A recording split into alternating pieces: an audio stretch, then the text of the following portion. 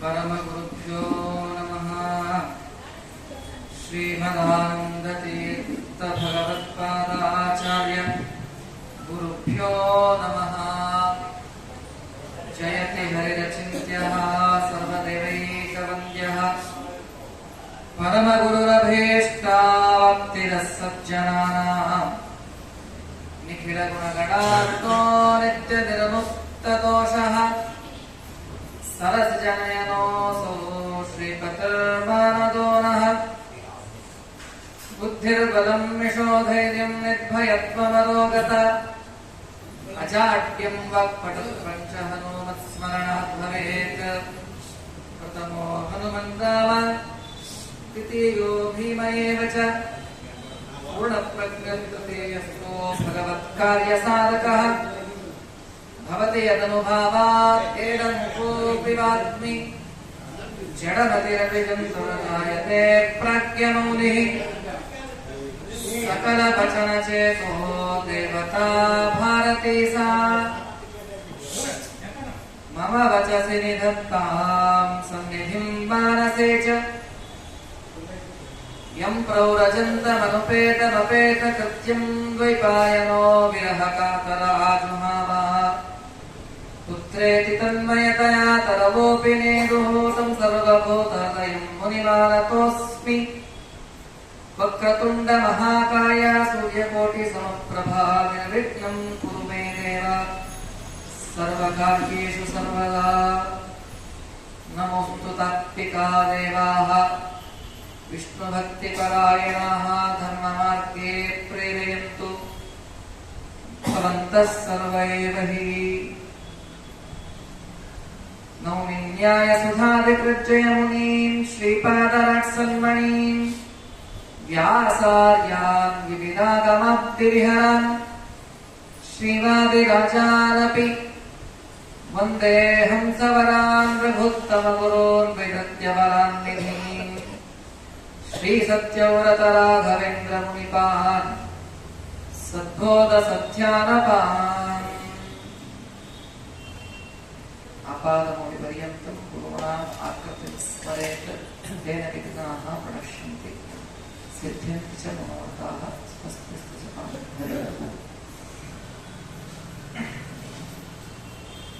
ನಿನ್ನೆ ದಿವಸ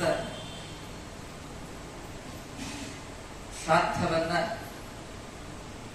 ಏಕೆ ಮಾಡಬೇಕು, ಶ್ರಾದ್ದದಿಂದ ಪಿತೃಗಳಿಗೆ ತೃಪ್ತಿಯಾಗುವ ಬಗೆ, ಅದೇ ರೀತಿಯಾಗಿ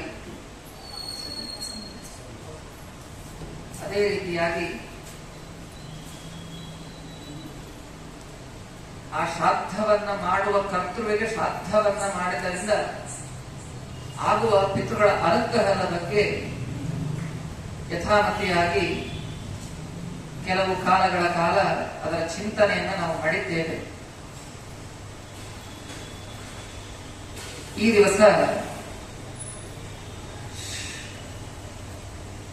ಅನೇಕ ಪುರಾಣಗಳಲ್ಲಿ, ಇತಿಹಾಸ ಗ್ರಂಥಗಳಲ್ಲಿ ಬಂದಿರುವ ಶ್ರಾದ್ದದ ಮಹಿಮೆಯ ಬಗ್ಗೆ ಮೆಲುಕು ಹಾಕುವುದು ಅಂತ ಆದರೆ, ಯಾಕೆ ಅಂದ್ರೆ ಇಂಥ ಕೆಲಸ ನೀನು ಮಾಡು ಅಂತ ಹೇಳಬೇಕಾದ್ರೆ ಹಿಂದೆ ಯಾರು ಮಾಡಿದ್ರು, ಮಾಡಿ ಅವರೇನು ಅನುಗ್ರಹವನ್ನು ಪಡ್ಕೊಂಡಿದ್ದಾರೆ, ಇದರ ಬಗ್ಗೆ ಒಂದು ಜಿಜ್ಞಾಸೆ ಬರುತ್ತೆ. ಹಾಗಾಗಿ ನೋಡ್ರಿ, ಯಾವುದೇ ವ್ರತ ಕಥಾ ಅನ್ನೋದಿರಲಿ, ಒಂದು ಸತ್ಯನಾರಾಯಣ ಇರ್ಬೋದು, ಅನಂತ ಇರ್ಬೋದು, ಮಹಾಲಕ್ಷ್ಮಿ ಇರ್ಬೋದು, ಗೌರಿ ಇರ್ಬೋದು, ಈ ಎಲ್ಲ ವ್ರತ ಕಥೆಗಳಲ್ಲಿ ಈ ವ್ರತ ಹೇಗೆ ಬಂತು ಅಂತ ವಿಚಾರವನ್ನ ತಿಳಿಸಿ, ಈ ವ್ರತವನ್ನ ಮಾಡಿ ಯಾವ ರೀತಿಯಾಗಿ ಅನುಗ್ರಹವನ್ನು ಪಡೆದಿದ್ದಾರೆ ಅಂತ ಹೇಳಿ ಕೂಡ ಹೇಳ್ತಾರೆ ಆ ಕಥೆಗಳಲ್ಲಿ. ಹಾಗೆ ಶ್ರಾದ್ದವನ್ನ ಮಾಡಿದರೆ ಏನಾಗುತ್ತೆ ಅನ್ನೋದಕ್ಕೆ ನೋಡಿದೆ. ಎಂಥ ಅನುಗ್ರಹ ನಮ್ಮ ಮೇಲೆ ಅಲ್ಲಿರ್ತಕ್ಕಂಥ ಪಿತೃಗಳು ಮಾಡುತ್ತಾರೆ ಅನ್ನೋದನ್ನ ನಿನ್ನೆ ದಿವಸ ನಾವು ಶ್ರವಣವನ್ನು ಮಾಡಿದ್ದೇವೆ. ಇಂದು ಅದರ ಮುಂದುವರಿದ ಭಾಗವಾಗಿ ಆ ಶ್ರಾದ್ದವನ್ನ, ಇದು ಯಾವಾಗಿಂದ ಬಂತು ಈ ಪದ್ಧತಿ, ಈ ಶ್ರಾದ್ದದ ಕ್ರಿಯೆ ಇನ್ನು ನಾವೇ ಅರ್ಚಕರು, ಪುರೋಹಿತರು ತಮಗೆ ಹಣ ಬೇಕು ಅನ್ನುವ ಒಂದು ಅಪೇಕ್ಷೆಯಿಂದ ಇದನ್ನು ಮಾಡಿಕೊಂಡಿದ್ದಾರೋ ಅಥವಾ ಈ ಕ್ರಿಯೆ ಇದೆಯೋ ಎಲ್ಲಿಂದ ಇದು ಪ್ರಾರಂಭವಾಯಿತು ಅನ್ನೋದು ಕೆಲವು ಜಿಜ್ಞಾಸೆ ಹುಟ್ಟುತ್ತೆ. ಅದರಲ್ಲೂ ಕೂಡ ಶ್ರಾದ್ದ ಮಾಡಬೇಕು ಅಂತ ಹೇಳಿದ್ರಿ, ನಾವು ಹೇಗೆ ಬೇಕಾದ್ರೂ ಮಾಡ್ತೀವಿ. ಸಂಕಲ್ಪ ಶ್ರಾದ್ದ ಇದೆ, ಬ್ರಾಹ್ಮಣ ಭೋಜನ ಶ್ರಾದ್ದ ಅಂತಿದೆ, ಗೋಗ್ರಾಸ ಇಟ್ಟು ಶ್ರಾದ್ದ ಮಾಡಬಹುದು ಅಂತ ಇದೆ, ಹೇಮ ಶ್ರಾದ್ದ, ಹಿರಣ್ಯ ಶ್ರಾದ್ದ ಅಂತ ಇದೆ. ಇಷ್ಟೆಲ್ಲ ನಾನು ಚಟಕನೇ ಯಾಕೆ ಮಾಡಬೇಕು, ಪಿಂಡ ಪ್ರದಾನ ಯಾಕೆ ಮಾಡಬೇಕು, ಈ ಪ್ರಶ್ನೆಗಳು ಕೂಡ ಬರ್ತವೆ. ಇಷ್ಟೆಲ್ಲ ಪ್ರಭೇದ ಇದ್ದಾಗ ಸುಲಭದ ವಿಧಾನ ಮಾಡಲಿಕ್ಕೆ ನಾವು ಪ್ರಯತ್ನ ಪಡ್ತೇವೆ. 15-20 ನಿಮಿಷ, 15 ನಿಮಿಷ ಮುಗಿದೋಗ್ಬಿಟ್ಟು ಸಂಕಲ್ಪ. ನಾವು ಬೇಡ ಎಲ್ಲ ಪಿತೃಗಳ ಹೆಸರನ್ನ ಹೇಳಿ ಅಲ್ಪ ಹೇಮ ಬಂಗಾರ ಕೊಟ್ಬಿಟ್ರೆ ಒಂದು ಶ್ರಾದ್ದ ಅಂತ. ಯಾವ ಕೆಲಸ ಇಲ್ಲ, ಮನೆ ಬ್ರಾಹ್ಮಣ ಕೆಲಸ, ಊಟಕ್ಕೆ ಹಾಕಿಲ್ಲ, ಏನೂ ಇಲ್ಲ. ನಮ್ಮೆಲ್ಲ ಪಿತೃಗಳ ಹೆಸರನ್ನ ಉಚ್ಚಾರಣೆಯನ್ನು ಮಾಡಿ ಸ್ವಲ್ಪ ಬಂಗಾರ ಕೊಟ್ಟರೆ ಅದು ಒಂದು ಶ್ರಾದ್ದ ಇದೆ. ಮತ್ತು ದೇವರು ಕೊಟ್ಟಿದ್ದಾನ ಸಂಪತ್ತು ಈ ರೀತಿಯಾಗಿ ಮಾಡುವುದಲ್ಲ ಅಂತ ಅನ್ನಿಸ್ಬೋದು. ಒಂದೋ ಸುಲಭ ಉಪಾಯ, ಇಲ್ಲ ನಮಗೆ ಸಮಯದ ಅಭಾವ ಇದೆ, ಈ ರೀತಿಯಾಗಿ ಮಾಡುವ ಅವಕಾಶ ಇದ್ದಾಗ ಇದನ್ನು ಯಾಕೆ ಮಾಡಬಾರದು ಅಂತ ನೋಡಿಗೆ, ಯಾಕೆ ಪಿಂಡ ಮಾಧ್ಯಮದಲ್ಲಿಯೇ ಪಿತೃಗಳ ಆರಾಧನೆ, ಯಾಕೆ ಪಿಂಡವನ್ನು ಇಟ್ಟೇ ಶ್ರಾದ್ದವನ್ನು ಮಾಡಿದರೆ ಅದು ಪಿತೃಗಳಿಗೆ ಪ್ರೀತಿ ಆಗತ್ತೆ ಅಂತೇಳಿ ಹೇಳ್ತಾರೆ. ಅಂದ್ರೆ ಈ ಪಿಂಡ ಮಾಧ್ಯಮದಲ್ಲಿ ಪಿತೃಗಳ ಆರಾಧನೆ ಮಾಡುವುದು ಇದು ಯಾವಾಗ ಬಂತು ಅಂತ ನಮಗೆ ಅನಿಸಿದ್ರೆ ಇದಕ್ಕೆ ಉತ್ತರವನ್ನ ಶ್ರೀಮನ್ ಮಹಾಭಾರತದಲ್ಲಿ ಕೊಟ್ಟಿದ್ದಾರೆ. ಮಹಾಭಾರತದ ಶಾಂತಿ ಪರ್ವದಲ್ಲಿ ಯಾಕೆ ಪಿತೃಗಳ ಆರಾಧನೆಯನ್ನ ಪಿಂಡದ ಮಾಧ್ಯಮದಲ್ಲಿ ಮಾಡಬೇಕು ಅನ್ನೋದಕ್ಕೆ ಅಲ್ಲಿ ಒಂದು ಆಖ್ಯಾನಿಕೆಯನ್ನ, ಕಥೆಯನ್ನ ಹೇಳುತ್ತಾರೆ. ಹಿಂದೆ ನಾರದರು ಅವರು ದೇವತಾ ಕಾರ್ಯ ಭಗವಂತನ ಪೂಜೆಯನ್ನು ಮುಗಿಸಿ ಪಿತೃಕಾರ್ಯವನ್ನು ಮಾಡಬೇಕು ಅಂತ ಹೇಳಿ ಅವರು ಸಂಕಲ್ಪವನ್ನು ಮಾಡಿಕೊಂಡಿದ್ದರು. ಅದೇ ಸಂದರ್ಭದಲ್ಲಿ ಆ ನಾರದರು ಪಿತೃಕಾರ್ಯವನ್ನು ಮಾಡಬೇಕು ಅಂತ ಅಂದುಕೊಂಡು ಅವರು ಬದರಿಕಾಶ್ರಮಕ್ಕೆ ಬರ್ತಾರೆ, ವಿಶಾಲ ಕ್ಷೇತ್ರಕ್ಕೆ ಬರ್ತಾರೆ. ಅಲ್ಲಿ ನರನಾರಾಯಣರು ತಪಸ್ಸಿ ಕೂತ್ಕೊಂಡಿದ್ದರು. ಅವರಲ್ಲಿ ನಾರದರು ಪ್ರಶ್ನೆ ಮಾಡುತ್ತಾರೆ, ಈ ಪಿಂಡಾರಾಧನೆ ಯಾಕೆ ಪಿತೃಗಳ ಆರಾಧನೆಯನ್ನ ಪಿಂಡಕ್ರಮದಲ್ಲೇ ಮಾಡಬೇಕು ಅನ್ನೋ ಪ್ರಶ್ನೆಯನ್ನ ಅಲ್ಲಿ ಮಾಡುತ್ತಾರೆ. ಆವಾಗ ಅದಕ್ಕೆ ಒಂದು ಕಥೆಯನ್ನ ನರ ಅರ್ಜುನ, ನಾರಾಯಣ ಸಾಕ್ಷಾತ್ ಭಗವಂತ, ಒಂದು ಅವರಿಗೆ ಉತ್ತರ ರೂಪವಾಗಿ ಪಿತೃಕಾರ್ಯವನ್ನು ಏಕೆ ಪಿಂಡದ ಮಾಧ್ಯಮದಲ್ಲೇ ಮಾಡಬೇಕು, ಯಾಕೆ ಸಂಕಲ್ಪಾದ ಶ್ರಾದ್ದಗಳು ಮಾಡಬಾರದು, ಪಿಂಡದಲ್ಲೇ ಯಾಕೆ ಪಿತೃಗಳ ಆರಾಧನೆಯನ್ನು ಮಾಡಬೇಕು ಅನ್ನೋದಕ್ಕೆ ನರನಾರಾಯಣರು ನಾರದರಿಗೆ ಒಂದು ಕಥೆಯನ್ನು ಹೇಳ್ತಾರೆ. ಏನಾಯ್ತು ಅಂತಂದ್ರೆ, ಹಿಂದೆ ಆ ವರಾಹದೇವರು ಭೂಮಿ ತನ್ನ ಕಕ್ಷೆಯಿಂದ ಅದು ಬೇರ್ಪಟ್ಟಾಗ ಹಿರಣ್ಯಾಕ್ಷನ ಸಂಬಂಧದಿಂದ ಆವಾಗ ವರಾಹದೇವರು ಆ ಭೂಮಿಯನ್ನ ಪುನಃ ಮೇಲಕ್ಕೆ ಎತ್ತಾರೆ, ಅದನ್ನ ಅದರ ಕಕ್ಷೆಯಲ್ಲಿ ಇಡ್ತಾರೆ.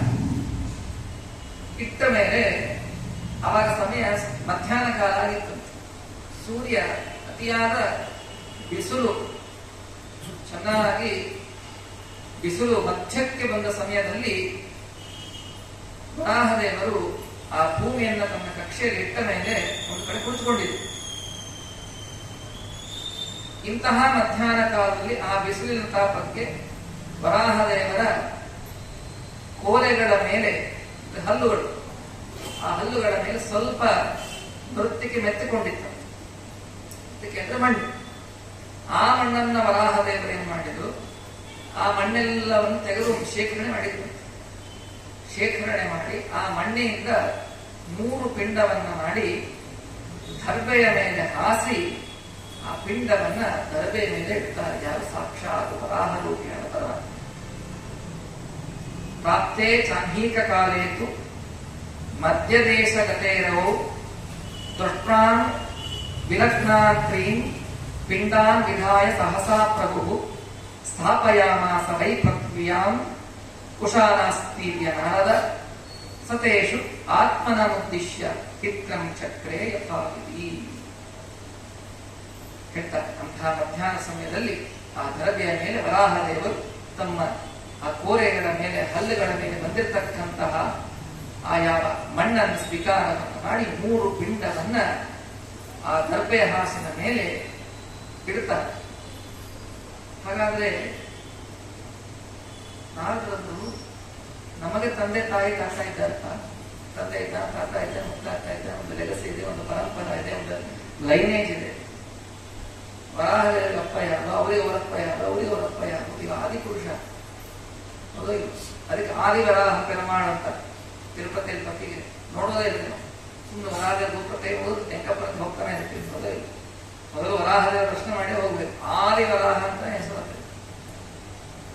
ಈ ವರಾಹದೇವರಿಗೆ ಈತನೇ ಆದಿ ಆದ್ರೆ ಈತಗೆ ಅಪ್ಪ ಯಾರು, ಈತ ತಾತ ಯಾರು, ಈತ ಮುತ್ತಾತ ಯಾರು, ಈ ಪರಮಾತ್ಮ, ಈ ಭಗವಂತ ಯಾರ ಕುರಿತು ಪಿಂಡವನ್ನ ಇಟ್ಟು ಉದ್ದೇಶವಾಗಿಟ್ಟುಕೊಂಡು ಕರ್ಮವನ್ನು ಮಾಡುತ್ತಾ ಇದ್ದಾನೆ ಅನ್ಸೋದು ಸಹಜ. ಅಲ್ಲಿ ಪರಮಾತ್ಮ ಏನು ಮಾಡಿದ ಅಂದ್ರೆ ತನ್ನನ್ನೇ ಉದ್ದೇಶಿಸಿ, ಅಂದ್ರೆ ಆ ಪಿಂಡ ಮಾಧ್ಯಮದಲ್ಲಿ ತನ್ನನ್ನೇ ಉದ್ದೇಶವನ್ನ ಮಾಡಿಕೊಂಡು ಪಿತೃಗಳನ್ನ ಆರಾಧನೆಯನ್ನ ಮಾಡಿ ಪೂಜೆಯನ್ನ ಮಾಡಿದಂತೆ ತೋರಿಸ್ತಾನೆ ಅಲ್ಲಿ ವರಾಹದೇವರು. ಯಾಕೆ ಈ ರೀತಿಯಾಗಿ ಮಾಡಿದ್ರು ಅಂದ್ರೆ ನೋಡ್ರಿ, ಆ ಮಣ್ಣು ಬಂದಿತ್ತು ವರಾಹದೇವರ ಕೋರೆ ಯಾವ ಶೃಂಗದ ಮೇಲಿನಿಂದ ಬಂದದ್ದು, ಕೋರೆ ಹಲ್ಲುಗಳ ಮೇಲಿಂದ ಬಂದದ್ದು. ಅದರಿಂದಲೇ ಪಿಂಡವನ್ನು ಇಟ್ಟರು. ಅಪಸವ್ಯಾರು ಅವರ ದೇಹದಿಂದಲೇ ತಿಲ ನಿರ್ಮಾಣವಾಯಿತು, ಎಳ್ಳು ಬಂತು.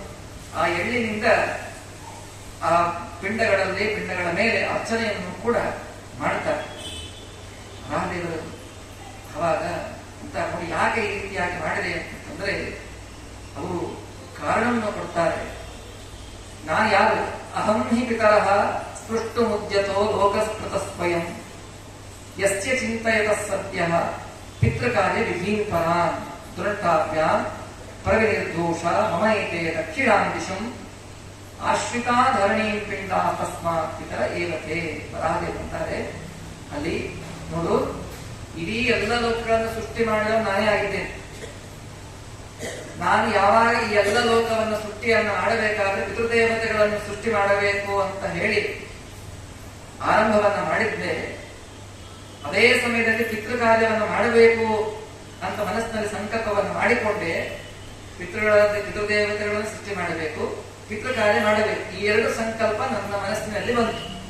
ಈ ಸಂಕಲ್ಪ ಬಂದ ಅದೇ ಕ್ಷಣದಲ್ಲಿ ತತ್ಕ್ಷಣದಲ್ಲಿಯೇ ನನ್ನ ದೇಹದ ಕೋರೆ ಹಲ್ಲುಗಳ ಮೇಲಿಂದ ಮೃತ್ತಿಕೆ ನಿರ್ಮಾಣವಾಯಿತು, ತಿಲಗಳ ನಿರ್ಮಾಣವಾಯಿತು. ಅವರಿಂದಲೇ ಈ ಮೂರನ್ನು ನಾನು ಪಿಂಡವನ್ನು ಮಾಡಿ ಇಟ್ಟೆ. ಇದು ಪಿತೃ ಸ್ವರೂಪಗಳೇ ಆಗಿದೆ ಅಂತ ಹೇಳಿ ಸಾಕ್ಷಾತ್ ವರಾಹ ರೂಪಿಯಾಗಿರ್ತಕ್ಕಂಥ ಭಗವಂತ ಅಲ್ಲಿ ಹೇಳ್ತಾನೆ. ಹೌದು, ಅವರು ಪಿಂಡದ ಆಕಾರದಲ್ಲಿ ಯಾಕಿರ್ತಾರೆ ಪಿತೃಗಳು ಅಂದ್ರೆ ಅದಕ್ಕೆ ಮತ್ತೆ ವರಾಹದೇವರು ಹೇಳ್ತಾರೆ, ಇದು ತ್ರಯೋಮೂರ್ತಿ ವಿಹೀನಾವೈ ಪಿಂಡ ಮೂರ್ತಿ ನರಾಸ್ತ್ವಿನೇ ಭವಂತು ಪಿತರೋ ಮೂರ್ತಿ ಸನಾತನ. ಏನಂತಾರೆ ಅಂದ್ರೆ ಆ ಪಿತೃದೇವತೆಗಳಿಗೆ ದೇಹರಹಿತರು, ದೇಹ ಇಲ್ಲ, ದೇಹರಹಿತರಾಗಿರ್ತಕ್ಕಂಥ ಆ ಪಿತೃಗಳು ಪಿಂಡಾಕಾರವನ್ನ ಧಾರಣೆ ಮಾಡ್ತಾರೆ. ಹಾಗಾಗಿ ನನ್ನಿಂದ ಸೃಷ್ಟರಾದ ಇವರು ಆ ಪಿಂಡ ರೂಪದಲ್ಲಿ ಇದ್ದಾರಲ್ಲ, ಇವರೇ ಸನಾತನ ಪಿತೃಗಳಾಗಲಿ, ಮೊದಲ ಪಿತೃಗಳಾಗಲಿ ಅಂತ ಹೇಳಿ ವರಾಹದೇವರು ಈ ಮಾತನ್ನ ಹೇಳ್ತಾರೆ. ಹೌದು ಸರಿ, ಈ ಮೂರು ಪಿಂಡಗಳಲ್ಲಿ ಆರಾಧನೆಯನ್ನ ಮಾಡಿಸಿಕೊಳ್ಳುವವರು ಯಾರು? ಅದಕ್ಕೆ ಪರಮಾತ್ಮ ಹೇಳುತ್ತಾನೆ, ಪಿತೃಪಿತಾಮಹಶ್ಚೈವ ತಥೈವ ಪ್ರಪಿತಾಮಹ ಅಹಮೇವಾತ್ರ ವಿಜ್ಞೇಯ ಸ್ತ್ರೀಷು ಪಿಂಡೇಶು ಸಂಸ್ಥಿತ. ವರಾಹದೇವಂತಾನೆ ನೋಡು, ಅಲ್ಲಿ ಪಿತೃಪಿತಾಮಹ ಪ್ರಪಿತಾಮಹ ಈ ಮೂರು ರೂಪದಲ್ಲಿ ಪಿತೃದೇವತೆಗಳು ಆರಾಧಿತರಾಗಿದ್ದರು. ಈ ಮೂರು ರೂಪದಲ್ಲಿ ನಾನು ಸನ್ನಿಧಾನವನ್ನು ಕೊಡ್ತೇನೆ, ಅವರ ರೂಪದಿಂದ ನಾನೇ ಅದರಲ್ಲಿ ವಾಸವನ್ನು ಮಾಡಿರ್ತೇನೆ ಅಂತ ಹೇಳಿ ಸಾಕ್ಷಾತ್ ವರಾಹದೇವರು ಅಲ್ಲಿ ಹೇಳ್ತಾರೆ. ಹಾಗಾದರೆ ಆ ಪಿಂಡದಲ್ಲಿ ನಾವು ಆರಾಧನೆ ಮಾಡುವ ಆ ಪಿಂಡಗಳಲ್ಲಿ ಒಂದು ನಮ್ಮ ಪಿತೃಗಳು, ಒಂದು ಚಿರಪಿತೃಗಳು, ಅದಾದ ಮೇಲೆ ಪಿತೃದೇವತೆಗಳು, ಸಾಕ್ಷಾತ್ ಭಗವಂತ, ಇಷ್ಟು ಸನ್ನಿಧಾನ ಅಂತ ಅನ್ನೋದು ಆ ಪಿಂಡದಲ್ಲಿ ಇರ್ತಾ ಇದೆ. ಆದ್ದರಿಂದ ಎಲ್ಲರೂ ಕೂಡ ವಿಶೇಷವಾಗಿ ಆ ವರಾಹದೇವರ ವಚನದಂತೆ, ಯಾರೋ ಹೇಳಿದ್ದಲ್ಲ, ಸಾಕ್ಷಾತ್ ವರಾಹದೇವರು ಪಿತೃಗಳನ್ನು ಸೃಷ್ಟಿ ಮಾಡಬೇಕು, ಪಿತೃಗಳ ಆರಾಧನೆಯನ್ನ ಮಾಡಬೇಕು ಅಂತ ಸಂಕಲ್ಪವನ್ನು ಮಾಡಿದ ಸಂದರ್ಭದಲ್ಲಿ ಅವರ ದೇಹದಿಂದ ನಿರ್ಮಾಣವಾದ ಆ ಮೃತ್ತಿಕೆಯಿಂದ ಅವರು ಪಿಂಡಾರಾಧನೆಯನ್ನು ಮಾಡಿ ಎಲ್ಲರಿಗೆ ಆಜ್ಞೆ ಮಾಡ್ತಾರೆ, ನೀವು ನಿಮ್ಮ ಪಿತೃಗಳ ಆರಾಧನೆಯನ್ನ ಮಾಡಬೇಕು ಅಂತಾದರೆ ಅದು ಪಿಂಡದ ರೂಪದಲ್ಲಿಯೇ, ಪಿಂಡದ ಮಾಧ್ಯಮದಲ್ಲಿಯೇ ನಿಮ್ಮ ಪಿತೃಗಳ ಆರಾಧನೆಯನ್ನ ಮಾಡಬೇಕು ಅಂತ ಅನ್ನೋದು ವರಾಹದೇವರ ವಚನ. ಹಾಗಾದ್ರೆ ಯಾಕೆ ಸಂಕಲ್ಪ ಮಾಡಬಾರದು? ನಾ ಹೇಳೀನಿ ಅಂತ ಮಾಡಬೇಡಲಿಲ್ಲ, ಆಚಾರ್ಯ ಮಾಡ್ಯಾರ ಅಂತ ಹೇಳ ಅವ್ರಿಗೆ ಬೇಕು ಅಂತ ಹೇಳಲ್ಲ. ಸಾಕ್ಷಾತ್ ವರಾಹದೇವರ ಮಾತಿದೆ. ಪಿತೃಗಳ ಆರಾಧನೆಯನ್ನ ಈ ರೂಪದಲ್ಲಿಯೇ ಮಾಡಬೇಕು ಅಂತ ಅನ್ನೋದು ಅದು ವರಾಹದೇವರ ವಚನ. ಹಾಗಾದರೆ ಇದು ಯಾವಾಗ ನರನಾರಾಯಣರು ಅವರು ಬದರಿಕಾಶ್ರಮದಲ್ಲಿ ತಪಸ್ಸಿಗೆ ಕುಳಿತಾಗ ನಾರದರು ಅವರನ್ನು ಪ್ರಶ್ನೆ ಮಾಡಿದಾಗ ಪಿತೃಕಾರ್ಯವನ್ನು ಹೇಗೆ ಮಾಡಬೇಕು ಅಂತ ಹೇಳಿದಾಗ ಆ ನರನಾರಾಯಣರು ಆ ನಾರದರಿಗೆ ಈ ವರಾಹದೇವರು ಮಾಡಿದ ಈ ಪಿಂಡಾರಾಧನೆ ಕ್ರಮವನ್ನ ಅಲ್ಲಿ ಉಪದೇಶವನ್ನ ಮಾಡಿದರು. ಹಾಗಾಗಿ ಈ ಪಿಂಡದ ಮಾಧ್ಯಮದಲ್ಲಿ ಪಿತೃಗಳ ಆರಾಧನೆ ಇದು ಅವಶ್ಯವಾಗಿದೆ. ಇದೇ ರೀತಿಯಾಗೇ ಮಾಡಬೇಕು. ಯಾಕೆ ನೋಡಿ, ನಾವು ಯಾರು ಮಾತು ಕೇಳಬೇಕು? ಬದುಕಿದ್ದ ತಂತಾಯಿ ಆರಾಧನೆಯನ್ನು ಕೇಳಿದ್ದೆ. ಮುಖ್ಯವಾಗಿ ನಮ್ಮ ಎಲ್ಲ ಜನ್ಮಗಳಲ್ಲಿಯೂ ಕೂಡ ನಮ್ಮ ನಿಜವಾದ ತಂದೆ ತಾಯಿ ಅಂದ್ರೆ ಭಗವಂತ. ಆ ಭಗವಂತನ ವಚನವನ್ನು ನಾವು ಪಾಲನೆ ಮಾಡಬೇಕು. ಭಗವಂತನೇ ಹೇಳಿದ್ದಾನೆ ಪಿತೃಗಳ ಆರಾಧನೆಯನ್ನ ಪಿಂಡ ಮಾಧ್ಯಮದಲ್ಲಿ ಮಾಡಬೇಕು. ಹಾಗಾಗಿ ಈ ಅಂದ್ರೆ ಅನ್ನದಿಂದ ಮಾಡಿರ್ತಕ್ಕಂಥ ಪಿಂಡಗಳಲ್ಲಿ ಪಿತೃಗಳ ಆರಾಧನೆ ಬಂದದ್ದು. ಕಾರಣ ಹೇಳಿದ್ದೇವೆ ನಿನ್ನೆ. ಚಂದ್ರ ಅವನ ಅಕ್ಕಿಗೆ ನಿಯಾಮಕ, ನಮ್ಮ ಪಿತೃಲೋಕ ಅಲ್ಲಿದೆ. ಆದ್ದರಿಂದ ಪಿಂಡದ ಮುಖಾಂತರ ಆರಾಧನೆ ಒಂದು ಕಾರಣವಾದರೆ ಸಾಕ್ಷಾತ್ ವರಾಹದೇವರ ವಚನ ಇದು ಎರಡನೇ ಕಾರಣ. ಆದ್ದರಿಂದ ಆ ಯಾವ ಶ್ರಾದ್ದ ವಿಧಿಯನ್ನ ಮುಖ್ಯವಾಗಿ ಪ್ರಧಾನವಾಗಿ ಆ ಪಿಂಡದ ಮಾಧ್ಯಮದಲ್ಲಿ ಆರಾಧನೆಯನ್ನು ಮಾಡಬೇಕು ಅಂತ ಅನ್ನೋದು ಈ ವರಾಹದೇವರ ಮಾತಿನಿಂದ ನಮಗೆ ತಿಳಿದು ಬರ್ತಾ ಇದೆ. ನೋಡ್ರಿ, ನಾರದರಿಂದ ಶ್ರಾದ್ದ ಕರ್ಮದ ಬಗ್ಗೆ ನಮಗೆ ಸರಿಯಾದ ಜ್ಞಾನ ಬಂತು. ನಾರದ ಆ ಪ್ರಶ್ನೆ ಮಾಡದೆ ಹೋಗಿದ್ರೆ ನಾವು ಯಾಕೆ ಮಾಡಬೇಕು? ಬಿಟ್ಬಿಡ್ತಾ ಇದ್ವಿ. ಯಾಕಂದ್ರೆ ನಾರದರು ಮಾಡಿದ್ದರಿಂದ ಯಾಕೆ ಪಿಂಡದ ಮಾಧ್ಯಮದಲ್ಲಿ ಆ ಪಿತೃಗಳ ಆರಾಧನೆ ಅನ್ನೋದು ನಮಗೆ ತಿಳಿದು ಬರ್ತಾ ಇದೆ. ಇನ್ನ ಈ ಶ್ರಾದ್ದದ ಬಗ್ಗೆ ಪುರಾಣಗಳಿಗೆ ಹೇಳ್ತಾ ಇದೆ. ರಾಮಾಯಣದಲ್ಲಿ ಇದೆ, ಮಹಾಭಾರತದಲ್ಲಿ ಇದೆ, ಭಾಗವತದಲ್ಲಿ ಇದೆ, ಹರಿವಂಶದಲ್ಲಿ ಇದೆ, ಎಲ್ಲ ಭವಿಷ್ಯೋತ್ತರ ಪುರಾಣದಲ್ಲಿ ಇದೆ, ಪದ್ಮ ಪುರಾಣದಲ್ಲಿ ಇದೆ. ಅನೇಕ ಕಡೆಗಳಲ್ಲಿ ಶ್ರಾದ್ದದ ಮಹಿಮೆಯನ್ನ ಬಹು ವಿಸ್ತಾರವಾಗಿ ಸಂದೇಶಗಳ ಮೂಲಕ, ಕಥೆಗಳ ಮೂಲಕ ತಿಳಿಸಿಕೊಟ್ಟಿದ್ದಾರೆ.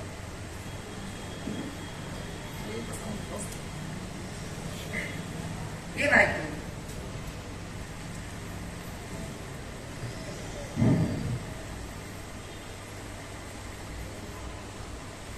ರಾಮಾಯಣದಲ್ಲಿ ನಾವು ನೋಡುತ್ತೇವೆ, ದಶರಥ ಮಹಾರಾಜ ರಾಮದೇವರು ಪಂಚವಟಿಯಲ್ಲಿ ವಾಸ ಮಾಡ್ತಾ ಇರಬೇಕಾದ್ರೆ ಭರತ ಬಂದು ಹೇಳೋವರೆಗೂ ರಾಮದೇವರಿಗೆ ದಶರಥನ ಮೃತ್ಯುವಿನ ವಿಷಯ ಗೊತ್ತಾಗಲಿಲ್ಲ.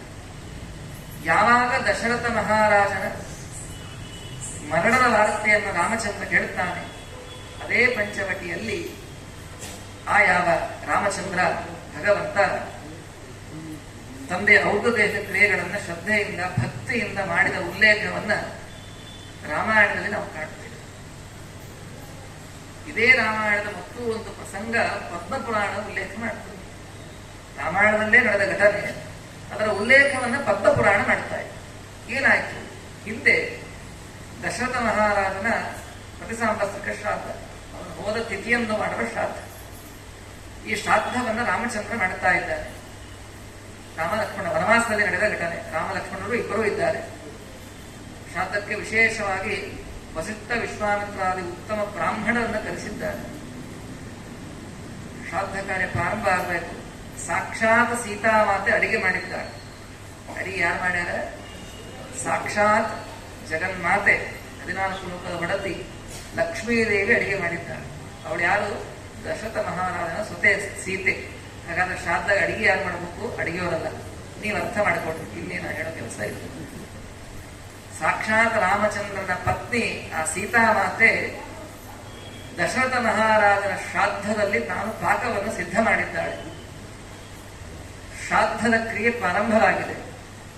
ವಸಿಷ್ಠ ವಿಶ್ವಾಮಿತ್ರಾದಿಗಳನ್ನ ರಾಮಚಂದ್ರ ವಿಶ್ವೇದೇವತೆಗಳ ಪಿತೃಗಳ ಸ್ಥಾನದಲ್ಲಿ ಕುಡಿಸಿ ಶ್ರಾದ್ದದ ಕ್ರಿಯೆಯನ್ನ ನೆರವೇರಿಸ್ತಾ ಇದ್ದಾನೆ.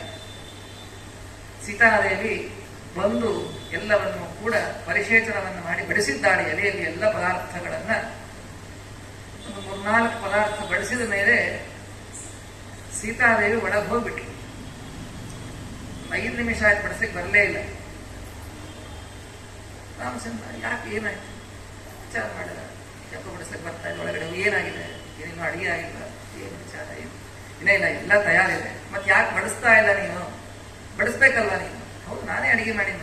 ನಮ್ಮ ಮಾವನಿಗೋಸ್ಕರ ಶ್ರದ್ಧೆಯಿಂದ ಭಕ್ತಿಯಿಂದ ಅವರ ಮೇಲೆ ಪ್ರೀತಿ ಇದೆ, ಗೌರವ ಇದೆ, ಅವರ ಶ್ರಾದ್ದ ಅಂತ ಹೇಳಿ ನಾನೇ ಶುದ್ಧವಾಗಿ ಪಾಕವನ್ನು ಸಿದ್ಧ ಮಾಡಿದ್ದೇನೆ, ನಾನೇ ಬಡಿಸಿದ್ದೇನೆ ಕೂಡ. ಮತ್ತೆ ಈಗ ಯಾಕೆ ನಿಲ್ಲಿಸಿದೆ ಅಂತ ಕೇಳಿದ್ರು.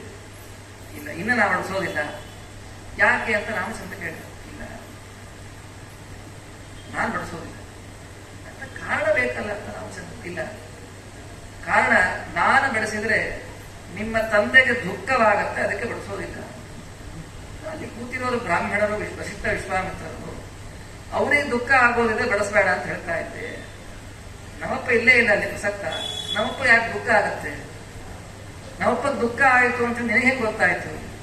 ನೀನ್ ಯಾಕೆ ಈ ರೀತಿಯಾದ ಮಾತನ್ನ ಹೇಳಿದ್ದೀ ಅಂತ ಹೇಳಿ ಆ ಸೀತಾಮಾತೆಯನ್ನ ರಾಮಚಂದ್ರ ಪ್ರಶ್ನೆ ಮಾಡಿದಾಗ ಸೀತಾದೇವಿ ಹೇಳ್ತಾಳೆ. ಅಂತ ಅದ್ಭುತವಾದ ಮಾತು. ಆ ಸೀತಾದೇವಿ ಹೇಳೋದು, ಪಿತಾತವ ಮಯಾ ದೃಷ್ಟ ಬ್ರಾಹ್ಮಣಾಂಗೇಶು ರಾಘವ ದೃಷ್ಟ್ವಾತ್ರ ಪಾಂಡಿತಾಚಾಹ ಅಪಕ್ರಾಂತ ತವಾಂತಿಕಾತ್ ಯಾಹಂ ರಾಜಾಪುರಾ ದೃಷ್ಟ್ವಾ ಸರ್ವಾಲಂಕಾರ ಭೂಷಿತ ಸಾ ಸ್ವೇದ ಮಲದಿಕ್ತಾಂಗೆ ಕಥಂ ಪಶ್ಯಾಮಿ ಭೂಮಿ. ಇದನ್ನು ಪದ್ಮಪುರಾಣ, ರಾಮಾಯಣದ ಮಹಿಮೆಯನ್ನು ಹೇಳಬೇಕಾದ್ರೆ ಪದ್ಮಪುರಾಣ ಈ ಘಟನೆಯನ್ನು ಉಲ್ಲೇಖ ಮಾಡ್ತಾರೆ. ಸೀತಾದೇವಿ ಅಂತಾಳೆ, ನೋಡು, ಈ ಅಂತ ಇದ್ದಲ್ಲಿ ವಸಿಷ್ಠ ವಿಶ್ವಾಮಿತ್ರರು ಊಟ ಕೂತಿದ್ದಾರೆ, ಯಾಕೆ ಬಡಿಸ್ತಾ ಇಲ್ಲ ಅಂತ ಹೇಳಿ. ವಸಿಷ್ಠ ವಿಶ್ವಾಮಿತ್ರರು ನಮಗೆ ಪ್ರತ್ಯಕ್ಷವಾಗಿ ಕಾಣ್ತಾ ಇದ್ದಾರೆ. ಆದರೆ ನಿಜವಾಗಿ ವಸಿಷ್ಠ ವಿಶ್ವಾಮಿತ್ರರೇ ನಿಮ್ಮ ತಂದೆ ದಶರಥ ಮಹಾರಾಜ ಕುಳಿತುಕೊಂಡು ನನ್ನನ್ನು ನೋಡ್ತಾ ಇದ್ದಾನೆ. ಹಾಗಾದ್ರೆ ಬ್ರಾಹ್ಮಣರ ಊಟಕ್ಕೆ ಹೇಳಿದ್ದೇವೆ ಅಂತಂದ್ರೆ ಅಲ್ಲಿ ಬರೇ ಬ್ರಾಹ್ಮಣರಲ್ಲ, ಬ್ರಾಹ್ಮಣರ ಒಳಗಡೆ ನೀವು ಯಾರನ್ನ ಕುರಿತು ಶ್ರಾದ್ದ ಮಾಡುತ್ತಾ ಇದ್ದಾರೆ ಅವರು ಬಂದಿರ್ತಾರೆ. ನಿಮ್ಮ ತಂದೆ ಅಲ್ಲಿ ಕುಳಿತಿರುವ ಆ ವಸಿಷ್ಠ ವಿಶ್ವಾಮಿತ್ರರಲ್ಲಿ ಕುಳಿತುಕೊಂಡು ನಮ್ಮನ್ನು ನೋಡ್ತಾ ಇದ್ದಾರೆ. ತಪ್ಪೇನು? ಇದು ಚಲೋ ಅಲ್ವಾ? ನಮ್ಮ ಸೊಸೆ ಮಾಡಿದ್ದಾಳೆ ಅಂತ ಸಂತೋಷ ಪಡ್ತಾನೆ ನಮ್ಮಪ್ಪ, ಬಡಿಸ್ಬೋದಲ್ವ? ಇಲ್ಲ, ಸಂತೋಷ ಪಡೋದಾಗಿದ್ರೆ ನಾವು ಬಡಿಸ್ತಾ ಇದ್ದೆ. ಮತ್ತೆ ಯಾಕೆ ಬಡಿಸೋದಿಲ್ಲ? ನಿಮ್ಮ ತಂದೆ ನನ್ನನ್ನು ನೋಡಿ ದುಃಖ ಪಡ್ತಾನೆ, ಅದಕ್ಕೆ ಬಡಿಸ್ತಾ ಇದ್ದ. ಅವನಿಗೋಸ್ಕರ ಮಾಡಿದ ಪಾಕವನ್ನು ನೀನು ಬಡಿಸಿದ್ರೆ ಯಾಕೆ ದುಃಖ ಪಡ್ತಾನೆ ನಮ್ಮ ತಂದೆ ಅಂತ ರಾಮಚಂದ್ರ ಕೇಳಿದ. ಸೀತಾಮಾತೆ ಅಂತ ನೋಡು, ನಿಮ್ಮ ತಂದೆ ದಶರಥ ಮಹಾರಾಜ ನನ್ನನ್ನು ಕೊನೆ ಬಾರಿ ನೋಡಿದ್ದು ಹೇಗೆ? ನಾನು ಪಟ್ಟು ಪೀತಾಂಬರವನ್ನುಟ್ಟು ಸರ್ವಾಲಂಕಾರ ಭೂಷಿತಳಾಗಿ ಅಯೋಧ್ಯೆಯಲ್ಲಿ ಯುವರಾಜನ ಪಟ್ಟದರಸಿಯಾಗಿ ಮೆರೆಯುವಾಗ ನನ್ನನ್ನು ನೋಡಿ. ಈಗ ನಿಮ್ಮ ತಂದೆ, ನಾವೆಲ್ಲಿದ್ದೇವೆ? ವನವಾಸದಲ್ಲಿ ಇದ್ದೇವೆ. ನಾವು ನಾರುಮಡಿಗಳನ್ನು ಉಟ್ಟುಕೊಂಡಿದ್ದೇವೆ, ಯಾವ ಆಭರಣಗಳೂ ಇಲ್ಲ. ಇಂತಹ ನಾರುಮಡಿಯನ್ನು ಉಟ್ಟ ನನ್ನ ಈ ಅವಸ್ಥೆಯನ್ನ ಅಲ್ಲಿ ಕುಳಿತಿರುವ ಬ್ರಾಹ್ಮಣರಲ್ಲಿರುವ ನಿಮ್ಮ ತಂದೆ ನೋಡಿ ನನ್ನ ಸೊಸೆಯ ಈ ಅವಸ್ಥೆಗೆ ನಾನು ಕಾರಣ ಅಂತ ಹೇಳಿ ದುಃಖ ಪಡ್ತಾನೆ. ಜನಕ ಮಹಾರಾಜ ಏನ್ ಮಾತು ಕೊಟ್ಟಿದ್ದೆ? ನಿನ್ನ ಮಗಳನ್ನು ನನ್ನ ಮಗಳು ಅಂತ ಹೇಳಿ ನೋಡಿಕೊಡುತ್ತೇನೆ, ಚೆನ್ನಾಗಿ ನೋಡಿಕೊಡುತ್ತೇನೆ, ಅವಳಿಗೆ ಯಾವ ಕಷ್ಟ ಬರದಂತೆ ನೋಡಿಕೊಡುತ್ತೇನೆ ಅಂತ ಹೇಳಿ ಮಾತು ಕೊಟ್ಟು ಬಂದಿದ್ದ ನಿಮ್ಮ ತಂದೆ. ಆದರೆ ಅಂಥ ತಂದೆ ರಾಜ್ಯದಿಂದ ನಮ್ಮನ್ನು ಓಡಿಸಿದ್ದಲ್ಲದೆ ಏನೂ ಇಲ್ಲ. ಕಾಡಿನಲ್ಲಿ ಏನ್ ಸಿಗ್ಬೇಕ್ರಿ ಅಲ್ವಾ? ಯಾವ ಐಶ್ವರ್ಯ ಇಲ್ಲ, ಯಾವ ವಿಧವಾದ ಆಡಂಬರ ಇಲ್ಲ, ಅಲಂಕಾರ ಇಲ್ಲ, ಬಂಗಾರ ಆಭರಣಾದಿಗಳಿಲ್ಲ. ಕೇವಲ ನಾರು ಮಡಿಗಳನ್ನು ಉಟ್ಟುಕೊಂಡ ನನ್ನ ಈ ಅವಸ್ಥೆಯನ್ನು ನೋಡಿ ನನ್ನ ಈ ಅವಸ್ಥೆಗೆ ತಾನೇ ಕಾರಣ ಅಂತ ಹೇಳಿ ಆ ಬ್ರಾಹ್ಮಣಲ್ಲಿರುವ ನಿಮ್ಮ ತಂದೆ ದುಃಖ ಪಡ್ತಾನೆ. ಶ್ರಾದ್ದ ದಿವಸ ನಿಮ್ಮ ತಂದೆ ಪ್ರೀತನಾಗಬೇಕೇ ಹೊರತು ಅವನು ದುಃಖ ಪಡಬಾರದು.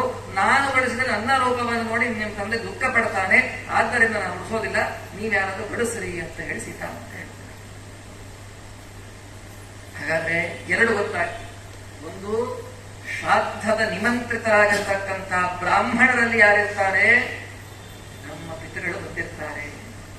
ನೀವು ಗಂಡ ಹೆಂಡತಿ ಇಬ್ಬರೇ ಹೋಗಿ ಮಠದಾಗ ಶ್ರಾದ್ದ ಮಾಡ್ಕೊಂಡ್ಬಂದ್ರೆ ಎಲ್ಲಿ ಬರ್ಬೇಕು? ನೀವು ಒಬ್ಬ ಬ್ರಾಹ್ಮಣರಿಗೆ ಊಟಕ್ಕೆ ಬರೆಸಿಲ್ಲ ಅಂದ್ರೆ ಎಲ್ಲಿ ಬರ್ಬೇಕು ಅವರು? ಹೌದಿಲ್ಲ? ಹಾಗಾದ್ರೆ ಶ್ರಾದ್ದಕ್ಕೆ ಬ್ರಾಹ್ಮಣನ ನಿಮಂತ್ರಣ ಕೊಡಬೇಕು.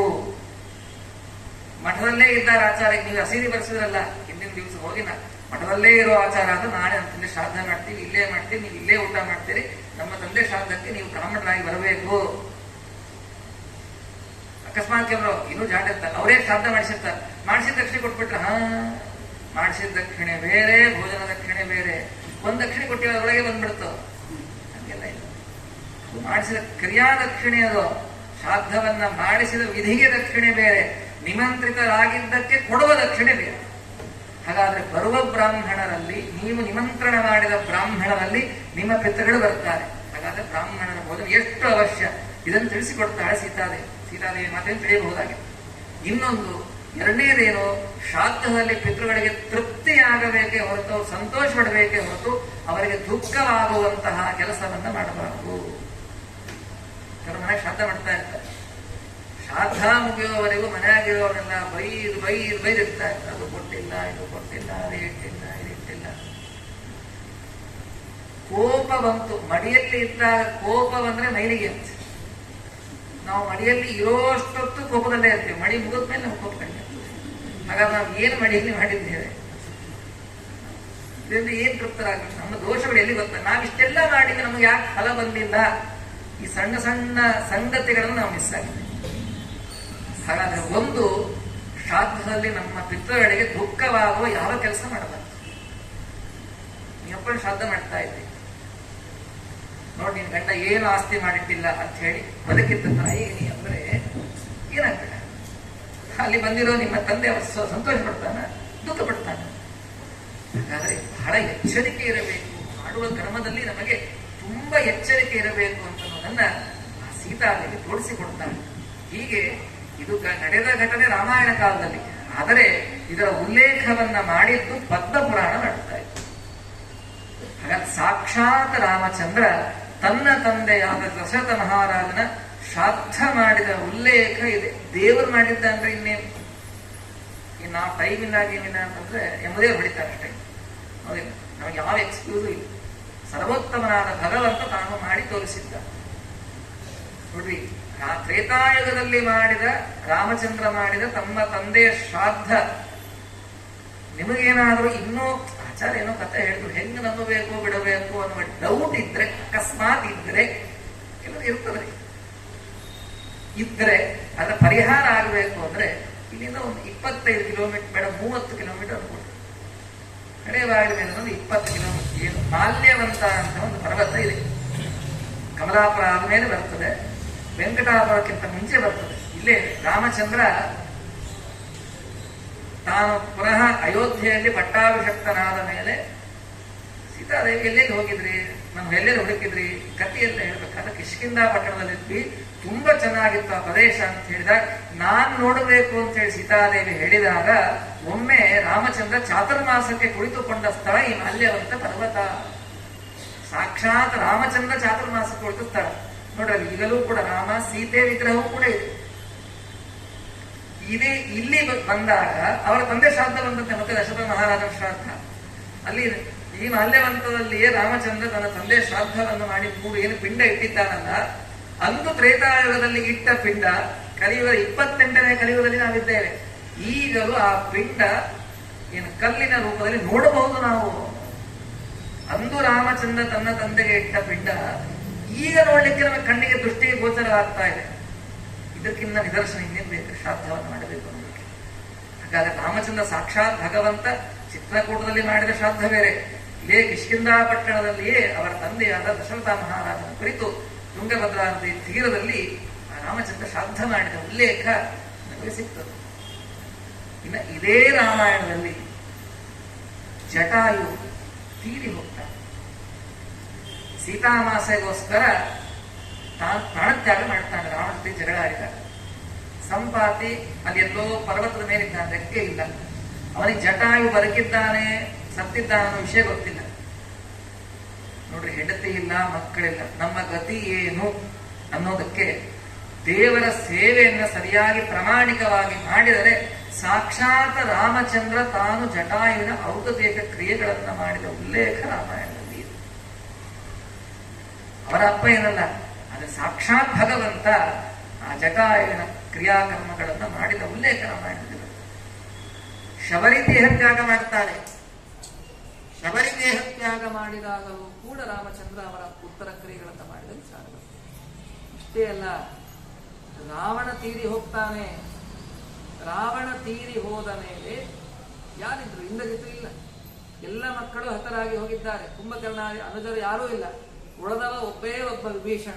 ರಾಮಚಂದ್ರ ವಿಭೀಷಣನಿಗೆ ಹೇಳಿ ಆ ಎಲ್ಲರ ಉತ್ತರ ಕ್ರಿಯೆಗಳನ್ನು ಮಾಡಿಸ್ತಾನೆ. ಅವರ ಶ್ರಾದ್ದ ಕರ್ಮಾದಿಗಳನ್ನು ಮಾಡುವಂತೆ ರಾಮಚಂದ್ರ ಹೇಳಿ ವಿಭೀಷಣನಿಂದ ರಾವಣನ ಶ್ರಾದ್ದಾದಿ ಕರ್ಮಗಳನ್ನು ಮಾಡಿಸ್ತಾನೆ. ನೋಡಿ, ತಮ್ಮ ಶತ್ರುವಿನ ಶ್ರಾದ್ದವನ್ನ ರಾಮಚಂದ್ರ ಹೇಳಿ ಮಾಡಿಸ್ತಾನೆ. ಹಾಗಾದ್ರೆ ಶ್ರಾದ್ದದ ಕ್ರಿಯೆ ಲೋಪವಾಗಬಾರದು, ಇದು ಅತ್ಯಂತ ಅವಶ್ಯವಾಗಿ ಮಾಡಲೇಬೇಕಾದ ಕ್ರಿಯೆ ಅಂತ ಹೇಳಿ ರಾಮಚಂದ್ರ ತನ್ನ ಜೀವನದ ಎಲ್ಲ ಸಂದರ್ಭದಲ್ಲಿ ತಾನು ಮಾಡುವುದಲ್ಲದೆ ತನ್ನ ಭಕ್ತರಿಂದ ಭೃತ್ಯರಿಂದ ಮಾಡಿಸಿ ತೋರಿಸ್ತಾನೆ. ಯಾವಾಗ ವಾಲಿ ಸತ್ತವಿತ್ತೋ, ವಾಲಿ ಸತ್ತಾಗ ಅಂಗದನಿಂದ ಶ್ರಾದ್ದವನ್ನು ಮಾಡಿಸ್ತಾನೆ. ಹೀಗೆ ರಾಮಾಯಣದಲ್ಲಿ ಶ್ರಾದ್ದದ ವಿಶೇಷವಾಗಿರ್ತಕ್ಕಂತಹ ಮಹಿಮೆಯನ್ನು ಸ್ವಯಂ ಭಗವಂತ ತಾನು ಆಚರಣೆ ಮಾಡಿ ತೋರಿಸಿದ್ದಾನೆ. ವಿಭೀಷಣಾದಿಗಳಿಗೆ ಹೇಳಿಸಿ ಆ ರಾವಣಾದಿ ಕುಂಭಕರ್ಣ ಇವರೆಲ್ಲ ಶ್ರಾದ್ದಾದಿ ಕರ್ಮಗಳನ್ನ ವಿಭೀಷಣನಿಂದ ಪರಮಾತ್ಮ ಅಲ್ಲಿ ಮಾಡಿಸಿದ್ದಾನೆ ಅನ್ನೋದನ್ನ ನಾವು ಅಲ್ಲಿ ಕೇಳುತ್ತೇವೆ. ಇದು ರಾಮಾಯಣದಲ್ಲಿ ಬರ್ತಾ ಇರತಕ್ಕಂತಹ ಶ್ರಾದ್ದದ ಪ್ರಸಂಗ. ಇನ್ನ ಮಹಾಭಾರತದಲ್ಲಿ ಧರ್ಮರಾಜ ಕೇಳುತ್ತಾನೆ, ಭೀಷ್ಮಾಚಾರ್ಯರು ಶರಪಂಜರದ ಮೇಲೆ ಮಲಗಿದಾಗ ಭೀಷ್ಮಾಚಾರ್ಯರಲ್ಲಿ ಕನ್ವರ್ಸೇಷನ್ ಯಾವಾಗ ಮಾಡ್ತಾ ಇದ್ದಾರೆ. 525 ವರ್ಷಗಳ ಕಾಲ ಅಧ್ಯಯನವನ್ನ ಮಾಡಿದ ಭೀಷ್ಮಾಚಾರ್ಯರಿಗೆ ಉಪನ್ಯಾಸ ಮಾಡಲಿಕ್ಕೆ ಯಾಜ್ಞವಲ್ಕ್ಯರ ಗುಡಿ ಸಿಕ್ಕಿದ್ದಿಲ್ಲ. ಭೀಷ್ಮಾಚಾರ್ಯ ಸ್ಟೇಜ್ ಸಿಕ್ಕಿದ್ದಿಲ್ಲ, ಮೈಕ್ ಸಿಕ್ಕಿದ್ದಿಲ್ಲ. ಪಾಪ ಭೀಷ್ಮಾಚಾರ್ಯಗೆ ಸ್ಟೇಜ್ ಸಿಕ್ಕಿದ್ದು, ಮೈಕ್ ಸಿಕ್ಕಿದ್ದು ಯಾವಾಗ ಗೊತ್ತಾ? ಅವರ 800ಕ್ಕೂ ಹೆಚ್ಚು ವಯಸ್ಸಾದ ಮೇಲೆ. ಭೀಷ್ಮಾಚಾರ್ಯ ಶರಪಂಜರದ ಮೇಲೆ ಮಲಗಿದಾಗ ಭೀಷ್ಮಾಚಾರ್ಯರ ವಯಸ್ಸು 800 ದಾಟಿಬಿಟ್ಟಿದ್ದಂತೆ. 800 ದಾಟಿದ ಮೇಲೆ ಶರಪಂಜರದ ಮೇಲೆ ಮಲಗಿದಾಗ ಅವರಿಗೆ ಉಪನ್ಯಾಸ ಮಾಡಿ ಟೈಮ್ ಸಿಕ್ತು. ಧರ್ಮರಾಜ ಪ್ರಶ್ನೆ ಕೇಳಿದ, ಧರ್ಮಾರ್ಥ ಕಾಮ ಮೋಕ್ಷಗಳು ನಮ್ಮ ಜೀವನದಲ್ಲಿ ಬೇಕಾದಂತೆ ಇವನಾಗ್ತದೆ, ಇದರಿಂದನೇ ಎಲ್ಲ ಸಿಗತ್ತೆ. ಹಾಗಾಗಿ ಇದು ಸಿಗಬೇಕು ಅಂದ್ರೆ ನಾವು ಏನ್ ಮಾಡಬೇಕು ಅಂತ ಹೇಳಿ ಭೀಷ್ಮಾಚಾರ್ಯ ಕೇಳಿದಾಗ, ನಿನ್ನ ಅಪೇಕ್ಷಿತವಾದದ್ದು ಎಲ್ಲವೂ ನಿನಗೆ ಸಿಗಬೇಕು ಅಂದ್ರೆ ನೋಡು ಧರ್ಮರಾಜ, ಒಂದು ಕರ್ಮವನ್ನ ಮಾಡು. ಏನು? ಪಿತೃಗಳಿಗೋಸ್ಕರ ಪಿತೃಗಳ ಆರಾಧನೆಯನ್ನ ಮಾಡು ಅಂತ ಹೇಳಿ ಸ್ವಯಂ ಭೀಷ್ಮಾಚಾರ್ಯ ಹೇಳ್ತಾರೆ. ಯಾವ ಪರಶುರಾಮ ದೇವರಿಂದ ಬೃಹಸ್ಪತ್ಯಾಚಾರ್ಯರಿಂದ ಅಧ್ಯಯನವನ್ನ ಮಾಡಿದ ಭೀಷ್ಮಾಚಾರ್ಯರು ಶ್ರಾದ್ದವನ್ನ ಮಾಡುತ್ತಾ, ನನಗೆ ಅಪೇಕ್ಷಿತವಾದದ್ದು ಎಲ್ಲವೂ ಕೂಡ ನನಗೆ ಸಿಗುತ್ತೆ ಅಂತೇಳಿ ಸಾಕ್ಷಾತ್ ಧರ್ಮರಾಜನಿಗೆ ಭೀಷ್ಮಾಚಾರ್ಯರು ಉಲ್ಲೇಖವನ್ನು ಮಾಡಿದ್ದಾರೆ, ಹೇಳಿದ್ದಾರೆ ಅನ್ನೋದನ್ನ ಮಹಾಭಾರತದಲ್ಲಿ ಕಾಣುತ್ತೇವೆ. ಅದೇ ಧರ್ಮರಾಜನಿಗೆ ಭೀಷ್ಮಾಚಾರ್ಯರು ಶ್ರಾದ್ದದ ಒಂದು ಮಹಿಮೆಯನ್ನು ತಾವೇ ಅಲ್ಲಿ ಕಥೆಯನ್ನು ಹೇಳ್ತಾರೆ. ಇದು ಮಹಾಭಾರತದಲ್ಲಿ, ಇದು ಹರಿವಂಶದಲ್ಲಿ ಬಂದಿತ್ತು. ಹರಿವಂಶದಲ್ಲಿ ಬಂದ ಘಟನೆ. ಒಮ್ಮೆ ಭೀಷ್ಮಾಚಾರ್ಯರು ತಮ್ಮ ತಂದೆಯಾದ ಶಂತನು ಚಕ್ರವರ್ತಿಯ ಶ್ರಾದ್ದ ಮಾಡ್ತಾ ಇದ್ದಾರೆ. ಆ ಶಂತನು ಚಕ್ರವರ್ತಿಯ ಶ್ರಾದ್ದವನ್ನ ಮಾಡುವ ಸಂದರ್ಭ, ಎಲ್ಲ ಬ್ರಾಹ್ಮಣರಿಗೆ ಊಟ ಕೂಡಿಸಿದ್ದು ಎಲ್ಲ ಆಗಿದೆ, ಎಲ್ಲ ಮುಗಿದು ಈಗೇನು ದರ್ಬೆಯನ್ನು ಹಾಸಿದ್ದಾರೆ. ದರ್ಬೆಯ ಮೇಲೆ ಪಿಂಡದಾನವನ್ನು ಮಾಡಬೇಕು. ಅವರ ಇನ್ನೊಂದೇ ಶಂತನು ಪಿತೃಗಳು, ಶಂತನು ಅಂತರ್ಗತ ಭಾರತೀಯರು ಮತ್ತು ವಸುವಂತ ಭಾರತೀಯ ಮತ್ತು ಪ್ರಣಪ್ರದ್ಯುಮ್ನ ಏನು ಪಿಂಡದಾನ ಮಾಡಬೇಕು ಭೂಮಿಯ ಮೇಲೆ.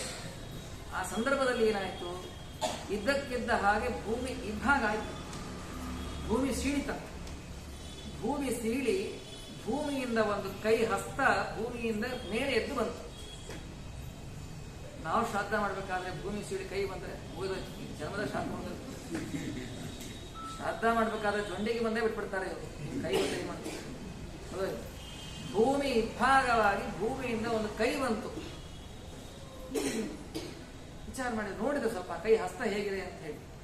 ಆ ಕೈಗೆ ಹಾಕಿಕೊಂಡ ಕಂಕಣ, ಆ ಬೆರಳುಗಳಿಗೆ ಹಾಕಿಕೊಂಡ ಉಂಗುರಗಳು ಇವೆಲ್ಲವನ್ನು ನೋಡಿ ಇದು ನಮ್ಮ ತಂದೆ ಶಂತನುವಿನ ಹಸ್ತ ಇದ್ದ ಹಾಗಿದೆ ಅಂತ ಅನ್ಕೊಂಡು ಭೀಷ್ಮಾಚಾರ್ಯ. ಯಾಕಂದ್ರೆ ಅವರಪ್ಪ ಎಂಥ ಕಡಗ ಹಾಕ್ತಾ ಇದ್ದ, ಉಂಗುರ ಎಂಥದ್ದು ಹಾಕ್ತಾ ಇದ್ದ, ಅವನಿಗೆ ಮಗನಿಗೆ ಗೊತ್ತಿರ್ತದೆ ಇದು ತಮ್ಮ ತಂದೆಯ ಹಸ್ತವೇ ಅಂತ ಗೊತ್ತಾಯ್ತು. ಆವಾಗ ಶಂತನು ಚಕ್ರವರ್ತಿ ಬರೀ ಕೈ ಮಾತ್ರ ಕಾಣಿಸ್ತಾ ಇದೆ, ಮಾತಾಡ್ತಾರೆ. ನೋಡಪ್ಪ ಭೀಷ್ಮ, ನನಗೆ ತುಂಬಾ ಸಂತೋಷವಾಗಿದೆ ನೀನು ಮಾಡ್ತಾ ಇರ್ತಕ್ಕಂಥ ಪಿತೃಕಾರ್ಯದಿಂದ. ಹಾಗಾಗಿ ನಾನೇ ಸಂತೋಷಪಟ್ಟು ನಾನೇ ಆ ಪಿಂಡದಾನವನ್ನು ಸ್ವೀಕಾರ ಮಾಡಲಿಕ್ಕೆ ಬಂದಿದ್ದೇನೆ. ನನ್ನ ಕೈಯಲ್ಲೇ ಪಿಂಡ ಆಯ್ತು ಬಿಡು ಅಂತ ಕೇಳಿದ್ರು. ಅಕಸ್ಮಾತ್ ನಮಗೆ ಏನಾದ್ರು ಇಂಥ ಪ್ರಸಂಗ ನಾವೇ ಮಾಡ್ತಾ ಇದ್ವಿ, ನವಪ್ಕೇಳಂದ್ರೆ ಇಟ್ಬಿಡ್ತಿದ್ದೆ. ಏನ್ ಮಾಡಿದ್ರು ಭೀಷ್ಮಾಚಾರ್ಯರು? ಅಪ್ಪ ಕೇಳಿದ, ನನ್ನ ಕೈಯಲ್ಲಿ ಕೊಡು ನೀನು ಅಂತ ಹೇಳಿ ಆಲೋಚನೆ ಮಾಡಿದೆ. ಧರ್ಮಶಾಸ್ತ್ರ ಏನು ಹೇಳ್ತದೆ? ಪಿಂಡದಾನವನ್ನು ಎಲ್ಲಿ ಮಾಡಬೇಕು? ಸಾಕ್ಷಾತ್ ನಮ್ಮ ತಂದೆ ಬಂದಿರಬಹುದು, ಆದ್ರೆ ಪಿಂಡದಾನವನ್ನು ಎಲ್ಲಿ ಮಾಡಬೇಕು? ಶಾಸ್ತ್ರ ಏನು ಹೇಳುತ್ತೆ ಅಂದ್ರೆ, ನೋಡ್ರಿ, ಶ್ರಾದ್ದದ ದಿವಸ ಶ್ರಾದ್ದ ಕರ್ತೃವಾದ ವ್ಯಕ್ತಿ ಅವನು ಕಾಡಿಗೆ ಹೋಗ್ಬೇಕು. ಕಾಡಿಗೆ ಹೋಗಿ ಅವತ್ತಿನ ದಿವಸ ದರ್ಬೆಯನ್ನು ಆಹರಣ ಮಾಡಬೇಕು. ದರ್ಬೆ ಚೆನ್ನಾಗಿ ಬೆಳೆದಿರ್ತದೆ, ಈಗ ಕೈ ಹಿಡಿಬೇಕು, ದರ್ಬೆ ಕಟ್ ಮಾಡಬೇಕು ಹುಡುಗರಿಗೆ.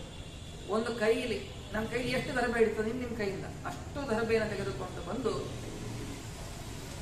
ಪ್ರಾಗ್ದಕ್ಷಿಣಾಗ್ರಹಿ ದರ್ಭೈ ಅವಸ್ಥೀಯ ಅಂತ ಹೇಳಿ ಆ ದರ್ಬೆಯನ್ನು ನೆಲದ ಮೇಲೆ ಪೂರ್ವ ದಕ್ಷಿಣಕ್ಕೆ ಅಗ್ರವಾಗಿ ಬರುವಂತೆ ದರ್ಬೆಯನ್ನು ಹಾಸಿ ಅದರ ಮೇಲೆ ಪಿಂಡವನ್ನು ಇಡಬೇಕು ಅನ್ನೋದು ಧರ್ಮಶಾಸ್ತ್ರದ ಮಾತು.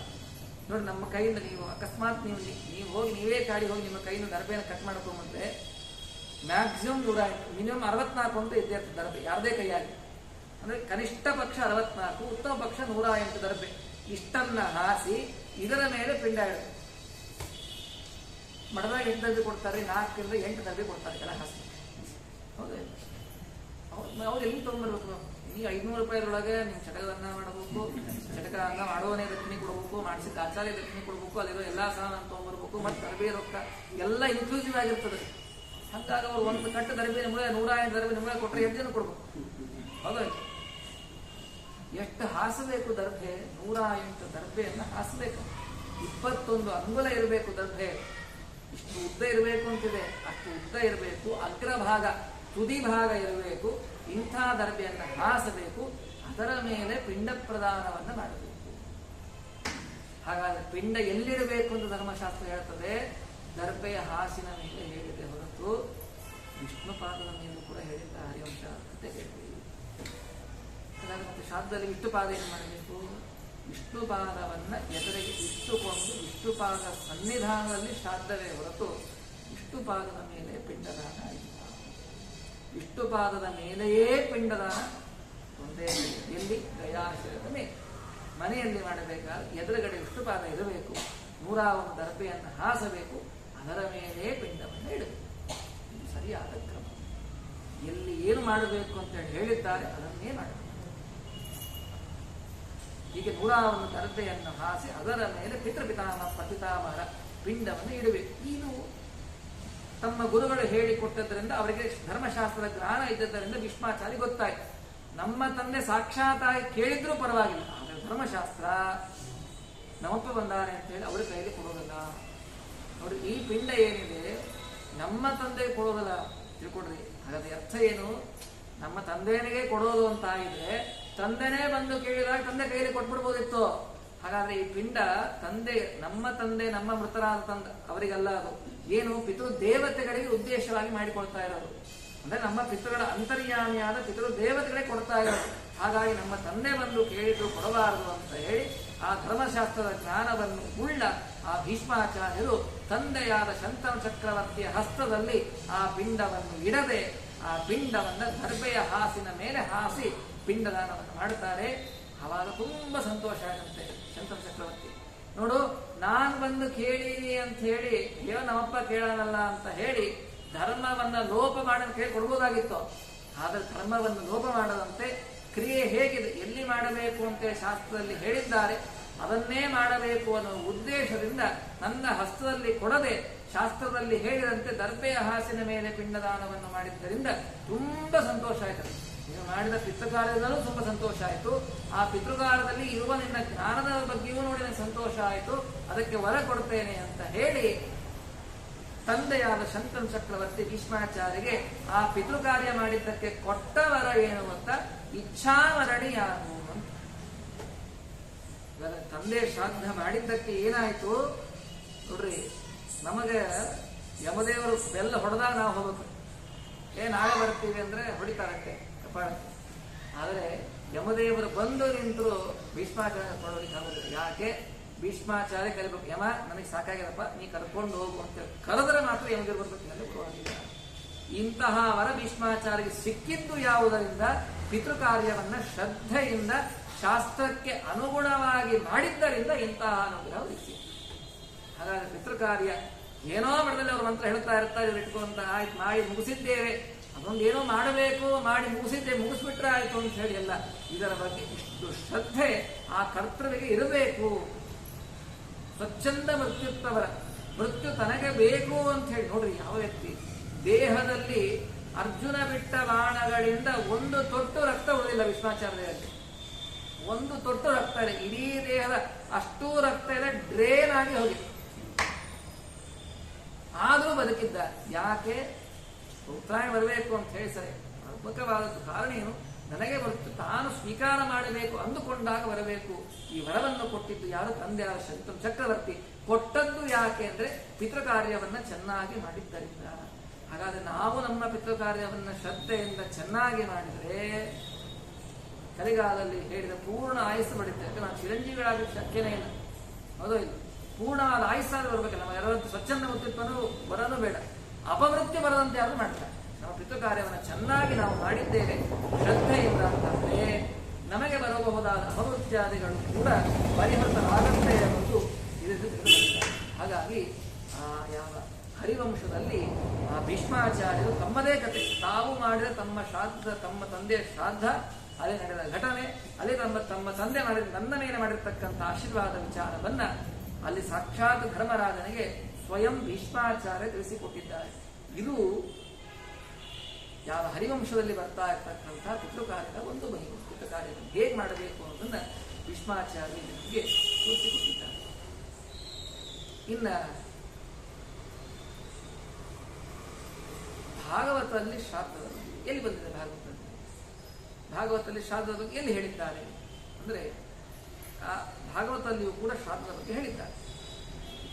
ಷಷ್ಠಸ್ಕಂದ ಭಾಗವತ, 6ನೇ ಸ್ಕಂದ ಭಾಗವತದಲ್ಲಿ ನಾರಾಯಣ ವರ್ಮ ಅಂತ ಪ್ರಸಿದ್ಧವಾದದ್ದು. ಆ ನಾರಾಯಣ ವರ್ಮದ ತಪಸ್ಸರ ಸಿದ್ಧಿಯನ್ನು ಪಡೆಯತಕ್ಕಂಥ ವಿಶ್ವರೂಪಾಚಾರ್ಯ ಭಾಗವತ ಕಥೆ ಕೇಳಿದ್ರು. ಈ ಕಥೆಯನ್ನು ಹೇಳಬೇಕಾದ್ರೆ ನಾರಾಯಣ ವರ್ಮದ ಸಿದ್ಧಿಯನ್ನು ಪಡೆದ ಒಂದು ಘಟನೆಯನ್ನ ಅಲ್ಲಿ ಉಲ್ಲೇಖ ಮಾಡ್ತದೆ ಷಷ್ಠಸ್ಕಂದ ಭಾಗವತ. ವೇದವ್ಯಾಸರು ನಿರೂಪಣೆ ಮಾಡಿಕೊಡ್ತಾರೆ. ಏನಿದೆ ಕಥೆ ಆ ಭಾಗವತದಲ್ಲಿ ಅಂದರೆ, ಒಬ್ಬ ಕೌಶಿಕ ಗೋತ್ರದ ಬ್ರಾಹ್ಮಣ ಇದ್ದ. ಜೀವನ ಪೂರ್ತಿ ಬರೇ ತಪಸ್ಸು ಮಾಡಿದ್ದ. ವಿಶೇಷವಾಗಿ ನಾರಾಯಣ ವರ್ಮದ ಸಿದ್ಧಿ ಅವನಿಗೆ ಇತ್ತು. ನಾರಾಯಣ ವರ್ಮ ಸಿದ್ಧಿ ಆಗಬೇಕಂದ್ರೆ ಏನ್ರಿ? ಆ ಮಂತ್ರವನ್ನ ಅನೇಕ ಬಾರಿ ಆವರ್ತನೆ ಮಾಡಿದ್ರೆ ಅದು ಸಿದ್ಧಿ ಆಗುತ್ತೆ. ಗಾಯತ್ರಿ ಮಂತ್ರ ದಿವಸ 10 ಮಾಡಿದ್ರೆ ನಮ್ಮ ಜೀವನ ಪೂರ್ತಿ ಆದ್ರೆ ಏನು ಸಿದ್ಧಿ ಆಗುತ್ತೆ? ನಾವು ಹೇಳಿದ ಮಾತು ನಡಿಬೇಕು ಅಂದ್ರೆ ಎಂತ ನಮ್ಮ ಆಫೀಸ್ನ ರಜೆ ಕೊಡ್ಬೇಕು, ನಮ್ಮ ಬಾಸ್ ನಮ್ಮ ಮಾತು ಕೇಳ್ತಿದ್ದಾರೆ. ಹಿಂದೆ ನಮ್ಮಪ್ಪ ತಾತ ಅವರು ಎಲ್ಲ ಆಫೀಸಿಗೆ ಹೋದವರೇ ಅವರು. ಅವ್ರ ಮಾತು ಅವ್ರ ಮನೆಗೆ ಹಬ್ಬ ಹುಣ್ಣಿಮೆ ಪಕ್ಷ ಶ್ರಾದ್ದ ಮಾಡ್ಬೇಕಾದ್ರೆ ಅವ್ರಿಗೆ ಬಿಡ್ತಾ ಇದ್ರು. ಯಾಕೆ ನಮ್ಗೆ ಯಾಕೆ ಬಿಡ್ತಾ ಇದ್ರು? ಅವ್ರು ಏನ್ ಮಾಡ್ತಾ ಇದ್ರು? ಎಂಥ ಲೌಕಿಕ ವೃತ್ತಿಯಲ್ಲಿದ್ದು ನಿತ್ಯ ದೇವರ ಪೂಜೆ ಸಂಧ್ಯಾವನ್ನು ಬಿಡ್ತಾ ಇದ್ದಿಲ್ಲ. ನಾವೇನೂ ಮಾಡಿದ್ರೆ ರಾತ್ರಿ 2 ಗಂಟೆ ಮಾಡ್ಕೊಂಡು ಬೆಳಿಗ್ಗೆ 9 ಗಂಟೆಗೆ ಎದ್ದು ಆಫೀಸಿಗೆ ಹೋಗ್ತೀವಿ. ನಮ್ಮ ನಿತ್ಯ ಕರ್ಮ. ಅದರಲ್ಲೂ ಪ್ರಧಾನವಾದ ಬ್ರಾಹ್ಮಣ್ಯ ಉಳಿಯಬೇಕಾದ್ರೆ ಮಾಡಬೇಕಾದ ಗಾಯತ್ರಿಯನ್ನೇ, ಬ್ರಾಹ್ಮಣರಿಗೆ ಕೊಟ್ಟಿರುವ ವಜ್ರಾಯುಧ ಯಾವುದು ಭಗವಂತ ಅಂದ್ರೆ ಅದು ಗಾಯತ್ರಿ ಮಂತ್ರ. ಅದನ್ನು ಮಾಡದೆ ಹೋದ್ರೆ ಹೆಂಗೆ ಬರ್ತ ಸಿದ್ಧಿ ಆಗುತ್ತೆ? ಅದು ಒಂದು ಮಂತ್ರ ಸಿದ್ಧಿ ಆಗ್ಬೇಕಂದ್ರೆ ಎಷ್ಟು ಅಕ್ಷರ ಇದೆ ಅಷ್ಟು ಲಕ್ಷ ಬಾರಿ ಜಪ ಅದು ಸಿದ್ಧಿ ಆಗ್ಬಿಡುತ್ತೆ. 24 ಅಕ್ಷರ ಗಾಯತ್ರಿ, 24 ಲಕ್ಷ ಜಪ ಮಾಡಿದ್ರೆ ನೀನು ಅಂದ ಮಾತು ಸತ್ಯವಾಗುತ್ತೆ. ಇದು ಸಿದ್ಧಿ ಆಗೋದು ಯಾವಾಗ? ಮೇಲಿಂದ ಮೇಲೆ ಅದನ್ನ ಆವರ್ತನೆ ಮಾಡಿದಾಗ ಸಿದ್ಧಿ ಆಗುತ್ತೆ. ಈ ಕೌಶಿಕ ಬ್ರಾಹ್ಮಣ ಈ ನಾರಾಯಣ ವರ್ಮವನ್ನ ಮೇಲಿಂದ ಮೇಲೆ ಆವರ್ತನೆ ಮಾಡಿ ಜಪವನ್ನ ಮಾಡಿ ಪಾರಾಯಣವನ್ನು ಮಾಡಿ ಅದರ ಸಿದ್ಧಿಯನ್ನು ಪಡ್ಕೊಂಡಿದ್ದ. ಕಾಡಿನಲ್ಲೇ ವಾಸ ಮಾಡಿದ್ದ. ಹೆಂಡತಿ ಇಲ್ಲ, ಮಕ್ಕಳಿಲ್ಲ, ವಿರಕ್ತನಾಗಿ ಬರೀ ತಪಸ್ಸಿನಲ್ಲೇ ಜೀವನ ಕಳೆದ. ಅದರಲ್ಲೂ ಕೂಡ ನಾರಾಯಣ ಕವಚವನ್ನ, ವಿಶೇಷವಾಗಿ ನಾರಾಯಣ ವರ್ಮದ ಮಂತ್ರವನ್ನ ಅವನು ಚೆನ್ನಾಗಿ ಧಾರಣೆಯನ್ನು ಮಾಡಿಕೊಂಡಿದ್ದ. ಅದರ ಸಿದ್ಧಿಯನ್ನು ಪಡ್ಕೊಂಡಿದ್ದ. ಒಂದು ದಿವಸ ಅವನ ಅವಸಾನ ಕಾಲ ಬಂತು. ಅದೇ ಕಾಡಿನಲ್ಲಿ ಅವನು ದೇಹತ್ಯಾಗ ಮಾಡಿ, ಹೆಂಡತಿ ಇಲ್ಲ, ಮಕ್ಕಳಿಲ್ಲ, ಯಾರು ಮಾಡ್ಬೇಕು ಕರ್ಮ? ಯಾರು ಮಾಡೇ ಇಲ್ಲ. ಅವರಲ್ಲೇ ಇದ್ದಾರೆ, ದೇಹ ಅಲ್ಲೇ ಇದೆ. ಅದು ಅಲ್ಲೇ ಕೊನೆ ಅಸ್ಥಿ ಆಗಿಬಿಟ್ಟಿದೆ. ಅದು ದೇಹ ಹೆಂಡತಿ ಸೇರ್ತದೆ, ಅದು ಡಿಕಂಪೋಸ್ ಆಗಲೇಬೇಕು. ಹಾಗೆ ಅಸ್ಥಿ ಮಾತ್ರ ಉಳಿದಿದೆ. ಹಾಗೆ ಎಷ್ಟೋ ವರ್ಷ ಆದ ಮೇಲೆ ಒಂದು ದಿವಸ ಒಬ್ಬ ಗಂಧರ್ವ, ಚಿತ್ರರಥ ಅಂತ ಹೇಳಿ ಗಂಧರ್ವ, ಅವನು ತನ್ನ ವಿಮಾನದಲ್ಲಿ ಹೋಗ್ತಾ ಇದ್ದ. ದೇವತೆಗಳ ವಿಮಾನ, ಪುಷ್ಪಕ ವಿಮಾನ, ಗಾಳಿಯಲ್ಲಿ ಹಾರುವ ವಿಮಾನ. ಆ ವಿಮಾನದಲ್ಲಿ ಹೋಗ್ತಾ ಇರಬೇಕಾದ್ರೆ ಆ ಚಿತ್ರರಥ ಗಂಧರ್ವನ ಆ ವಿಮಾನ ಎಲ್ಲಿ ಕೌಶಿಕನ ಅಸ್ಥಿಗಳು ಬಿದ್ದಿತ್ತಲ್ಲ, ಆ ಅಸ್ಥಿಗಳ ಮೇಲೆ ವಿಮಾನ ಹೋಯ್ತು. ಯಾವಾಗ ವಿಮಾನ ಆ ಅಸ್ಥಿಗಳ ಮೇಲೆ ಹೋಯ್ತೋ, ಹೋಗಬೇಕಾದ್ರೆ ಅಸ್ಥಿಗಳನ್ನು ದಾಟ್ಲಿಕ್ಕಾಗಿಲ್ಲ. ವಿಮಾನ ಮೇಲಿಂದ ಕೆಳಗೆ ಭಪ್ಪನೆ ಬಿದ್ದಿತ್ತು. ಏನು ಈಗಿನ ವಿಮಾನಗಳ ಡೀಸೆಲ್ ಹಾಕಬೇಕು, ಅದೇನು ಏರೋ ಪೆಟ್ರೋಲ್ ಅಂತ ಏನು ಬೇರೆ ಸಿಗ್ತದೆ, ಅದು ಹಾಕಿದ್ರೆ ಹಾರ್ತಕ್ಕಂಥ ವಿಮಾನಗಳು. ಇಂಥ ವಿಮಾನವ ಏನ್ ಪೆಟ್ರೋಲ್ ಖಾಲಿ ಆಗಿತ್ತು ಅಂತ ಬಿತ್ತ? ಮತ್ತೆ ಹೆಂಗ್ ಬಿತ್ತು? ಈಗ ನೋಡ್ರಿ, ಬೇರೆ ದೇಶದವರು ಮಿಸೈಲ್ ಬಿಡ್ತಾರೆ, ಬೇರೆ ಯುದ್ಧ ಆಡ್ಬೇಕಾದ್ರೆ ಪಾಕಿಸ್ತಾನ, ಬಾಂಗ್ಲಾದೇಶ, ನಾವು ಮೇಲೆ ಅವ್ರ ಮೇಲೆ ಮಿಸೈಲ್ ಬಿಡ್ತಾರೆ. ಈ ಮಿಸೈಲ್ ಬಿಟ್ಟಾಗ ಅದು ನಮ್ಮ ದೇಶದಲ್ಲಿ ಒಳಗಡೆ ಬಂದು ನಮಗೆ ಯಾರಿಗೂ, ದೇಶದ ನಾಗರಿಕರಿಗೆ, ಭೂಮಿಗೆ, ಪ್ರದೇಶಕ್ಕೆ ಹಾನಿ ಆಗಬಾರ್ದು ಏನ್ ಮಾಡ್ತಾರೆ ನಮ್ಮವರು? ರಡಾರ್ ಅಂತ ಇರ್ತದೆ. ಆ ರಡಾರ್ ಏನ್ ಮಾಡ್ತಾರೆ? ಮಿಸೈಲು ಅವರೆಲ್ಲೋ ಒಂದು ಗುರಿ ಬಿಟ್ಟಿರ್ತಾರೆ, ಅಲ್ಲಿ ಹೋಗೋದಂತ ತಡೆದು ಅದನ್ನು ಅಲ್ಲೇ ಬೆಳೆಸ್ಬಿಡ್ತಾರೆ. ಈ ಕೆಲಸವನ್ನ ರಡಾರ್ ಮಾಡ್ತಾರೆ. ಈ ಅಸ್ಥಿಕೆ, ಕೌಶಿಕ ಬ್ರಾಹ್ಮಣನ ಅಸ್ಥಿಕೆಗಳೇನಿವೆ, ಅಸ್ಥಿ ಏನಿತ್ತಲ್ಲ, ಮೂಳೆಗಳು, ಅದು ರಡಾರ್ ಅಂತೆ ಆ ಚಿತ್ರರಥ ಗಂಧರ್ವನ ವಿಮಾನವನ್ನ ಕೆಳಗೆ ಬೀಳಿಸಿಬಿಡ್ತು.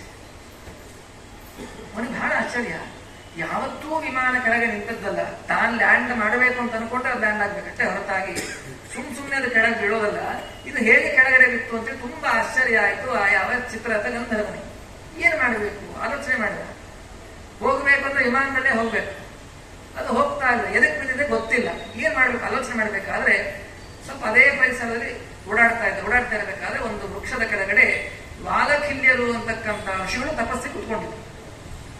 ಅವರ ಹತ್ರ ಹೋಗಿ ನಮಸ್ಕಾರ ಮಾಡಿ, ಸ್ವಾಮಿ ನನ್ನ ಗಂಧರ್ವ ಚಿತ್ರರಥ ವಿಮಾನದಲ್ಲಿ ಹೋಗ್ತಾ ಇದ್ದೆ, ಏನಾಯ್ತೋ ಗೊತ್ತಿಲ್ಲ, ಇದ್ದಕ್ಕಿದ್ದ ಹಾಗೆ ನನ್ನ ವಿಮಾನ ಕೆಳಗಡೆ ಬಿದ್ದ್ಬಿಡ್ತು, ನಾನು ಮತ್ತೆ ನನ್ನ ಗಂಧರ್ವಪುರಿಗೆ ಹೋಗ್ಬೇಕು, ಹೋಗೋ ಬಗೆ ಹೇಗೆ ತಿಳಿಸ್ಲಿ ಗಾಳಿಗಳು ಅಂತ ಹೇಳಿದಾಗ ಋಷಿಗಳಂತ ಗೊತ್ತಾ, ಯಾಕೆ ಹೋಗಿಲ್ಲ ಗೊತ್ತಾ, ನೀನು ಕೌಶಿಕ ಬ್ರಾಹ್ಮಣನ ಅಸ್ಥಿಯ ಮೇಲೆ ನಿನ್ನ ವಿಮಾನ ಹೋಗ್ತಾ ಇತ್ತು.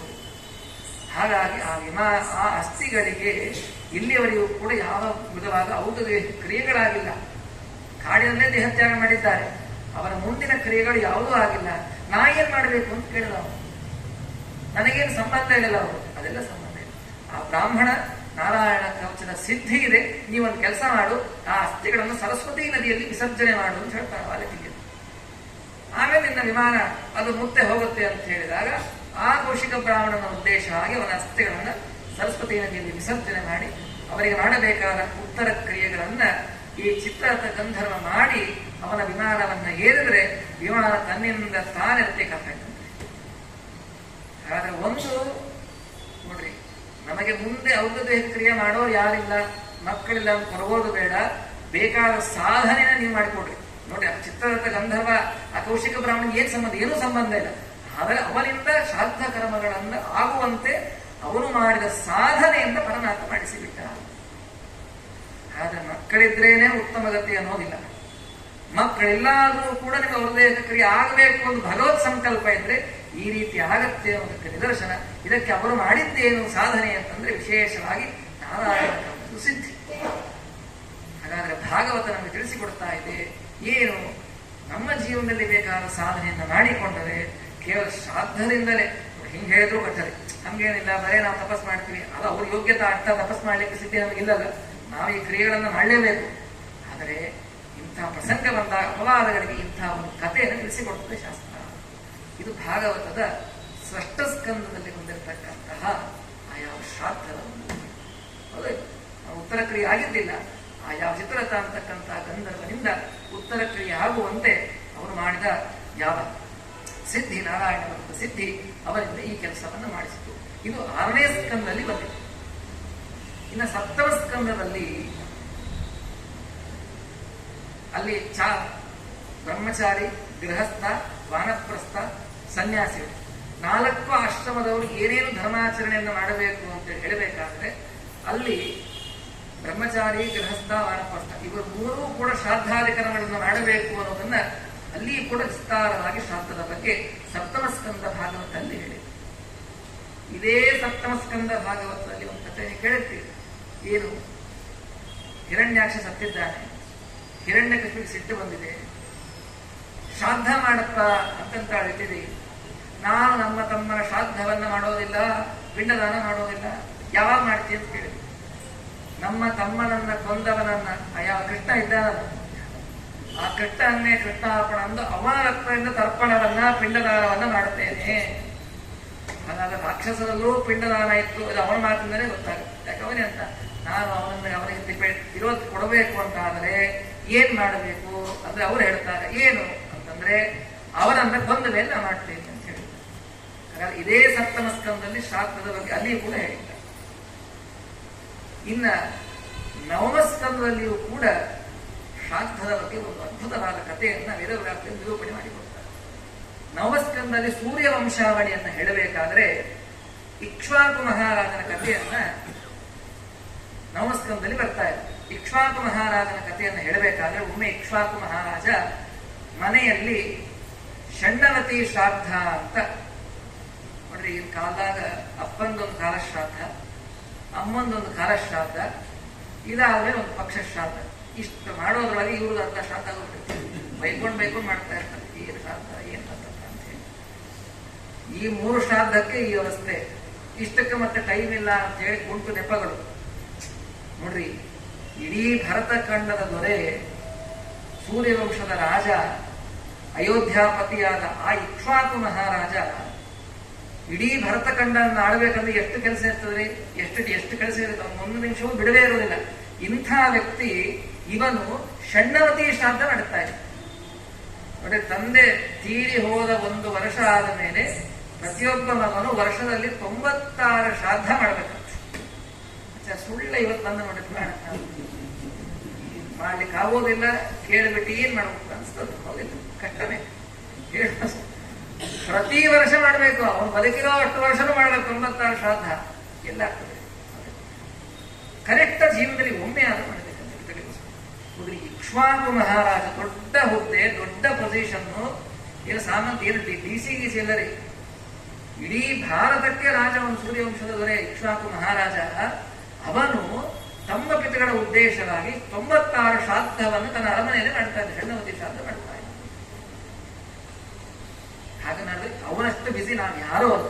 ನೀವು ಯಾರಾದ್ರೂ ಬಿಸಿ ಅಂತಂದ್ರೆ ನಾವು ನೆಪ ಹೇಳ್ತಾ ಇದ್ದೇವೆ ಅಂತ ಹೊರತಾಗಿ ನಾವು ಸುಳ್ಳು ಹೇಳ್ತಾ ಇದ್ದೇವೆ. ಅವನಕ್ಕಿಂತ ಬಿಸಿ ಅಂತ ನಾವು ಹೀಗೆ ಶ್ರದ್ಧೆಯಿಂದ ಮಾಡ್ತಾ ಇದ್ದೆ. ಹೀಗೆ ಒಂದು ದಿವಸ ತನ್ನ ತಂದೆಯ ಅಷ್ಟಕಾ ಶ್ರಾದ್ದ ಅಂತ, ಷಣ್ಣವತಿ ಶ್ರಾದ್ದ ಅಂದ್ರೆ ಪಕ್ಷ ಮಾಸದಲ್ಲಿ 15 ಏಕಾದಶಿ ಬಿಟ್ಟು ಪಾಡ್ಯ ಲೆಕ್ಕ ತಗೊಂಡು ಇಲ್ಲಿ 15, 12 ತಿಂಗಳು 12 ಮಾಸ ಬರುತ್ತದೆ ಆ ಶ್ರಾದ್ದ. 12 ಸಂಕ್ರಮಣ ಬರ್ತದೆ. ಅದು ಯುಗಾದಿ, ಮನ್ವಾದಿ, ಇದೆಲ್ಲ ಈ ರೀತಿಯೆಲ್ಲ ಬರ್ತದೆ. ಹೀಗೆ ಫಾಲ್ಗುಣ, ಮಾಘ ಈ ಮಾಸಗಳಲ್ಲಿ ಬಹುಳ ಪಕ್ಷದಲ್ಲಿ ಹುಣ್ಣಿಮೆ ಆದ ಮೇಲೆ ಬರುವ ಸಪ್ತಮಿ, ಅಷ್ಟಮಿ, ನವಮಿ, ಅಷ್ಟಕಾ ಶ್ರಾದ್ದ, ಅಷ್ಟಕಾ ಶ್ರಾದ್ದ ಹೀಗೆಲ್ಲ ಇದೆ. ಇಂಥ ತಿಥಿಯಲ್ಲಿ ಅಷ್ಟಮಿ ತಿಥಿಯಲ್ಲಿ ಮಾಡುವ ಶ್ರಾದ್ದಕ್ಕೆ ಅಷ್ಟಕಾ ಶ್ರಾದ್ದ ಅಂತ ಹೇಳ್ತಾರೆ. ಇಂತಹ ಶ್ರಾದ್ದ ಇತ್ತು ಷಣ್ಣವತಿಯಲ್ಲಿ. ಈ ಶ್ರಾದ್ದವನ್ನ ಮಾಡ್ತಾ ಇದ್ದ ಯಾರು? ಇಕ್ಷ್ವಾಕು ಮಹಾರಾಜ. ಶ್ರಾದ್ದ ಮಾಡಬೇಕಂದ್ರೆ ಏನ್ ಮಾಡಬೇಕು? ಅದಕ್ಕೇನ್ ಮಾಡಿದ? ಆ ತ್ರೇತಾಯುಗದಲ್ಲಿ, ವೈತಲು ತ್ರೇತಾಯುಗದಲ್ಲಿ ಶ್ರಾದ್ದಕ್ಕೆ ಏನ್ ಬೆಳೆಸ್ತಾ ಇದ್ರು? ಮಾಂಸ ಬೆಳೆಸ್ತಾ ಇದ್ರು. ವಿಹಿತವಾಗಿತ್ತು. ಆ ಯುಗದಲ್ಲಿ ಅದು ವಿಹಿತವಾಗಿತ್ತು. ಹಾಗೆ ಶ್ರಾದ್ದ ಮಾಡ್ಬೇಕಂದ್ರೆ ಮಾಂಸ ಬೇಕಲ್ಲ. ಅದಕ್ಕೇನ್ ಮಾಡ್ದ? ಮನೆಗಿರೋ ಆಳು ಕಾಳಿಗೆ ಹೇಳಿದ್ರೆ ಎತ್ತಿನ ಮುಸಲಿ ಮಾಡ್ಬೇಕಾದ್ರೆ ಗೊತ್ತಾಗೋದಿಲ್ಲ. ಅದಕ್ಕೇನ್ ಮಾಡ್ದ? ತನ್ನ ಮಗನಾದ ವಿಕುಕ್ಷಿ ಅಂತ ಅವನ ಹೆಸರು. ಇಕ್ಷ್ವಾಕು ಮಹಾರಾಜನ ಮಗನ ಹೆಸರು ವಿಕುಕ್ಷಿ ಅಂತ ಹೇಳಿ ಅವನನ್ನ ಕರೆದುಕೊಂಡು, ನಾನು ಶ್ರಾದ್ದ ಮಾಡ್ತಾ ಇದ್ದೇನೆ, ನಮ್ಮಪ್ಪಂದು ಅಷ್ಟಕಾ ಶ್ರಾದ್ದ ಮಾಡ್ತಾ ಇದ್ದೇನೆ ಪಿತೃಗಳಿಗೆ ಉದ್ದೇಶವಾಗಿ, ನೀವೊಂದು ಕೆಲಸ ಮಾಡು, ಹೋಗಿ ಮಾಂಸ ತೆಗೆದುಕೊಂಡು ಬಾ ಶ್ರಾದ್ದ. ಈ ವಿಕುಕ್ಷಿ ಕಾಡಿಗೆ ಹೋದ. ಕಾಡಿ ಬೇಟೆ ಆಡಲಿಕ್ಕೆ ಹೋದಾಗ ಒಂದು 5 ಮೊಲಗಳು ಮುಂದೆ ರಾವೆಟ್ 5 ಬೇಟೆ ಆಡಿಬಿಟ್ಟು ಒಂದು 5 ಮೊಲ ಬೇಟೆ ಆಡಿ ಶ್ರಾದ್ದಕ್ಕಂತೆ ತಗೊಂಡು ಬರ್ತಾ ಇತ್ತು. ಶ್ರಾದ್ದಕ್ಕೆ ತಗೊಂಡು ಬರ್ಬೇಕಾದ್ರೆ ದಾರಿಯಲ್ಲಿ ಕೆಟ್ಟ ಹಸಿ ಆಗ್ತಾನೆ ವಿಕುಕ್ಷಿ. ವಿಪರೀತವಾದ ಹಸಿವೆ, ತಡ್ಕೊಳ್ಳಿಕ್ಕಾಗಿಲ್ಲ. ಏನ್ ಮಾಡ್ದ? ಒಂದು 3 ಮೊಲ ಈ ಕಡೆ ಇಟ್ಟ, 2 ಮೊಲ ಈ ಕಡೆ ತೆಗೆದಿಟ್ಟ. 3 ಮೊಲ ಶ್ರಾದ್ದಕ್ಕಂತ ತೆಗೆದಿಟ್ಟ, ಇನ್ನ 2 ಮೊಲ ಚೆನ್ನಾಗಿ ತಿಂದ್ಬಿಟ್ಟು, ಹಸಿವೆ ಆಗಿತ್ತು ಅಂತ ತಿಂದ್ಬಿಟ್ಟು. ತಿಂದು ಮನೆಗೆ ಹೋದ. ಹಬ್ಬ ತಗೊಂಡು ಶ್ರಾದ್ದ ಮಾಡು ಅಂತ ಹೇಳಿ ಅಪ್ಪನಿಗೆ ಹೇಳ್ತಾನೆ. ಆಯ್ತು, ಇದು ಶ್ರಾದ್ದ ಮಾಡಿ ಸಾಗಾಗಿ ಮಾಡ್ಕೊಂಡು ಶ್ರಾದ್ದ ಮಾಡ್ಬೇಕಂತ ಕುಳಿತುಕೊಂಡ. ಶ್ರಾದ್ದ ಮಾಡಿಸಕ್ಕೆ ಬಂದ ಬ್ರಾಹ್ಮಣ ಯಾರು? ವಸಿಷ್ಠರು, ಕುಲಪುರೋಹಿತರು, ಇಕ್ಷ್ವಾಕು ವಂಶಕ್ಕೆ, ಸೂರ್ಯವಂಶಕ್ಕೆ. ಅವ್ರು ಬಂದ್ರು. ಸ್ವಾಮಿ, ಶ್ರಾದ್ದ ಶುರುವಾಗ್ಲಿ. ಪದಾರ್ಥ ನೋಡಿದ್ರೆ ಮಾಂಸ ಇತ್ತು. ಸಿಟ್ಟು ಬಂದ್ಬಿಡ್ತು. ಶೇಷಂ ನಿವೇದಯಾಮಾಸ ಪಿತ್ರೆ ಚೇನ ಸದ್ಗುರು ಜ್ವಲಿತ ಪ್ರೋಕ್ಷಣಾಯ ದುಷ್ಟಮೇಧದ ಕರ್ಮಕಂ. ಬೈಬಿಟ್ರು. ಏನೋ ಮತ್ತೊಬ್ಬರು ಉಂಡು ತಿಂದು ಉಳಿದ ಶೇಷವನ್ನು ಬಿಡಿಸ್ತೀಯ ಶ್ರಾದ್ದಕ್ಕೆ ಎಂದು ಇಟ್ಟು ವಸಿಷ್ಠರು. ನೋಡಿ, ಇವ್ರು ಗೊತ್ತಿಲ್ಲ ಯಾರು ಹೋಗ್ಯಾರ. ಪದಾರ್ಥವನ್ನ ನೋಡಿ ಇದನ್ನು ತಿಂದಿದ್ದಾರೆ ಅಂತ ಹೇಳ್ಬಿಟ್ರು ಮಹಾನ್. ಸ್ವಾಮಿ, ತಿಂದು ಇದ್ದು ಊಟ ಮಾಡೋದು ಯಾರಿಲ್ಲ ಮಾಡೋರಿಗೆ. ನಮ್ಮ ಮಗನ್ನೇ ಕಳಿಸಿದ್ದೇನೆ ನಾನು, ನಮ್ಮ ಮಗನೇ ತಗೊಂಡ್ಬಂತ ಕೇಳಿ, ಕರೆದು ಕೇಳೋ. ಇದು ಮತ್ತೊಬ್ಬರು ಉಚ್ಚಿಷ್ಟವಾಗಿದೆ, ಶ್ರಾದ್ದಕ್ಕೆ ಬರಸಕ್ಕೆ ಬರೋದಿಲ್ಲ ಅಂತ ಹೇಳಿದಾಗ ಮಗನ್ ಕರೆದ. ಏನ್ ಮಾಡಿ ಏನಾಯ್ತು ಹೇಳು. ಇಲ್ಲಪ್ಪ 5 ಮೊಳ ಕೊಂದೆ, ಬರಬೇಕಾದ್ರೆ ಹಸಿವೆ ಆಯ್ತು ನೋಡಿ, ಎಷ್ಟು ಪ್ರಾಮಾಣಿಕ ವಿದುಕ್ಷಿ. ತುಂಬಾ ಹಸಿವೆ ಆಯ್ತು, ಅದಕ್ಕೇನ್ ಮಾಡಿದೆ 3 ಮೊಳವನ್ನು ತೆಗೆದಿಟ್ಟೆ ಭಾಗ ಮಾಡಿ, 2 ಮೊಳ ತಿಂದೆ, ನೀನು 3 ಮೊಳ ತಂದು ಕೊಟ್ಟಿದ್ದೇನೆ ಅಂತ ಹೇಳಿ ಹೇಳಿದ.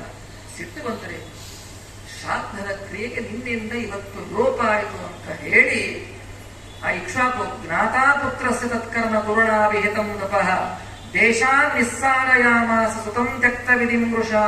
ಸಿಟ್ಟು ಬಂದು ನಮ್ಮ ತಂದೆಯ ಶ್ರಾದ್ದಕ್ಕೆ ನಿನ್ನಿಂದ ವ್ಯತ್ಯಯವಾಗಿದೆ, ನಿನ್ನ ಗಡೀಪಾರ ಮಾಡ್ತೇನೆ ಅಂದ್ಬಿಟ್ಟ. ರಾಜ್ಯದಲ್ಲಿ ಇರುವ ಹಾಗಿಲ್ಲ, ಮನೆಯಲ್ಲಿ ಎಲ್ಲ ಗಡೀಪಾರ, ಮನೆಯಲ್ಲೇ ಎಲ್ಲ, ನನ್ನ ರಾಜ್ಯದಲ್ಲೇ ಇರಬೇಡ, ರಾಜ್ಯಭ್ರಷ್ಟನಾಗಿ ಹೋಗು ಅಂತ ಹೇಳಿ ಅವನನ್ನು ಊರು ಬಿಟ್ಟು ಕಳಿಸಿಬಿಟ್ಟ. ಯಾರು ಮುಂದೆ ತನ್ನ ಆಸ್ತಿಗೆ ಹಕ್ಕುದಾರನ ಮಗನೋ ಅಂಥ ಮಗ ಶ್ರಾದ್ದದಲ್ಲಿ ಮಾಡಿದ ಲೋಪಕ್ಕೆ ಸಿಟ್ಟುಕೊಂಡು ಅವನು ತಪ್ಪೇ ಮಾಡಿದ್ದಾನೆ ಅಂತ ಹೇಳಿ ಅವನನ್ನು ರಾಜ್ಯಭ್ರಷ್ಟನಾಗಿ ಗಡೀಪಾರ ಮಾಡುವ ಇಕ್ಷ್ವಾಕು ಮಹಾರಾಜೆಯಲ್ಲಿ ಶ್ರಾದ್ದದ ದಿವಸ ಶ್ರಾದ್ದಕರ್ತಗಳೇ ಬೆಳಿಗ್ಗೆ ಎದ್ದು ಮುಖ ತಕ್ಕೊಳ್ಳಾದ ಕಾಫಿ ಕುಡಿದು ಶ್ರಾದ್ದಕ್ಕೆ ಹೋಗೋರಿ. ಎಷ್ಟು ಆಲೋಚನೆ ಮಾಡಿದ್ರಿ. ಒಂದು ದಿವಸ ತಮ್ಮ ತಂದೆ ತಾಯಿಗಳಿಗೋಸ್ಕರ ಮಧ್ಯಾಹ್ನ 12 ಗಂಟೆಗೆ ಒಂದು ದಿವಸ ಉಪವಾಸ ಇರಲಿಕ್ಕೆ ಆಗೋದಿಲ್ಲ. ಒಂದೇ ದಿವಸ ಬೆಳಿಗ್ಗೆ ಮತ್ತೆ ಬೆಡ್ ಕಾಫಿ ಕುಡಿದು, ಮತ್ತೆ ಹಲ್ಲಿ ತೆಕ್ಕಿದ ಮೇಲೆ ಕಾಫಿ ಕುಡಿದು, ಮಠಕ್ಕೆ ಹೋಗೋ ಮುಂದೆ ಮತ್ತೊಂದು ಕಾಫಿ ಕುಡಿದು ಹೋಗಿ ಶ್ರಾದ್ದ. ಹೆಂಗ್ ಸಿಗುತ್ತೆ ಪುಣ್ಯ ಫಲ, ಹೆಂಗ್ ಸಿಗುತ್ತೆ ನೋಡಿ. ಕರ್ತೃವಲ್ಲ, ಶ್ರಾದ್ದದ ದಿವಸ ಮನೆಯಲ್ಲಿ ಮಕ್ಕಳು ಬಾಣಂತಿಯರಿದ್ರೆ ಇರ್ತಾರೆ, ಮತ್ತೆ ಅವರು ಮಧ್ಯಾಹ್ನ ಅಷ್ಟೊತ್ತವರೆಗೆ ಉಪವಾಸ ಇರ್ಲಿಕ್ಕೆ ಆಗೋದಿಲ್ಲ. ಮತ್ತೇನ್ ಮಾಡ್ಬೇಕು? ಮುಂಚೆ ಕೊಳ್ಳಿಕ್ ಬರೋದಿಲ್ಲ. ಅದಕ್ಕೆ ಏನ್ ಮಾಡ್ಬೇಕು? ನೀವು ಪಕ್ಕಿ ಮನೆಗೋ ಎದುರು ಮನೆಗೆ ಹೋಗಿ ಆ ಬಾಣಂತಿಗೆ ಆ ಮಗು ಬೇಕಾದ ಹಾಲು, ಹಣ್ಣು, ಕಾಫಿ ಪುಡಿ, ಸಕ್ಕರೆ, ಅವಲಕ್ಕಿ, ಉಂಡಿ ಎಲ್ಲ ಕೊಟ್ಟು ಮನೆ ಶ್ರಾದ್ದ ಆಗೋರು ಮನೆ ಮಕ್ಕಳಿಗೆ ಏನು ಕೊಡೋ ಆಗಿಲ್ಲ. ನಿಮ್ಮ ಮನೆಗೆ ಬಂದು ತಿಂದು ಹೋಗ್ತಾರೆ. ಅವ್ರು ಕೊಡ್ತಾರ ಬಿಡ್ತಾರೆ, ಕೆಲವರು ಕೊಡೋದಿರ್ತಾರೆ, ಕೆಲವು ಕೊಳ್ಳಾರಲ್ಲ. ನಿಮ್ಮ ಮನೆಗೆ ಬಂದು ತಿಂತಾರೆ, ನಿಮ್ದೇ ಒಯ್ದರೆ. ಇಷ್ಟು ವ್ಯವಸ್ಥೆ ಮನೆಯಲ್ಲಿ ಶ್ರಾದ್ದ ಆಗೋವರೆಗೂ ಯಾರೂ ಏನು ತಗೋಬಾರ್ದು ಅಂತ ವರ್ಷಕ್ಕೆ ಒಂದು ದಿವಸ ಮಾಡ್ಲಿಕ್ಕೆ ಆಗೋದಿಲ್ಲ. ಎಷ್ಟು ಕೃತಜ್ಞರಾಗಿಬಿಡ್ತೇವೆ ನಮ್ಮ ತಂದೆ ತಾಯಿಗಳಿಗೋಸ್ಕರ, ತಮ್ಮ ಜೀವನವನ್ನೇ ಸಂಸ್ಥೆಗೋಸ್ಕರ. ಏನು ಆ ಒಂದು ಲೋಟ ಇನ್ನು ಕೆಲವು ಫಳ ಗಿಡ ಮಾಡಿದ್ರೆ ಇನ್ನೇನು ಹೇಳಬೇಕು. ಕಾಫಿಗೆ ನೋಡಿ, ಅವ ಶ್ರಾದ್ದ ಕರ್ತವಲ್ಲ, ಭಿಕುಕ್ಷಿ, ಅವನು ಶ್ರಾದ್ದ ಮಾಡ್ತಾ ಇಲ್ಲ, ಅವನ ಅಪ್ಪ ಶ್ರಾದ್ದ ಮಾಡ್ತಾ ಇದ್ದಾನೆ. ಅದೇ ಶ್ರಾದ್ದ ಮಾಡಬೇಕಾದ್ರೆ ಮಗ ತಿಂದದ್ದಕ್ಕೆ ಮಗನನ್ನೇ ಗಡಿಪಾರ ಮಾಡಿದ ವ್ಯಕ್ತಿಯಲ್ಲಿ ಶ್ರಾದ್ದ ಮಾಡೋದೇ ತಿಂದುಕೊಂಡು ಮಾಡಿದ್ರೆ ಹೋಗಿಲ್ಲ. ಏನು ಹೇಳೋ ಪರಿಸ್ಥಿತಿ. ಇಷ್ಟು ಸೂಕ್ಷ್ಮವಾದ ವಿಚಾರ ಇದೆ ಶ್ರಾದ್ದದಲ್ಲಿ. ತಿಂದು ಉಂಡು ಯಾವ ದೇವತಾ ಕಾರ್ಯವನ್ನು ಮಾಡಬಹುದು, ಯಾವ ದೇವತಾ, ಇದು ಮುಖ್ಯವಾದ ಸಂದೇಶ ಕೊಡ್ತಾರೆ. ಒಂದು ಉಚ್ಚಿಷ್ಟವಾದದನ್ನು ಹಾಕಬಾರದು. ಶ್ರಾದ್ದ ಮಾಡುವ ಕರ್ತೃವು ಕೂಡ ತಿಂದು ಉಂಡು ಕರ್ಮವನ್ನು ಮಾಡಬಾರದು. ಇದು ನವಮಸ್ಕಂದ ಭಾಗವತದಲ್ಲಿ ಈ ವೇದವ್ಯಾಸರು ಕಥೆಯನ್ನು ನಿರೂಪಣೆ ಮಾಡಿಕೊಡ್ತಾರೆ. ಇದು ಭಾಗವತದಲ್ಲಿ ಬಂದಿರತಕ್ಕಂತಹ ಆ ಶ್ರಾದ್ದದ ಒಂದು ಕಥೆ. ತುಂಬಾ ಎಚ್ಚರಿಕೆ ನೋಡ್ರಿ. ಶ್ರಾದ್ದ ದಿವಸ ಅದಕ್ಕೆ ಭಿಕ್ಷೆ ಬಂದ್ರೆ, ಭಿಕ್ಷೆ ಬೇಡೋರು ಬಂದ್ರೆ ಶ್ರಾದ್ದ ಮುಗಿಯೋರು ಭಿಕ್ಷೆ ಹಾಕಬಾರ್ದು. ಅದಾದ್ರೆ ಯಾರಾದ್ರೂ ದಾನ ಕೇಳ್ಕೊಂಡೆ ಬಂದ್ರೆ ದಾನ ಕೊಡಬಾರ್ದು. ಆಕಳ ಬಂದ್ರು ಗೋಗ್ರಾಸ ಇಡಬಾರ್ದು ಶ್ರಾದ್ದ ಮುಗಿಯೋವರೆಗೆ. ಶ್ರಾದ್ದ ಮುಗಿದ ತಕ್ಷಣ ಇಡಲೇಬೇಕು ಗೋಗ್ರಾಸ. ಶ್ರಾದ್ದ ಪರ್ಯಂತರವರೆಗೆ ಗೋಗ್ರಾಸ ಇಡಬಾರದು. ಇಷ್ಟು ನಿಯಮಗಳಿದೆ. ಯಾಕೆ? ಅಲ್ಲೇ ತೃಪ್ತರಾಗಿಬಿಡುತ್ತಾರೆ ಅಂತ ಹೇಳಿ ಹೇಳ್ತಾರೆ. ನೀವು ಮಾಡೋದೇ ಅವರ ತೃಪ್ತಿಗೋಸ್ಕರ. ಮಹತ್ವ ತೃಪ್ತಿ ಆಗ್ಬೇಕಾ, ಅಲ್ಪ ತೃಪ್ತಿ ಆಗ್ಬೇಕು? ಅಲ್ಲಿ ತೃಪ್ತರಾಗಲ್ಲ, ಅಲ್ಪ ತೃಪ್ತಿ. ನೀವು ಮಾಡಿದ ಶ್ರಾದ್ದ ಕ್ರಮದಲ್ಲಿ ವಿಶೇಷ ತೃಪ್ತಿ. ಅದಕ್ಕೆ ನಾವು ಪ್ರಯತ್ನಪೂರ್ವಕವಾಗಿ ಆ ಕ್ರಮ ಆಗುವಂತೆ ನೋಡಿಕೊಳ್ಳಬೇಕು. ಹಾಗಾಗಿ ನೀವು ಬೇರೆಯವರಿಗೆ ಕೊಡಬಾರದು ಅಂತ ಶ್ರಾದ್ದ ಹೇಳಬೇಕಾದ್ರೆ ತಾವೇ ತಿಂದು ಒಂದು ಶ್ರಾದ್ದ ಮಾಡಿದ್ರೆ ಏನು ಹೇಳುವ. ಇದು ಆ ಭಾಗವತದ ಯಾವ ನವಮಸ್ಕಂದದಲ್ಲಿ ಬಂದಿರತಕ್ಕಂತಹ ಒಂದು ಶ್ರಾದ್ದದ ವಿಚಾರ, ಒಂದು ಶ್ರಾದ್ದದ ಮಹಿಮೆ. ಇನ್ನ ಇದೇ ಶ್ರಾದ್ದದ ಬಗ್ಗೆ ಹರಿವಂಶದಲ್ಲಿ ಒಂದು ಅದ್ಭುತವಾದ ಒಂದು ಕತೆ ಆ ಶ್ರಾದ್ದ ಹೇಳುತ್ತೆ ನೋಡಿ. ಹರಿವಂಶ ಅದು ಯಾಕೆ ಕೇಳ್ತಾರೆ ಗೊತ್ತಾ? ಯಾರಿಗೆ ಸಂತಾನವಾಗಿಲ್ಲ, ಸಂತಾನವಾಗುವ ಅಪೇಕ್ಷೆ ಇರೋರು ಹರಿವಂಶ ಕೇಳಬೇಕು ಅಂತ ಹೇಳಿ. ಇಂಥ ಹರಿವಂಶವನ್ನು ಕೇಳಬೇಕಾದ್ರೆ ಅವ್ರೇನು ಹೇಳ್ತಾರೆ? ನಿಮಗೆ ಒಳ್ಳೆ ಸಂತಾನ ಆಗಬೇಕು ಅಂದ್ರೆ ನೀವೇನ್ ಮಾಡಬೇಕು ಅಂದ್ರೆ ಈ ಹರಿವಂಶದಲ್ಲಿ ಬರುವ ಪಿತೃಕಲ್ಪ ಅಂತಕ್ಕಂಥದ್ದನ್ನ ಕಥೆಯನ್ನು ನೀವು ಶ್ರವಣವನ್ನು ಮಾಡಬೇಕು ಅಂತ ಹೇಳಿ ಹೇಳ್ತಾರೆ. ಹಾಗಾದ್ರೆ ಆ ಪಿತೃಕಲ್ಪದಲ್ಲಿ ಬರುವ ಈ ಕಥೆಯನ್ನು ಕೇಳಿದ್ರೆ ಏನಾಗ್ತದೆ ಅಂದ್ರೆ ಉತ್ತಮವಾಗಿರ್ತಕ್ಕಂತಹ ಸಂತಾನವಾಗತ್ತೆ ಅಂತ ಹೇಳಿ ಹೇಳ್ತಾರೆ. ಹರಿವಂಶದಲ್ಲಿರುವ ಅದ್ಭುತವಾದ ಕಥೆ ಅದು. ಏನದು ಅಂದ್ರೆ, ಹಿಂದೆ ಈ ಶ್ರಾದ್ದದ ಬಗ್ಗೆ, ಶ್ರಾದ್ದದಲ್ಲಿ ಬರ್ತದ ಮಂತ್ರ, ಎಲ್ಲರೂ ನೀವು ಕೇಳಿರ್ತೀರಿ. ಶ್ರಾದ್ದ ಮಾಡಿಸ್ಬೇಕಾದ್ರೆ ಆಚಾರ ಹೇಳಿರ್ತಾರೆ ಈ ಮಂತ್ರ. ಏನದು? ಸಪ್ತಂ ಜಾತಾದಶಾರಣೇಶು ಮೃಗಾ ಕಾಲಾಂಜರೇ ಇರೋ ಚಕ್ರವಾಕಾಶರದ್ವೀಪೆ ಹಂಸಾ ಸರಸಿ ಮಾನಸೆ. ತೇ ವಿಜಾತ ಕುರುಕ್ಷೇತ್ರೇ ಬ್ರಾಹ್ಮಣ ವೇದ ಪಾಲಕಾಃ ಪ್ರಸ್ಥಿತಾ ದೀರ್ಘಮತ್ವಾನಂ ಯುಂ ಕಿಮವಸೀದತ. ಈ ಮಂತ್ರ ಹೇಳ್ತಾರೆ ಆಚಾರ್ಯ. ಯಾವಾಗ ಹೇಳ್ತಾರೆ? ನೀವು ಇಬ್ರು ಬ್ರಾಹ್ಮಣರು ಎಲೆ ಬೆಳೆಸಿದ ಮೇಲೆ ಅವರಿಗೆ ಎಲೆ ಪರಿಚೇತನ ಮಾಡೋ ಮುಂದೆ ಈ ಮಂತ್ರ ಹೇಳ್ತಾರೆ, ಸಾಧನೆ ಮಾಡಿಸ್ಬೇಕಾದ್ರೆ ಆಚಾರ್ಯ. ಈ ಮಂತ್ರ ಎಲ್ಲಿದು? ಹರಿವಂಶದ ಮಂತ್ರ. ಏನೋ ಹೇಳ್ತಿರ್ತಾರೆ, ನೀವು ಸುಮ್ಮನೆ ಮಾಡ್ಕೊಂತ ಹೋಗ್ತಾರೆ. ಕೇಳ್ಬೇಕು ಏನದು ಮಂತ್ರ, ಒಂದು ದಿವಸ ಬರ್ಬೇಕಂತ ಜಿಜ್ಞಾಸ ಬರ್ಬೇಕು. ಏನಿದು? ಈಗ ಇದನ್ನು ಯಾಕೆ ಶಾಸ್ತ್ರದಲ್ಲಿ ಉಲ್ಲೇಖ ಮಾಡಿದ್ರು? ಶಾಸ್ತ್ರದ ಮಂತ್ರದಲ್ಲಿ ಇದನ್ನು ಯಾಕೆ ಸೇರಿಸಿದ್ರು ಈ ಮಂತ್ರವನ್ನ? ಅಂದ್ರೆ ಹಿಂದೆ ಕುರುಕ್ಷೇತ್ರದಲ್ಲಿ ವಿಶ್ವಾಮಿತ್ರ ಇದ್ರು, ವಾಸ ಮಾಡಿಕೊಂಡಿದ್ರು. ಆ ಕುರುಕ್ಷೇತ್ರದಲ್ಲಿರುವ ವಿಶ್ವಾಮಿತ್ರರಿಗೆ ಅಲ್ಲಿರಬೇಕಾದ್ರೆ 7 ಜನ ಮಕ್ಕಳು ಆ ವಿಶ್ವಾಮಿತ್ರ ಋಷಿಗಳಿಗೆ. ಆ ಎಲ್ಲರೂ ಕೂಡ ವಿಶ್ವಾಮಿತ್ರ ಋಷಿಗಳಲ್ಲೇ ವಿಶೇಷವಾದ ಅಧ್ಯಯನವನ್ನು ಮಾಡ್ತಾ ಇದ್ದಾರೆ. ಹೀಗಿರಬೇಕಾದರೆ ವಿಶ್ವಾಮಿತ್ರರು ಒಮ್ಮೆ ತಪಸ್ಸಿಗೆ ಹೋಗಬೇಕು ಅಂತ ಸಂಕಲ್ಪ ಮಾಡಿಕೊಂಡ್ರು. ಅವರು ತಪಸ್ಸಿಗೆ ಹೋದ್ರು. ತಮ್ಮ ಅಧ್ಯಯನ ಎತ್ತೋರ್ಬಾರ್ದು, ಅದಕ್ಕೆ ಏನ್ ಮಾಡಿದ್ರು, ಅಲ್ಲಿಯೇ ಹತ್ತಿರದಲ್ಲಿ ಇರುವ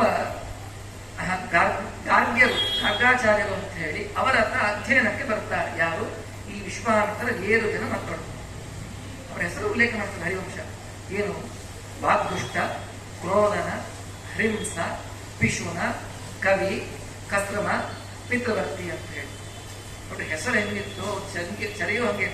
ವಾಗ್ದುಷ್ಟ ನೋಡಿ ಹೆಸರು, ತುಂಬಾ ದುಷ್ಟವಾದ ಮಾತಾಡ್ತಾ ಇತ್ತು, ಅದಕ್ಕೆ ವಾಗ್ದುಷ್ಟ. ಕ್ರೋಧನ, ಯಾವಾಗಲೂ ಸಿಟ್ಟು, PhD. ಏನ್ ಮನೆ ತಂಗಿ ಬಿತ್ತು, ಲೋಟ ಬಿತ್ತು, ಶಾಪ ಕೊಟ್ಟು ಕತ್ಯ ನಾಯ ಕೋಪ ಅಂದ್ರೆ ಮೂಗಿನ ಮೇಲೆ ಸಿಕ್ತು, ಅವನು ಕ್ರೋಧನ. ಇನ್ನೊಬ್ಬನ ಹೆಸರು ಹಿಂಸ್ರ ಅಂತ, ಬೇರೆಯವರಿಗೆ ಹಿಂಸೆ ಕೊಡೋದ್ರಲ್ಲೇ ಅವನು. ಮತ್ತೊಬ್ಬನ ಪಿಶುನ, ಜುಪುಣ, ಕೈಯೇ ಬಿಸ್ತಾ ಇದ್ದ. ಇನ್ನೊಬ್ಬನ ಹೆಸರು ಪಿತೃವರ್ತಿ, ವಿಶೇಷವಾಗಿ ಪಿತೃಗಳ ಸೇವೆಯನ್ನು ಮಾಡ್ತಾರೆ. ನೋಡಿ ಹೆಸರು ಕೂಡ ಏನೋ ಹೆಸರಲ್ಲ, ಅಲ್ಲಿರುವ ಹೆಸರು ಕೂಡ ಅವರ ಚದಿಯನ್ನು ಉಲ್ಲೇಖ ಮಾಡ್ತಾರೆ. ಇಂತಹ 7 ಜನ ಮಕ್ಕಳು ಗರ್ಗಾಚಾರ್ಯ ಅಧ್ಯಯನವನ್ನು ಮಾಡ್ತಾ ಇದ್ದಾರೆ. ಗುರುಗಳಲ್ಲಿ ಅಧ್ಯಯನ ಅಂತಂದ್ರೆ, ಗುರುಕುಲದಲ್ಲಿ ವಾಸ ಅಂತಂದ್ರೆ, ಗುರುಕುಲದಲ್ಲಿ ಚೆನ್ನಾಗಿ ಗುರು ಶುಶ್ರೂಷೆಯ ವಿದ್ಯಾ. ಈಗಿನ ಕಾಲಕ್ಕೆ ವಿದ್ಯಾರ್ಥಿಗಳು ಓದ್ತಾರೆ ಸುಖವಾಗಿ, ಬೆಳಗ್ಗೆ ಟಿಫನ್, ಮಧ್ಯಾಹ್ನ ಊಟ, ಸಂಜೆ ಊಟ ಎಲ್ಲ ಚೆನ್ನಾಗಿರ್ತದೆ. ಆಗಿನ ಕಾಲದಲ್ಲಿ ಹಿಂಗಲ್ಲ, ತುಂಬಾ ಕಷ್ಟ. ಗುರುಕುಲ ವಾಸನ ತುಂಬಾ ಕಷ್ಟ. ಬೆಳಗ್ಗೆಯಿಂದ ಸಂಜೆಯವರೆಗೆ ಗುರುಗಳ ಮನೆಯಲ್ಲಿ ಚಾಕರಿ ಮಾಡಬೇಕು. ಅವ ಬಟ್ಟೆ ಅವ್ರು ಹಾಕಬೇಕು, ಅವನಿಗೆ ನೀರು ತಂದು ಹಾಕಬೇಕು, ಅಡಿಗೆ ಮಾಡಬೇಕು, ಸೌದೆ ತರಬೇಕು. ಗುರುಗಳಿಗೋಸ್ಕರ ಶಿಷ್ಯಂದ್ರೆ ಭಿಕ್ಷಾ ಬಿಡಬೇಕು. ಇವರು ಭಿಕ್ಷಾ ತಂದ್ರೆ ಗುರುಗಳು ಊಟ ಮಾಡಬೇಕು. ಉಳಿದ್ರೆ ಅವ್ರ ಶಿಷ್ಯರಿಗೆ ಕೊಟ್ಟು ನೀವು ಸ್ವೀಕಾರ ಮಾಡುವಂತ ತಿನ್ಬೇಕು. ಅವ್ರು ಏನು ಹೇಳಿದಂತ ಉಪವಾಸ. ಇಂತಹ ಗುರುಕುಲ ವಾಸ. ಈಗಂತಹ ಒಬ್ಬರು ವಿದ್ಯಾಪೀಠಕ್ಕೆ ಬರ್ತಿದ್ದಾರೆ. ಇಂತಹ ಗುರುಕುಲ ವಾಸದಲ್ಲಿ ಇರಬೇಕಾದ್ರೆ ಒಮ್ಮೆ ಗುರುಗಳ ಮನೆಯಲ್ಲಿ ಅನೇಕ ಆಕಳುಗಳು ಮೇಯಿಸ್ಕೊಂಡು ಬರ್ಕೊಂಡು ಬರಬೇಕು. ಈ 7 ಜನ ವಿಶ್ವಾಮಿತ್ರರ ಮಕ್ಕಳು ಆ ಆಕಳನ್ನ ಮೇಯಿಸಿಕೊಂಡು ಬರ್ಲಿಕ್ಕೆ ಕಾಲಿಗೆ ಹೋದ್ರು. ಅವ್ರು ಸ್ವಲ್ಪ ಮೇಲುತ್ತು ಎಲ್ಲ ಮೊದಲು ಬರಡಾಗ್ಬಿಟ್ಟು ತುಂಬಾ ದೂರ ಪ್ರಯಾಣ ಮಾಡಿದ್ರು. ಮೇವಿಗೆ ತುಂಬಾ ದೂರ ಪ್ರಯಾಣ ಆಯ್ತು. ಒಳ್ಳೆ ಬಿಸಿಲು, ಏನೂ ಸಿಕ್ಕಿಲ್ಲ, ತುಂಬಾ ಹಸಿವೆ ಆಯ್ತು. ತಡೆಯಲಾರದಷ್ಟು ಹಸಿವೆ ಆಯ್ತು ಈ 7 ಜನರಿಗೆ. ಇನ್ನು ನಮ್ಮ ಕೈಲಿ ಆಗೋದಿಲ್ಲ, ಇನ್ನು ಹಸಿವೆ ಕೊಡಿಕ್ ಆಗೋದಿಲ್ಲ. ಏನ್ ಮಾಡ್ಬೇಕು? ಅದಕ್ಕೊಬ್ಬರಂದ ಆಕಳಿದೆ, ಆಕಳನ್ನ ಕೊಂದು ತಿಂದ್ಬಿಡೋಣ. ಎಂಥ ಪಾಪ ಹೋಗುತ್ತೆ, ನನ್ನ ಕೈ ತಡೆಯಕ್ಕಾಗ್ತಾ ಇಲ್ಲ, ಇದನ್ನು ಕೊಂದು ಬಿಡೋಣ ಅಂತ ಹೇಳಿ ಕೊಂದು ಬಿಟ್ರು. ಅದರೊಳಗೆ ಪಿತೃವರ್ತಿ ಅಂತಕ್ಕಂಥ ಅಲ್ಲಿ 7 ಜನ ಮಕ್ಕಳಲ್ಲಿ ಅವೊಬ್ಬನು ಪಿತೃವರ್ತಿ. ಅವನನ್ನ ನೋಡು, ಗೋ ಹತ್ಯೆ ಮಹಾಪಾಪ, ಗೋ ಹತ್ಯೆ ಮಾಡಿದ್ದೇ ಪಾಪ, ಇದರ ಮೇಲೆ ಗೋವನ್ನು ಮತ್ತು ನಾವು ಭಕ್ಷಣೆ ಮಾಡ್ತಾ ಇದ್ದೀವಿ, ಇನ್ನೂ ಪಾಪನ. ಎಷ್ಟು 15 ದಿವಸದಿಂದ ಎಲ್ಲ ಹಿಂದೂಗಳಲ್ಲಿ ಎಷ್ಟು ಕಳವಳ. ನಾವು ತಿಮ್ಮಪ್ಪನ ಏನು ಪ್ರಸಾದ ಸ್ವೀಕಾರ ಮಾಡುತ್ತೇವೆ, ಆ ತುಪ್ಪದಲ್ಲಿ ಗೋವಿನ ದೇಹದ ಅಂಶ ಇದೆ ಅಂದ್ರೆ ಎಷ್ಟು ದುಃಖ ಆಗಿರ್ಬೇಕಾದ್ರೆ ಸಾಕ್ಷಾತ್ ಗೋಮಾಂಸ ಎಷ್ಟು ಪಾಪ ಇಲ್ಲ ಅಲ್ವಾ? ಇದನ್ನು ತಿಂತಾ ಇದ್ದೀವಿ, ಹಸಿವೆ ಆಗಿದೆ ನಿಜ, ಆದ್ರೆ ಮಾಡ್ತಾ ಇರೋದು ತುಂಬಾ ತಪ್ಪು ಕೆಲಸ, ತುಂಬಾ ಕೆಟ್ಟ ಕೆಲಸ. ಅದು ಗುರುಗಳಿಗೆ ಹೇಳಿದಾಗೆ, ಗುರುಗಳಿಗೆ ಸುಳ್ಳು ಹೇಳಿ ಹಲವೊಂದು ಕೆಲಸ ಮಾಡೋಣ, ಇದನ್ನ ಪಿತೃ ನಿವೇದನೆ ಮಾಡಿಬಿಡೋಣ ಅಂತ ಪಿತೃ ಬರ್ತೀವಿ. ಏನ್ ಕೊಂದೊಂದ್ಕೊಂಡ್ಬಿಟ್ಟು ಏನಾಗ್ತಾ ಇದೆ, ಪಿತೃ ನೈವೇದ್ಯ ಮಾಡೋಣ ಅಂತೇಳಿ ಪಿತೃಗಳಿಗೆ ಆ ಕೊಂದ ಗೋವನ್ನು ನೈವೇದ್ಯವನ್ನ ಮಾಡಿ ಅವರೆಲ್ಲರೂ ಕೂಡ ಆ ಆಕಳನ್ನ ಗೋಮಾಂಸ ಭಕ್ಷಣವನ್ನ ಮಾಡಿ ಕರುವನ್ನು ತೆಗೆದುಕೊಂಡು ಗುರುಗಳೇ ನಾವು ಕಾಡಿಗೆ ಹೋದಾಗ ಒಂದು ಹುಲಿ ಬಂದು ಆಕಳು ತಿಂದುಬಿಟ್ಟು ಕರು ಉಳಿದ್ರೆ ತಗೊಳ್ರಿ ಅಂತ ಹೇಳಿ ಕೊಟ್ಬಿಟ್ಟು. ಗುರುಗಳು ಪಾಪ ಶಿಷ್ಯರ ಮೇಲೆ ವಿಶ್ವಾಸ ಇತ್ತು, ನಂಬಿಕೆ ಇತ್ತು. ಆಯ್ತಪ್ಪ ಏನ್ ಮಾಡಕ್ಕ ದೈವಿಚ್ಛೆ ಅಂತ ಸುಮ್ಮನೆ ಆದ್ರು ಗುರುಗಳು ಕೂಡ. ಆದರೆ ಮುಂದೆ ಅವರ ಕರ್ಮ ಮುಗಿತು, ಆ ಜೀವನ ಮುಗಿತು, ಅವರ ಆಯುಷ್ಯ ಮುಗಿತು. ಮುಗಿದ ಮೇಲೆ ಅವರ ಅವಸಾನ ಕಾಲ ಬಂತಲ್ಲ, ನೋಡಿ, ಒಂದು ಗೋಹತ್ಯೆ ಮಾಡಿದ ಪಾಪ, ಅದರ ಮೇಲೆ ಗುರುಗಳಿಗೆ ಸುಳ್ಳು ಹೇಳಿದ್ದು ಎರಡನೇ ಪಾಪ. ಈ ಎರಡು ದೋಷದಿಂದ, ಈ ಎರಡು ಪಾಪದಿಂದ ಅವರು ಮುಂದಿನ ಜನ್ಮದಲ್ಲಿ ಅವರು ವ್ಯಾಧರಾಗಿ ಹುಟ್ಟುತ್ತಾರೆ. ಗೋಹಿಂಸೆಯನ್ನು ಮಾಡಿದ್ದರಿಂದ, ಗುರುಗಳಿಗೆ ವಂಚನೆಯನ್ನ ಮಾಡಿದ್ದರಿಂದ, ಗುರುಗಳಿಗೆ ಸುಳ್ಳು ಹೇಳಿದ್ದರಿಂದ ಅವರು ಬೇಡರ ಜಾತಿಯಲ್ಲಿ ವ್ಯಾಧನಾಗಿ ಹುಟ್ಟಿ ಬರ್ತಾರೆ. 7 ಜನ ಹುಟ್ಟಿ ಬರ್ತಾರೆ. ಅಂದ್ರೆ ಬೇಟೆಯನ್ನು ಮಾಡಿ ಜೀವನವನ್ನು ಸಾಗಿಸ್ತಕ್ಕಂತಹ ಒಂದು ಜನಾಂಗ, ಅಂಥವರಾಗಿ ಹುಟ್ಟಿ ಬರ್ತಾರೆ. ಅಲ್ಲಿ ಹುಟ್ಟಿ ಬಂದಾಗ ನೋಡಿ, ಮಾಡಿರೋ ಪಾಪಕರ್ಮದಿಂದ ಕೆಟ್ಟ ಜನ್ಮದಲ್ಲಿ ಹುಟ್ಟಿದ್ರು. ಆದ್ರೆ ಮಾಡಬೇಕಾದ್ರೆ ಆ ಮಾಂಸವನ್ನ ಪಿತೃಗಳಿಗೆ ನೈವೇದ್ಯವನ್ನ ಮಾಡಿದ್ದರ ಪುಣ್ಯದ ಒಂದಂಶದ ಪುಣ್ಯದ ಪ್ರಭಾವದಿಂದ ಹೋದ ಜನ್ಮದ ಸ್ಮರಣೆಯನ್ನ ಕೊಟ್ಟಿದ್ರು. ಹೋದ ಜನ್ಮದಲ್ಲಿ ನಾವು ವಿಶ್ವಾಮಿತ್ರ ಮಕ್ಕಳು, ನಾವು ಹತ್ಯೆ ಮಾಡಿದ್ದೇವೆ, ಗುರುವಿಗೆ ಸುಳ್ಳು ಹೇಳಿದ್ದೇವೆ, ಈ ಜ್ಞಾನ ನೆಕ್ಸ್ಟ್ ಜನ್ಮದಲ್ಲಿ ಕ್ಯಾರಿ ಫಾರ್ವರ್ಡ್ ಆಗ್ತದೆ. ನೆನಪಿತ್ತವ್ರಿಗೆ, ಓ ನಾವು ಹಿಂಗ್ ಮಾಡಿದ್ದೇವೆ ಅಂತ ಹೇಳಿ. ಹಾಗಾಗಿ ಅವ್ರೇನ್ ಮಾಡಿದ್ರು ನೋಡಿ, ಹೋದ ಜನ್ಮದಲ್ಲಿ ಒಂದು ಆಕಳನ್ನ ಕೊಂದಿದ್ದಕ್ಕೆ ಬೇಡ ಜನ ಬಂತು.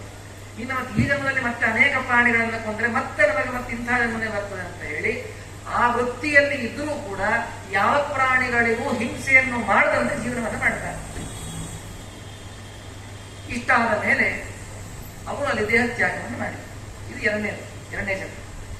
ಇನ್ನು 3ನೇ ಜನ್ಮದಲ್ಲಿ ಇವರು ಕಾಲಾಂಜರ ಪರ್ವತದಲ್ಲಿ ಇವರು ಜಿಂಕೆಗಳಾಗಿ ಹುಟ್ಟುತ್ತಾರೆ. 3ನೇ ಜನ್ಮ ಅಲ್ಲಿ ಜಿಂಕೆಗಳಾಗಿ ಹುಟ್ಟಿದಾಗ ಈ ಜನ್ಮದಲ್ಲಿಯೂ ಕೂಡ ಅವರಿಗೆ ಹಿಂದಿನ 2 ಜನ್ಮಗಳ ಸ್ಮರಣೆ ಇತ್ತು. 1ನೇ ಜನ್ಮದಲ್ಲಿ ಹತ್ಯೆ ಮಾಡಿದ್ವಿ, 2ನೇ ಜನ್ಮದಲ್ಲಿ ಬ್ಯಾಡರಾಗಿ ಹುಟ್ಟಿದ್ರು, ಯಾವ ಪ್ರಾಣಿಗಳಿಗೆ ಹಿಂಸೆ ಮಾಡಿಲ್ಲ, ಈ 2 ಜನ್ಮದಲ್ಲಿ ಆ ಜ್ಞಾನ ಇತ್ತು. ಈ ಜನ್ಮದಲ್ಲಿ ಜಿಂಕೆಯಾಗಿ ಹುಟ್ಟಿದ್ರು ಕೂಡ ಜಿಂಕೆ ಬಹಳ ಚಂಚಲ, ಒಂದು ಕಡೆ ಸ್ಟ್ಯಾಗ್ನೆಂಟ್ ಆಗಿರುವುದಿಲ್ಲ, ಬಹಳ ಓಡಾಡ್ತಾರೆ, ಅತ್ಯಂತ ಚಂಚಲವಾಗಿರ್ತಕ್ಕಂತಹ ಪ್ರಾಣಿ. ಆದರೂ ಸ್ಥಿತಪ್ರಜ್ಞರಾಗಿದ್ರಂತೆ ಜಿಂಕೆಯ ಜನ್ಮದಲ್ಲಿ. ಇಷ್ಟಾಗಿ ಅಲ್ಲಿ ಜೀವನವನ್ನು ಕಳೆದಿದ್ದಾರೆ. ಇಲ್ಲಿ 3ನೇ ಜನ್ಮ ಮುಗಿತು. ಇನ್ನು 4ನೇ ಜನ್ಮದಲ್ಲಿ ಶರದ್ವೀಪದಲ್ಲಿ ಚಕ್ರವಾಕ ಪಕ್ಷಿಗಳಾಗಿ ಹುಟ್ಟುತ್ತಾರೆ. ಈ ಮತ್ತೆ ಈ 7 ಜನ ಆ ಚಕ್ರವಾಕ ಪಕ್ಷಿಗಳಾಗಿ ಹುಟ್ಟಿದಾಗ ಅಲ್ಲಿಯೂ ಕೂಡ ವಿಶೇಷವಾಗಿ ತಪಸ್ಸನ್ನು ಮಾಡಿ ತಮ್ಮ ಜೀವನವನ್ನು ಸಾಗಿಸ್ತಾರೆ. ಅಲ್ಲಿ ದೇಹತ್ಯಾಗವನ್ನು ಮಾಡ್ತಾರೆ. ಮುಂದೆ 5ನೇ ಜನ್ಮದಲ್ಲಿ ಇವರು ಹಂಸ ಜಾತಿಯಲ್ಲಿ ಹುಟ್ಟುತ್ತಾರೆ. ನಾನ್ ಸರೋವರದಲ್ಲಿ ಹಂಸ ಪಕ್ಷಿಗಳಾಗಿ 7 ಜನ ಹುಟ್ಟುತ್ತಾರೆ. ಮಾಡಿರೋ ಗೋಹತ್ಯೆಯ ಪಾಪ ಅವರು ಎಷ್ಟು ಜನ್ಮವನ್ನ ಪಡಿಬೇಕಾಯ್ತು. ಆದರೆ ಪ್ರತಿ ಜನ್ಮದಲ್ಲೂ ಅವರು 1ನೇ ಜನ್ಮದಲ್ಲಿ ಮಾಡಿದ ಕರ್ಮದ ನೆನಪು, ಅದರ ಸ್ಮೃತಿ ಭಗವಂತ ಅದಕ್ಕೆ ಕೊಟ್ಟಿತ್ತು. ಈ ಮಾನಸ ಸರೋವರದಲ್ಲಿ ಈ 7 ಪಕ್ಷಿಗಳು, ಹಂಸ ಪಕ್ಷಿಗಳು ಇರಬೇಕಾದ್ರೆ ಒಮ್ಮೆ ಏನಾಯಿತು ಅಂತಂದ್ರೆ, ಕಾಂಪಿಲ್ಯ ದೇಶದ ರಾಜ ಅವನು ಪತ್ನಿ ಸಮೇತನಾಗಿ ಬಿಹಾರಕ್ಕೆ ಬರ್ತಾನೆ. ಎಲ್ಲಿ? ಈ ಮಾನಸ ಸರೋವರ ಹತ್ರ ಬರ್ತಾನೆ. ಈ ಚೀನಾ ಟಿಬೆಟ್, ಚೀನಾದ ಟಿಬೆಟ್ ಬಾರ್ಡರ್ ಅಲ್ಲಿ ಇದೆ ಈ ಮಾನಸ ಸರೋವರ. ಅವಶ್ಯವಾಗಿ ಹೋಗ್ಬೋದು, ತುಂಬಾ ಕಟ್ಟ ಇದೆ, 1 ಲಕ್ಷ ಬರೀ ವೀಸಾಕ್ಕೆ ಖರ್ಚಾಗ್ತದೆ. ಹೋಗ್ಬೋದು, ಅವಶ್ಯವಾಗಿ ಹೋಗ್ಬೋದು, ನಾವು ಕೂಡ ಹೋಗ್ಬೋದು ಆಗಿದೆ. ಅಂತಹ ಸ್ಥಳದಲ್ಲಿ ಈ ಕಾಂಪಿಲ್ಯ ದೇಶದ ರಾಜ ತನ್ನ ಯಾವ ರಥದಲ್ಲಿ ಕುಳಿತುಕೊಂಡು ವಿಹಾರಕ್ಕೆ ಅಂತ ಹೇಳಿ ಬಂದಿದ್ದಾನೆ. ಆ ವಿಹಾರಕ್ಕೆ ಬಂದಾಗ ಮಂತ್ರಿಗಳು ಚಾಮರ ಬೀಸೋದು, ಒಬ್ಬ ಮಂತ್ರಿ ಗಾರ್ಡ್ರೆಯ ರಥವನ್ನ ಓಡಿಸೋದು, ಇದೆಲ್ಲವನ್ನ ನೋಡಿದ್ರು. ಈ 7 ಪಕ್ಷಿಗಳು ನೋಡಿದ್ರು. ಅದರಲ್ಲಿ ಒಂದು ಪಕ್ಷಿ ಅನ್ಕೊಂಡಂತೆ, ಏನು ವೈಭವ, ಏನ್ ರಥ, ಏನ್ ಬೀಸೋದೇನು, ಏನು ವಾದ್ಯ ವೈಭವ ಎಲ್ಲ ಇದೆ, ನಾನ್ ರಾಜ ಆಗಿದ್ದ ಚೆನ್ನಾಗಿತ್ತು ಅಂತ ಒಂದು ಪಕ್ಷಿ ಅನ್ಕೊಂಡ. ಆ ಇನ್ನ 2 ಪಕ್ಷಿಗಳು, ನೀ ರಾಜ ಆಗ್ತೇನೆ, ನಾನು ಚೂಸ್ ಮಾಡಿಕೊಡ್ಬೋದು, ನಾನು ಮಂತ್ರಿ ಆಗಿದ್ರೆ ನೋಡಿ, ನಾನು ಚಾಮರ ಬೀಸಬಹುದು, ಇಷ್ಟೇ ಅಂತ ಓಡಾಡ್ಬೋದು, ನಿನ್ ಭಂಗಾರ ನಾ ಕೊಡ್ಬೋದು, ಇವರು ಮಂತ್ರಿ ಆಗಿದ್ರೆ ನಮಗೂ ವೈಭವ ಇರ್ತದೆ ಅಂತ ಹೇಳಿ ಇನ್ನ 2 ಪಕ್ಷಿಗಳು ಅನ್ಕೊಂಡು. ಇನ್ನು 4 ಪಕ್ಷಿಗಳು, ಅಯ್ಯೋ ಇಷ್ಟು ಜನ್ಮ ಕಷ್ಟಪಟ್ಟು ನಾವು ಬರ್ತಾ ಇದ್ದೀವಿ, ನೀವು ರಾಜ ಮಂತ್ರಿ ಆಗಬೇಕಂತ ಪಕ್ಷಿ ಪಡ್ತಾ ಇದ್ದಿಲ್ಲ, ಅದೇ ಆಗಲಿ ಅಂತ ಹೇಳಿ ಆ ಪಕ್ಷಿಗಳು ಶಾಪ. ಅಯ್ಯೋ ನಾವು ಅಪೇಕ್ಷೆ ಪಡಬಾರ್ದಿತ್ತು, ಅಪೇಕ್ಷೆ ಪಟ್ಬಿಟ್ಟಿದ್ದೇವೆ, ಇದರಿಂದ ನಿವೃತ್ತಿ ಹೇಗೆ ಅಂತ ಹೇಳಿ ಆ 4 ಹಂಸ ಪಕ್ಷಿಗಳಲ್ಲಿ ಈ 3 ಹಂಸ ಪಕ್ಷಿಗಳನ್ನು ಕೇಳಿದಂತೆ, ನಾವೇನು ರಾಜನಾಗಿ ಬಿಟ್ಬಿಡ್ತೇವೆ, ಅಪೇಕ್ಷೆ ಪಟ್ಟಿದ್ದೇವೆ, ಆದ್ರೆ ಅದಿರಬಾರ್ದಲ್ಲ, ಯಾಕಂದ್ರೆ ನಾವು ಮೋಕ್ಷಕ್ಕೋಸ್ಕರ ಪ್ರಯತ್ನ ಮಾಡ್ತಾ ಇರೋ ಮತ್ತೆ ಭೂಮಿಯಲ್ಲಿ ಬಂದ್ಬಿಟ್ಟು ಮತ್ತೆ ಸಂಸಾರ ಚಕ್ರದಲ್ಲಿ ಬಿಡುತ್ತೇವೆ, ಹಿಂಗಾಗಬಾರ್ದು, ಪರಿಹಾರ ಹೇಗೆ ಅಂತ ಹೇಳಿ 4 ಹಂಸ ಪಕ್ಷಿಗಳು ಕೇಳಿದಾಗ ಆವಾಗ ಅವ್ರು ಹೇಳ್ತಾರೆ ಈ ಮಂತ್ರ ಯಾವುದು? ಸಪ್ತವ್ಯಾದ ದಶಾರಣೇಶು ಮೃಗಾ ಕಾಲಾಂಜರೇ ಗಿರೋ ಚಕ್ರವಾಕ ಶರದ್ವೀಪೆ ಹಂಸಾ ಸರಸಿ ಮಾನಸೆ. ಈ ಮಂತ್ರ ನಿಮ್ಮ ಕಿವಿಗೆ ಯಾವಾಗ ಬೀಳುತ್ತದೆ ಆವಾಗ ನೀವು ಅದರ ಸ್ಮರಣೆಯಿಂದ ಆ ದೇಹವನ್ನು ಬಿಟ್ಟು ನೀವು ಉತ್ತಮವಾದ ದಾರಿಗೆ ಸದ್ಗತಿಗೆ ನೀವು ಪ್ರಯಾಣವನ್ನು ಬೆಳೆಸ್ತೀರಾ ಅಂತ ಹೇಳಿ ಈ 4 ಪಕ್ಷಿಗಳು, ಹಂಸ ಪಕ್ಷಿಗಳು ಅದಕ್ಕೆ ಹೇಳಿದಂತೆ ಮುಂದೆ ಕಾಲಾನಂತರದಲ್ಲಿ ಆ ಯಾವುದು ರಾಜ ಆಗಬೇಕು ಅಂತ ಅಪೇಕ್ಷೆ ಪಟ್ಟ ಪಕ್ಷಿ ಅದೇ ಕಾಂಪಿಲ್ಯ ದೇಶದ ರಾಜನ ಮಗನಾಗಿ ಬ್ರಹ್ಮದತ್ತ ರಾಜನಾಗಿ ಹುಟ್ಟಿ ಬರ್ತಾನೆ. ಆ ಇಬ್ಬರು ಯಾರು ಮಂತ್ರಿಗಳಾಗಬೇಕು ಅನ್ಕೊಂಡಿದ್ರಲ್ಲ ಅವರಿಬ್ಬರೇ ಪಾಂಚಾಲ ಮತ್ತೆ ಕಂಡರಿಕರ ಅಂತಕ್ಕಂಥ ಹೆಸರಿನಿಂದ ಅವರ ಮಂತ್ರಿಗಳಾಗಿ ಹುಟ್ಟಿ ಬರ್ತಾರೆ. ಈ 4 ಜನ ಅವರು ಅಲ್ಲಿರ್ತಕ್ಕಂಥ ಬ್ರಾಹ್ಮಣನ ಮನೆಯಲ್ಲಿ ಅಲ್ಲಿ ಹುಟ್ಟಿ ಬರ್ತಾರೆ. 4 ಜನ ಬ್ರಾಹ್ಮಣರು ಅಲ್ಲಿ ಇವರು ವೇದಾಧ್ಯಯನವನ್ನು ಮಾಡ್ತಾ ಬಂದಿದ್ದಾರೆ. ಇವರಿನ್ನ ತಂದೆ ತಾಯಿಗಳ ಸಾಕಿನ ನಾವು ಜೀವನ ಅಸಾರದಿರಬಾರದು, ಸಾಧನೆ ಮಾಡಿಕೊಳ್ಬೇಕು ಅಂತ ಹೇಳಿ ತಪಸ್ಸಿಗೆ ಕಾಡಿ ಹೊರಟಾಗ ಅಪ್ಪ ಅಮ್ಮ ಅಂದರು, ವೃದ್ಧರಾದ ತಂದೆ ತಾಯಿಗಳ ಸೇವೆಯನ್ನ ಮಾಡುವುದು ಮಗನ ಕರ್ತವ್ಯ. ಇಂತಹ ವೃದ್ಧಾಪ್ಯದಲ್ಲಿ 4 ಜನ ದಷ್ಟಪುಟ್ಟರಾದ ಮಕ್ಕಳು ನೀರು ಬಿಟ್ಟು ಹೋದ್ರೆ ನಮ್ಮ ಗತಿ ಏನು ಅಂತ ಪ್ರಶ್ನೆ ಮಾಡಿದಪ್ಪ. ಅವರನ್ನು ನೋಡು, ನಿಮಗೇನು, ನೀವು ಬದುಕಲಿಕ್ಕೆ ಏನು ಬೇಕು ಅಷ್ಟು ವ್ಯವಸ್ಥೆ ಮಾಡಿದ್ರೆ ಆಯ್ತದೆ, ನಮ್ಮ ಗತಿ ಏನು ಅಂತ, ನೀವು ಮುಂದೆ ಏನೇನು ಬೇಕು ಎಲ್ಲ ವ್ಯವಸ್ಥೆ ನಾವು ಮಾಡಿ ಹೋಗ್ತೀವಿ ಅಂತ ಹೇಳಿ ಅವ್ರು ಏನ್ ಮಾಡಿದ್ರು, ಇದೇ ಮಂತ್ರವನ್ನ ಸಪ್ತವ್ಯಾಧಾರ ಶಾನಶಿ ಈ ಮಂತ್ರವನ್ನ ಒಂದು ಪತ್ರದಲ್ಲಿ ಬರೆದು ಕೊಟ್ಟು, ನೀವು ಈ ಬ್ರಹ್ಮದತ್ತನ ರಾಜನ ಕೈ ಪತ್ರ ಕೊಡ್ರಿ, ಈ ಲೆಟರ್ ಕೊಡ್ರಿ, ಈ ಮಂತ್ರದ ಕಾಗದವನ್ನ ಕೊಡ್ರಿ, ನಿಮಗೆ ವಿಪುಲವಾದ ಐಶ್ವರ್ಯವನ್ನು ಅವನು ಕೊಡ್ತಾನೆ ಅಂತ ಹೇಳಿ ಇವ್ರು 4 ಜನ ತಪಸ್ಸಿಗೆ ಹೋಗ್ಬಿಟ್ಟು. ಈ ಕಡೆ ಮನೆಗೆ ಏನಾಯ್ತು, ರಾಜ ಬ್ರಹ್ಮದತ್ತ ರಾಜ ಒಂದ್ ದಿವಸ ಮನೆಗೆ ಹಂಸತುಲಿಕಾ ಮಂಚದ ಮೇಲೆ ಮಲ್ಕೊಂಡಿದ್ದ ಹೆಂಡತಿ ಜೊತೆಗೆ. ಆ ಹೆಂಡತಿ ಹೆಸರು ಸನ್ನತಿ ಅಂತ ಹೇಳಿ ಆ ಬ್ರಹ್ಮದತ್ತ ರಾಜ ಹೆಂಡತಿ.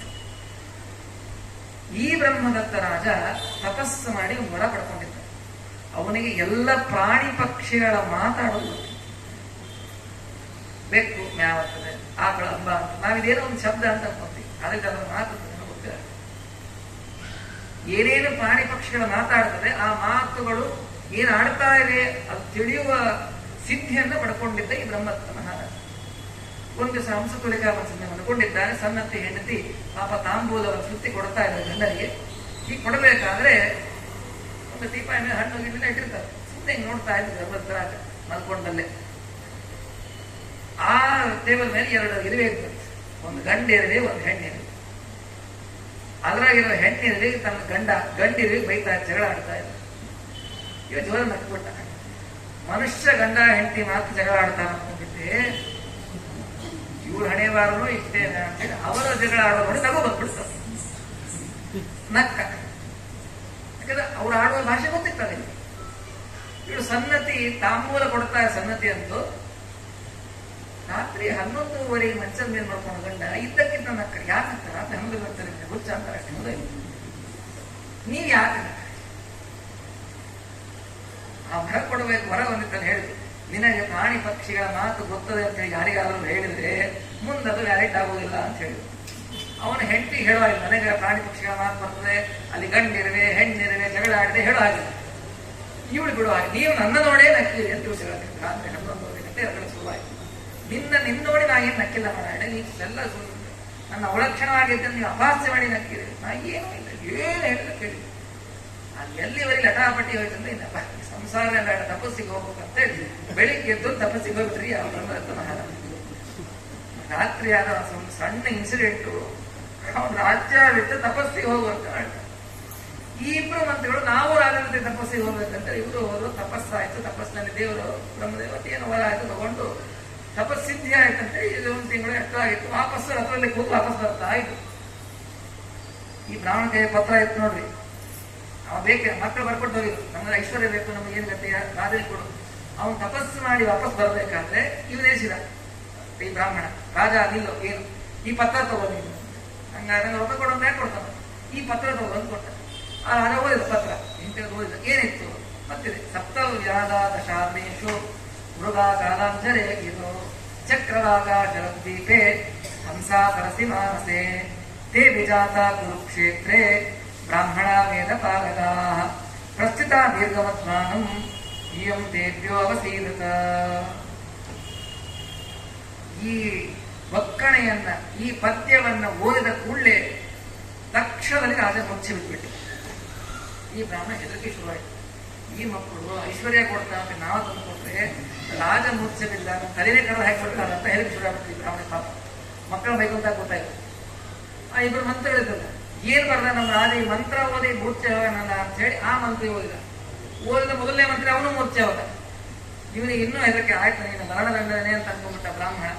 ಇನ್ನೊಬ್ಬ ಮಂತ್ರಿ ಹೋದ, ಅವನು ಮೂರೂ ಜನ ಮೂರ್ಛೆ ಹೋಗ್ಬಿಟ್ಟು ಅದಿರೋ ಎಲ್ಲಾ ಜನ ಎಲ್ಲ ಈ ಬ್ರಾಹ್ಮಣ ಏನೋ ಕೊಟ್ಬಿಟ್ಟಾನೆ ನಮ್ಮ ರಾಜ ಹಿಂಗೆ ಆ ಬ್ರಾಹ್ಮಣ ಬೇಗ ಶುರು ಮಾಡಿಬಿಟ್ರೆ ಇವನಿಗೆ ಹೆದರಿಕೆ ಶುರು ಆಯ್ತು. ಏನ್ ಮಾಡುದು ಪಾಪ ತಂದವರು ಒಂದು ಗಾಳಿ ಬೀಸಿ ಮುಖದ ಮೇಲೆ ನೀರು ಚುಮಿಸಿ ಇಷ್ಟೆಲ್ಲ ಆವಗಳಿಗೆ ರಾಜ ಇಬ್ಬರು ಮಂತ್ರಿಗಳು ಎದ್ದು ರಾಜನಿಗೆ ತುಂಬಾ ಸಂತೋಷ ಆಯ್ತು. ಏನ್ ಬ್ರಾಹ್ಮಣ ನೀನು ಪತ್ರ ತಂದು ಕೊಡದೆ ಹೋಗಿದ್ರೆ ನಾವು ಎಲ್ಲೋ ಹೋಗಿತ್ತು, ದಾರಿ ಬಿಟ್ಬಿಟ್ಟಿದ್ದಪ್ಪ, ನಾವು ಕೆಟ್ಟ ಮಾರ್ಗವನ್ನು ಹಿಡಿತಾ ಇದ್ವಿ, ನಮ್ಮ ದಾರಿ ಸರಿಯಾದ ದಾರಿ ತಂದು ಕೊಟ್ಟವ ನೀನು.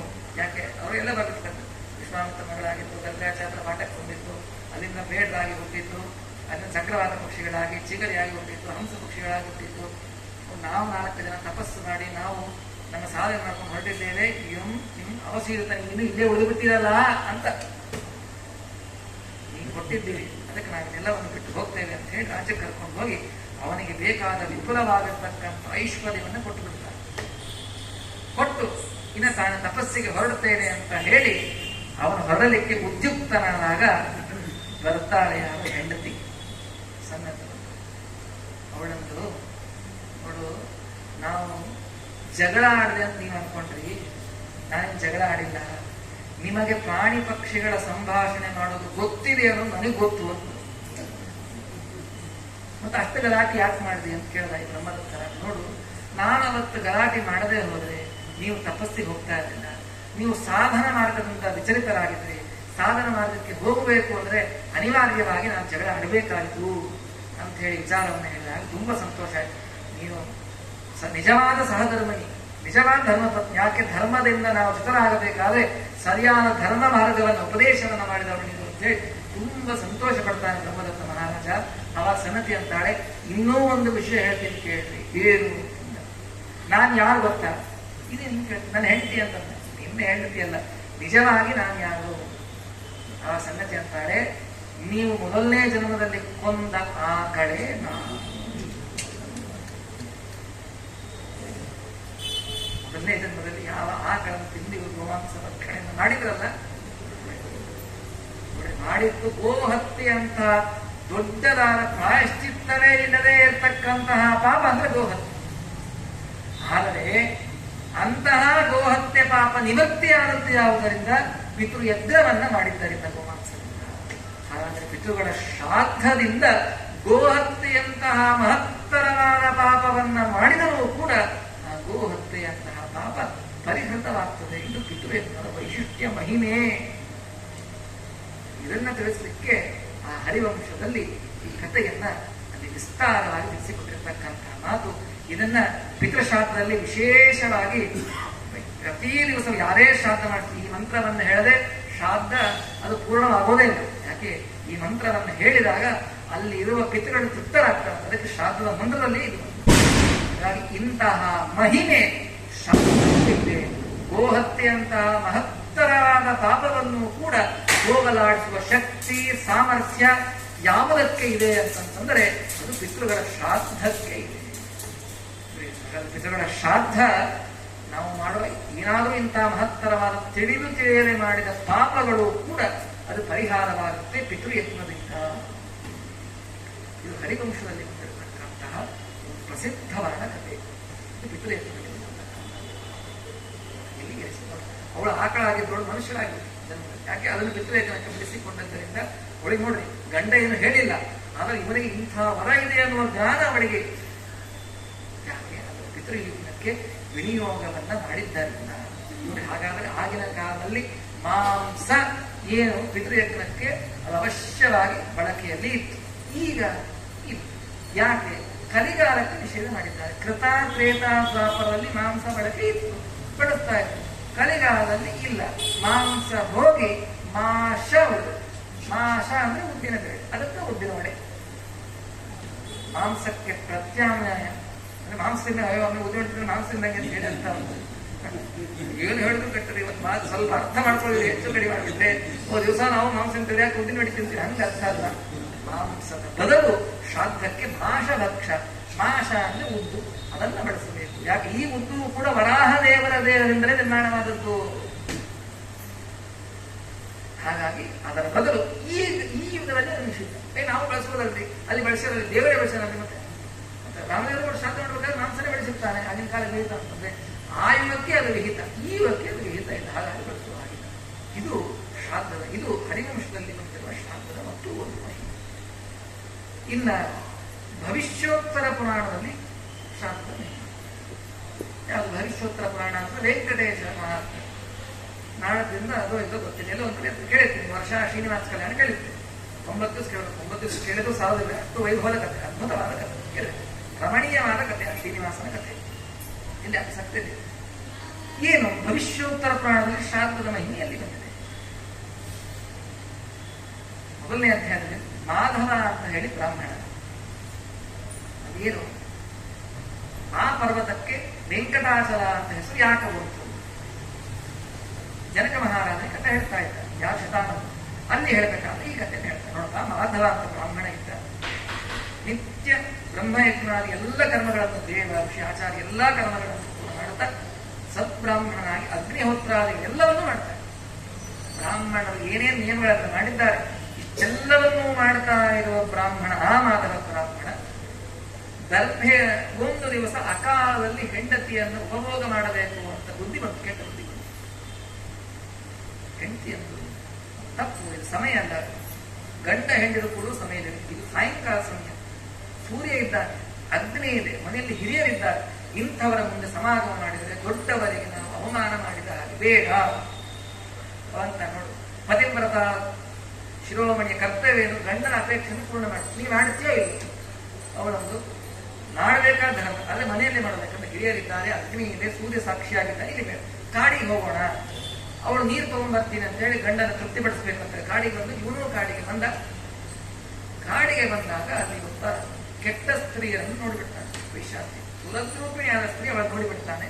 ಅವ ಅನ್ಕೊಂಡು, ನನ್ನ ಹೆಂಡತಿ ಏನು ಉಪಯೋಗ ಇಲ್ಲ, ನಾನು ಟೆಸ್ಟ್ ಮಾಡಿದೆ ನಿನಗೆ, ನೋಡ್ರಿ ನಾನು ಟೆಸ್ಟ್ ಮಾಡಿದೆ, ನಿನ್ನ ಮಾತು ಕೇಳ್ತಿದ್ದು, ನನಗೆ ಗೊತ್ತು ಈ ಸೈಮಲ್ಲಿ ಗಂಡ ಹೆಣ್ಣು ಸೇರಿದಾಗ ನೀವು ಮನೆಗೆ ಹೋಗ್ಬಿಡು ಅಂತ ಕಳಿಸಿಬಿಟ್ಟು ಆ ಹೆಣ್ಣನ್ನ ಮೋಸ ಮಾಡ್ತಾರೆ. ಅವಳು ಅದು ನೋಡ್ತಾ, ನಾನು ಕೆಟ್ಟ ಸ್ತ್ರೀ, ಕೆಟ್ಟ ಜಾತಿಯಲ್ಲಿ ಹುಟ್ಟಿದ್ದೇನೆ, ದೇಹವನ್ನ ಮಾರಿಕೊಂಡು ಬದುಕೊಳ್ತಕ್ಕಂಥವ್ರು ನಾನು, ನೀನು ದೇಹವನ್ನ ತಪಸ್ಸನ್ನ ಮಾಡಿ ದಂಡನೆಯನ್ನು ಮಾಡಿ ಬದುಕ್ತಕ್ಕಂಥವ್ರು ನೀನು ನನ್ನ ಸೇರೋದು ತಪ್ಪು ಇಲ್ಲ, ನಿನ್ನ ಅಪೇಕ್ಷೆ ಆಗಿ ನೀನು ಬೇಕು. ನೋಡು, ನನ್ನ ಸೇರ್ಬೇಕಂದ್ರೆ ಒಂದು ಕಂಡೀಷನ್, ಏನ್ ಮಾಡ್ಬೇಕು ನೋಡು, ಶಿಖಾ ಬಳಸ್ಬೇಕು, ರೆಡಿ ಬಳಸ್ಕೊಂಡು, ಸುರಾಪಾನ ಮಾಡ್ಬೇಕು, ಸುರಾಪಾನ ಮಾಡ್ಬೇಕು, ಗೋಮಾಂಸ ಭಕ್ಷಣೆ ಮಾಡ್ಬೇಕು, ಮಾಡ್ದ. ನೋಡಿ, ಒಂದು ಹೆಣ್ಣಿಗೋಸ್ಕರ ಮಾಡಬಾರದ ಎಲ್ಲಾ ಕೆಟ್ಟ ಕೆಲಸವನ್ನು ಮಾಡ್ತಾರೆ, ದುಷ್ಟ ಸ್ತ್ರೀಗಳನ್ನು ಮಾಡ್ತಾರೆ, ಸುರಾಪಾನ ಮಾಡ್ತಾರೆ, ಕಡತನ ಮಾಡ್ತಾರೆ, ಎಲ್ಲ ವೈದಿಕ ವೇಷವನ್ನು ತೆಗೆದು ಬಿಟ್ಟ. ಇಷ್ಟೆಲ್ಲ ಆದ್ಮೇಲೆ ಒಂದು ದಿವಸ ಹೋಗ್ಬಿಟ್ಟು ಮಾಡಬಾರದು ಎಂತ ಪಂಚಮಹಾಪಾತಗಳನ್ನು ಮಾಡಿಬಿಟ್ಟೆ ಈ ಮಾನವ ಬ್ರಾಹ್ಮಣ. ಮಹಾಪಾಪಿಷ್ಟನಾದ ದೇಹವಾಗಲಿ ಏನ್ ಮಾಡ್ಬೇಕು, ಮನೆಗೆ ಹೋಗುವಂತ. ಅನೇಕ ಉತ್ತರ ದೇಶದ ಜನರು ತಿರುಪತಿ ಯಾತ್ರೆಗೆ ಹೊರಟಿದ್ರು. ಹೋಗಬೇಕಾದ್ರೆ ಇವನು ಕೂಡ ಅವರ ಜೊತೆಗೆ ಹೊರಟ. ಗೊತ್ತಾಯ್ತು ಮನೆಯಲ್ಲಿ ಅಪ್ಪ ಅಮ್ಮ ಅವರೆಲ್ಲ ತೀರಿ ಹೋಗಿದ್ದಾರೆ ಅಂತ ಹೇಳಿ. ಅವರೆಲ್ಲರೂ ಕೂಡ ಕಪಿಲ ತೀರ್ಥಕ್ಕೆ ಬಂದು, ಕಪಿಲ ತೀರ್ಥದಲ್ಲಿ ಆ ಉತ್ತರ ದೇಶದವರು ವಪನವನ್ನ ಮಾಡಿಸಿಕೊಂಡು ಅವರ ಪಿತೃಗಳ ಉದ್ದೇಶವಾಗಿ ಅವರು ಶ್ರಾದ್ದ ಮಾಡ್ತಾರೆ. ಆ ಎಲ್ಲ ಉತ್ತರ ದೇಶದವರು ಕಪಿಲ ತೀರ್ಥದಲ್ಲಿ. ನೋಡಿ, ತಿರುಪತಿ ಯಾತ್ರೆ ಅಂದ್ರೆ ಆ ಬುಡುಬುಡುಗಳು ಅಂತ ಬೆಟ್ಟ ಹೋಗಲ್ಲ. ತಿರುಪತಿ ಯಾತ್ರೆ ಅಂದ್ರೆ ಮೊದಲು ಕಪಿಲ ತೀರ್ಥ ಶ್ರಾದ್ದ ಮಾಡೇ ಹೋಗ್ಬೇಕು. ನೋಡಿ, ಎಲ್ಲಾ ಕ್ಷೇತ್ರಗಳು ಸ್ವಯಂ ವ್ಯಕ್ತ ಕ್ಷೇತ್ರಗಳು ಶ್ರಾದ್ದ ಹೇಳಿದ್ದಾರೆ, ತಿರುಪತಿಯಲ್ಲಿ ಹೇಳಿಲ್ಲ. ಯಾಕೆ ಹೇಳಿಲ್ಲ? ಕೆಳಗಡೆ ಕಪಿಲ ತೀರ್ಥದಲ್ಲಿ ಹೇಳಿದ್ದಾರೆ ಅಂತ ಹೇಳಿಲ್ಲ. ತಿರುಪತಿ ಯಾತ್ರೆ ಪೂರ್ಣವಾಗೋದು ಯಾವಾಗ? ಮೊದಲು ಕಪಿಲ ತೀರ್ಥಕ್ಕೆ ಹೋಗಿ ಒಂದು ದಿವಸ ವಪನ ಮಾಡಿಸಿಕೊಂಡು ಅವತ್ತು ಉಪವಾಸ ಮಾಡಿ, ಮಾರ ದಿವಸ ಕಪಿಲ ತೀರ್ಥ ಶ್ರಾದ್ದ ಮಾಡಿ, ಆಮೇಲೆ ವೆಂಕಟಾಚಲ ಪರ್ವತ ಇರಬೇಕು. ಟಿಕೆಟ್ ಮಾಡಿಸಿ VVIP ಟಿಕೆಟ್ ಆಚಾರ್ಯ ಎಷ್ಟು ಕ್ರಮ, ಆಸ್ತೆಯಲ್ಲಿ ಎಷ್ಟೆಲ್ಲ ನಿಯಮಗಳಿರ್ತದೆ. ಇವನು ವಪನ ಮಾಡಿಸ್ಕೊಂಡು ತಲೆಗೊಳಿಸ್ಕೊಂಡು ಹೋಗ್ಬೇಕು, ಏನಾಗ್ತದೆ ಅಂದ್ರೆ ಶ್ರಾದ್ದ ಮಾಡ್ತಾನೆ, ಕೈಯಲ್ಲಿ ದ್ರವ್ಯ ಇಲ್ಲ, ಹಣ ಇಲ್ಲ, ಏನಿಲ್ಲ, ಏನ್ ಮಾಡ್ಬೇಕು? ಕಪಿಲ ತೀರ್ಥ ಶ್ರಾದ್ದ ಮಾಡಿದ, ಸ್ನಾನ ಮಾಡಿದ, ತಲೆಗೊಳಿಸ್ಕೊಂಡ, ಶ್ರಾದ್ದ ಮಾಡಿದ, ಏನು ಪದಾರ್ಥ ಇಲ್ಲ. ಆದ್ರೆ ಪಿತೃಗಳ ಉದ್ಧಾರವಾಗಬೇಕು ಅಂತ ಸಂಕಲ್ಪವನ್ನು ಮಾಡಿಕೊಂಡು ಮಣ್ಣಿನಿಂದ ಪಿತೃಗಳಿಗೆ ಪಿಂಡದಾನವನ್ನು ಮಾಡುತ್ತಾನೆ ಕಪಿಲ ತೀರ್ಥದಲ್ಲಿ. ಯಾವ ಈ ಮಾಧವ ಬ್ರಾಹ್ಮಣ ಮಣ್ಣಿನಿಂದ ಶ್ರಾದ್ದ ಮಾಡಿದ ಶ್ರಾದ್ದನೂ ಮುಗಿತು. ಅವರು ಪರ್ವತವನ್ನು ಏರ್ಲಿಕ್ಕೆ ಪ್ರಾರಂಭ ಮಾಡಿದ್ರು, ಇವನು ಪರ್ವತವನ್ನು ಏರ್ಲಿಕ್ಕೆ ಪ್ರಾರಂಭ ಮಾಡಿದ. ಪಿತೃಗಳ ಕಾರ್ಯ ಮಾಡಿದರ ಪುಣ್ಯ ಭಾಗ ವೆಂಕಟಾಚಲ ಪರ್ವತದ ಮೇಲೆ ಒಂದು ಹೆಜ್ಜೆ ಇಟ್ಟಿದ್ದಕ್ಕೆ ಮಾಡಿದ ಇಷ್ಟು ಪಾಪಗಳು ವಮನದ ರೂಪದಿಂದ ಅವನ ಬಾಯಿಂದ ಹೊರಗಡೆ ಬಂತು, ವಾಂತಿಯ ರೂಪದಿಂದ. ಎಲ್ಲವನ್ನ ವಮನ ಮಾಡಿಕೊಂಡಂತೆ. ಪಾಪ ವಾಂತಿ ಮಾಡಿಕೊಂಡಿದ್ದು ಏನೋ ತಿಂದದ್ದಲ್ಲ, ಅಜೀರ್ಣವಾಗಿ ವಾಂತಿ ಅಲ್ಲ, ಪಾಪವನ್ನ ವಾಂತಿ ಮಾಡಿಕೊಂಡ. ಅದು ಎಷ್ಟು ದುರ್ವಾಸನೆ ಇತ್ತಂತಂದ್ರೆ ಅವನು ಮಾಡಿದ ವಮನ ವಾಂತಿಯ ವಾಸನೆ ಸತ್ಯಲೋಕ ಬ್ರಹ್ಮದೇವರಲ್ಲಿ ಪಡಿತಂತೆ.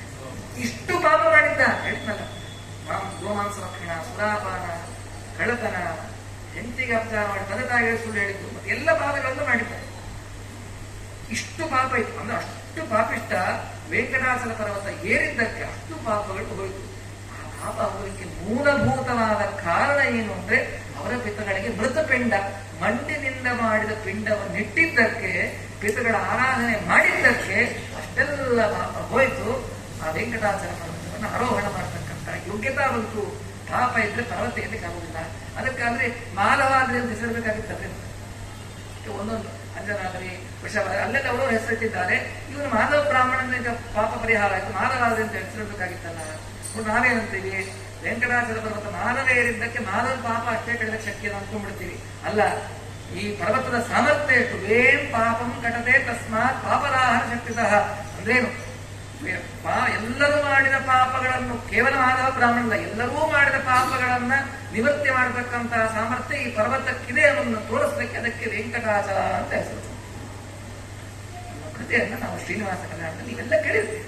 ಹಾಗಾದ್ರೆ ಈ ಪಾಪ ಹೋಗಲಿಕ್ಕೆ ಮೂಲಭೂತವಾದ ಕಾರಣ ತಮ್ಮ ಪಿತೃಗಳ ಉದ್ದೇಶವಾಗಿ ಮಾಡಿದ ಮೃತ್ಪಿಂಡ, ಮಣ್ಣಿನಿಂದ ಮಾಡಿ ಇಟ್ಟ ಪಿಂಡ. ಅದು ಅವನಿಗೆ ವೆಂಕಟಾಚಲ ಪರ್ವತವನ್ನು ಏರ್ಲಿಕ್ಕೆ ಬೇಕಾದ ಎಲಿಜಿಬಿಲಿಟಿ ಅದನ್ನು ದೊರಕಿಸಿಕೊಟ್ಟು. ಹಾಗಾದ್ರೆ ಪಿತೃಯಜ್ಞದಲ್ಲಿ ಮಾಡಿದರೆ ಮಹತ್ತರವಾದ ಪಾಪಗಳು ಕೂಡ ಹೋಗುತ್ತೆ. ಹಾಗಂತ ನೀವು ಪಾಪ ಮಾಡೋದು ಪಿತೃಯಜ್ಞ ಮಾಡೋದಲ್ಲ.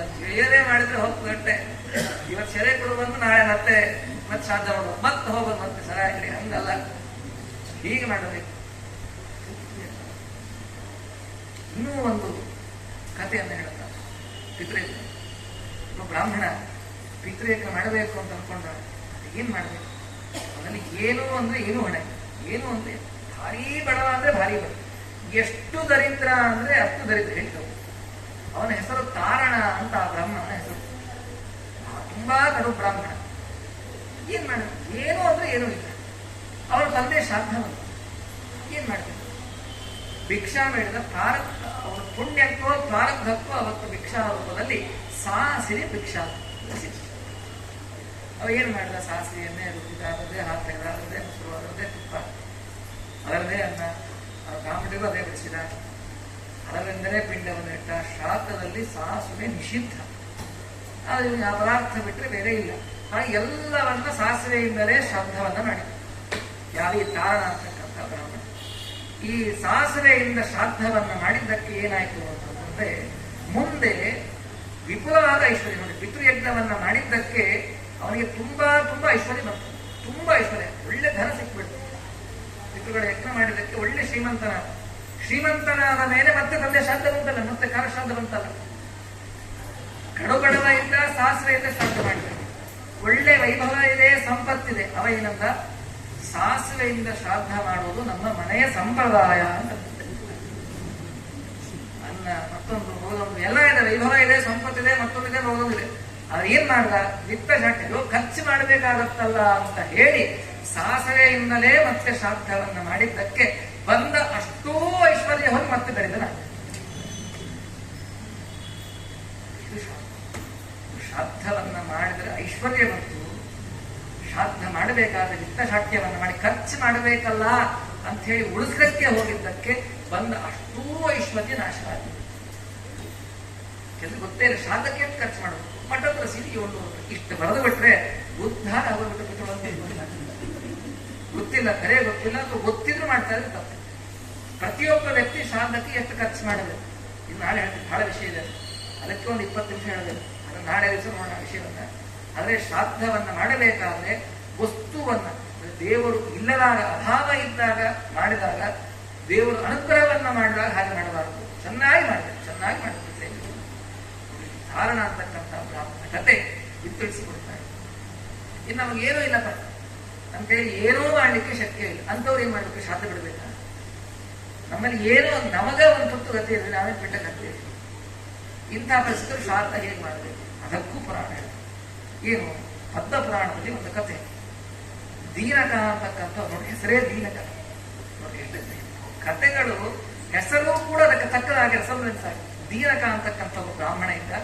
ಅವನು ಎಲ್ಲಿದ್ದ? ವಿರಾಟ ನಗರದಲ್ಲಿ ವಾಸ ಮಾಡಿದ್ದ.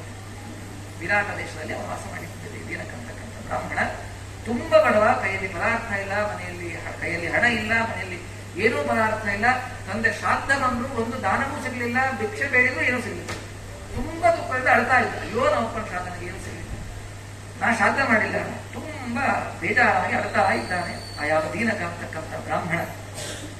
ಅಲ್ಲಿ ಒಬ್ಬ ವೃದ್ಧ ಆದ ನಾಯಕ, ನೋಡ್ರಿ ಇವತ್ತು ನನ್ನ ತಂದೆ ಶ್ರಾದ್ದ ಇದೆ, ನನ್ನಲ್ಲಿ ಏನೂ ಅಂದ್ರೆ ಏನೂ ಇಲ್ಲ, ದುಃಖ ಪಡೋದನ್ನ ಏನೂ ಮಾಡ್ಲಿಕ್ಕೆ ಆಗ್ತಾ ಇಲ್ಲ, ಏನ್ ಮಾಡಬೇಕು ಅಂತ ಕೇಳ ಅವರಂತ, ನೋಡು ನೀ ಕಾಡಿಗೆ ಮಧ್ಯಾಹ್ನ ಕುತಪಕಾಲ ಬರ್ತದೆ 11:30.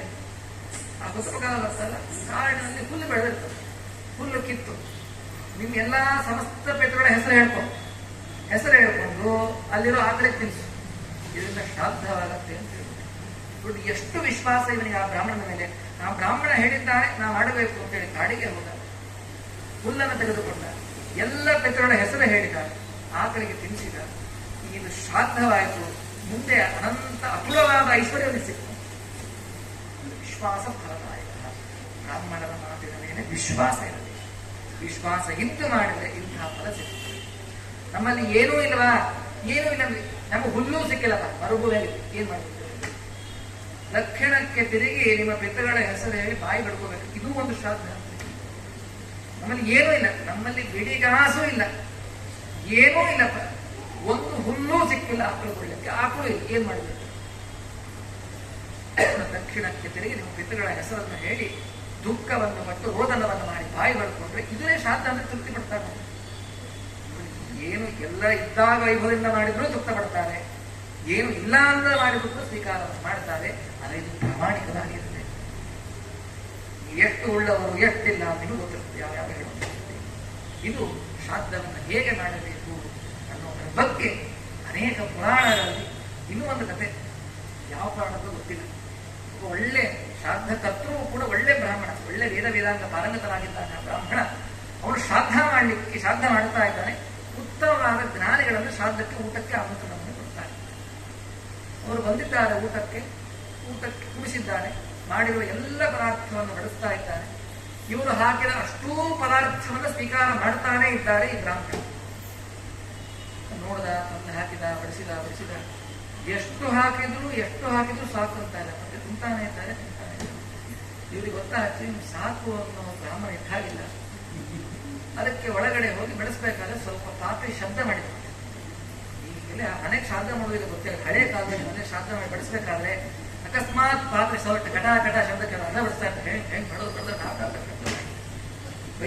ಶಬ್ದ ಮಾಡಿ ಬೆಳೆಸ್ಬಾರ್ದು. ಹಿಂದಿನವ್ರು ಹೇಳ್ತಾ ಇದ್ರು, ನಮ್ಮ ಅಜ್ಜಿ ಶಬ್ದ ಮಾಡಿ ಬೆಳೆಸಬಾರ್ದು. ಇವು ಶಬ್ದ ಮಾಡ್ತಾರೆ, ಯಾಕೆ ಇವ್ರಿಗೆ ಗೊತ್ತಾಗಲಿ ಪದಾರ್ಥ ಇಷ್ಟೇ ಆಗಿರೋದು ಅಂತ ಹೇಳಿ. ಇವರು ಶ್ರಾದ್ದದ ದಿವಸ ಹಬ್ಬ ಹುಣ್ಣಿಮೆ ಬೇಕಂದ್ರೆ ಕೆಲವು ಬಡಿಸಿ ಬಿಡ್ತಾರೆ. ಶ್ರಾದ್ದದ ದಿವಸ ಏನೆಲ್ಲ ಪದಾರ್ಥ ಮಾಡಿದ್ದೇವೆ ಎಲ್ಲಾ ಪದಾರ್ಥವನ್ನು ಎಲೆಯಲ್ಲಿ ಬಡಿಸ್ತಾರೆ. ಹಾಲು, ಮೊಸರು, ತುಪ್ಪ ಹಿಡ್ಕೊಂಡು ಎಲ್ಲಾ ವರ್ಷ, ಎಲ್ಲಾ ಖಾರ ಎಲ್ಲವನ್ನು ಬಡಿಸ್ತಾರೆ. ಯಾಕೆ? ಈ ಕೂಡೋ ಬ್ರಾಹ್ಮಣ ನನಗೆ ತೃಪ್ತಿ ಆಗಿಲ್ಲ ಅನ್ಬಾರ್ದು, ನಕಾರ ಬರಬಾರ್ದು. ಶ್ರಾದ್ದ ಸಂದರ್ಭದಲ್ಲಿ ನಕಾರ ಕೇಳಬಾರ್ದಂತೆ.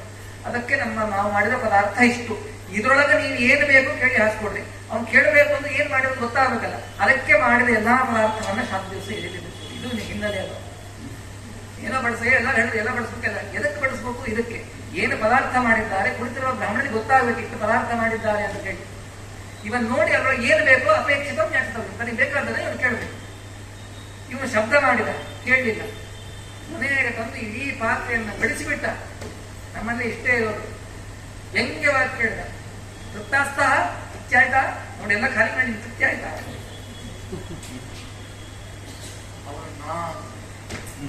ತೃಪ್ತಿ ಆಯ್ತು.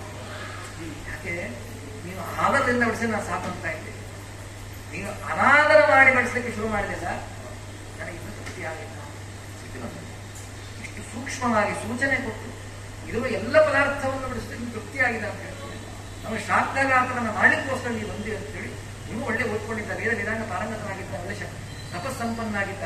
ಕೈಯಲ್ಲಿ ನೀರು ಹಾಕಿಕೊಂಡು ನಿಮಂತ್ರಕರಾದ ಬ್ರಾಹ್ಮಣನಿಗೆ ಶಾಪವನ್ನು ಕೊಳ್ಳಿಕ್ಕೆ ನೀರು ಪ್ರೋಕ್ಷಣೆ ಮಾಡಿದರೆ ಊಟದ ಕುಳಿತ ಬ್ರಾಹ್ಮಣ ತಿಷ್ಟ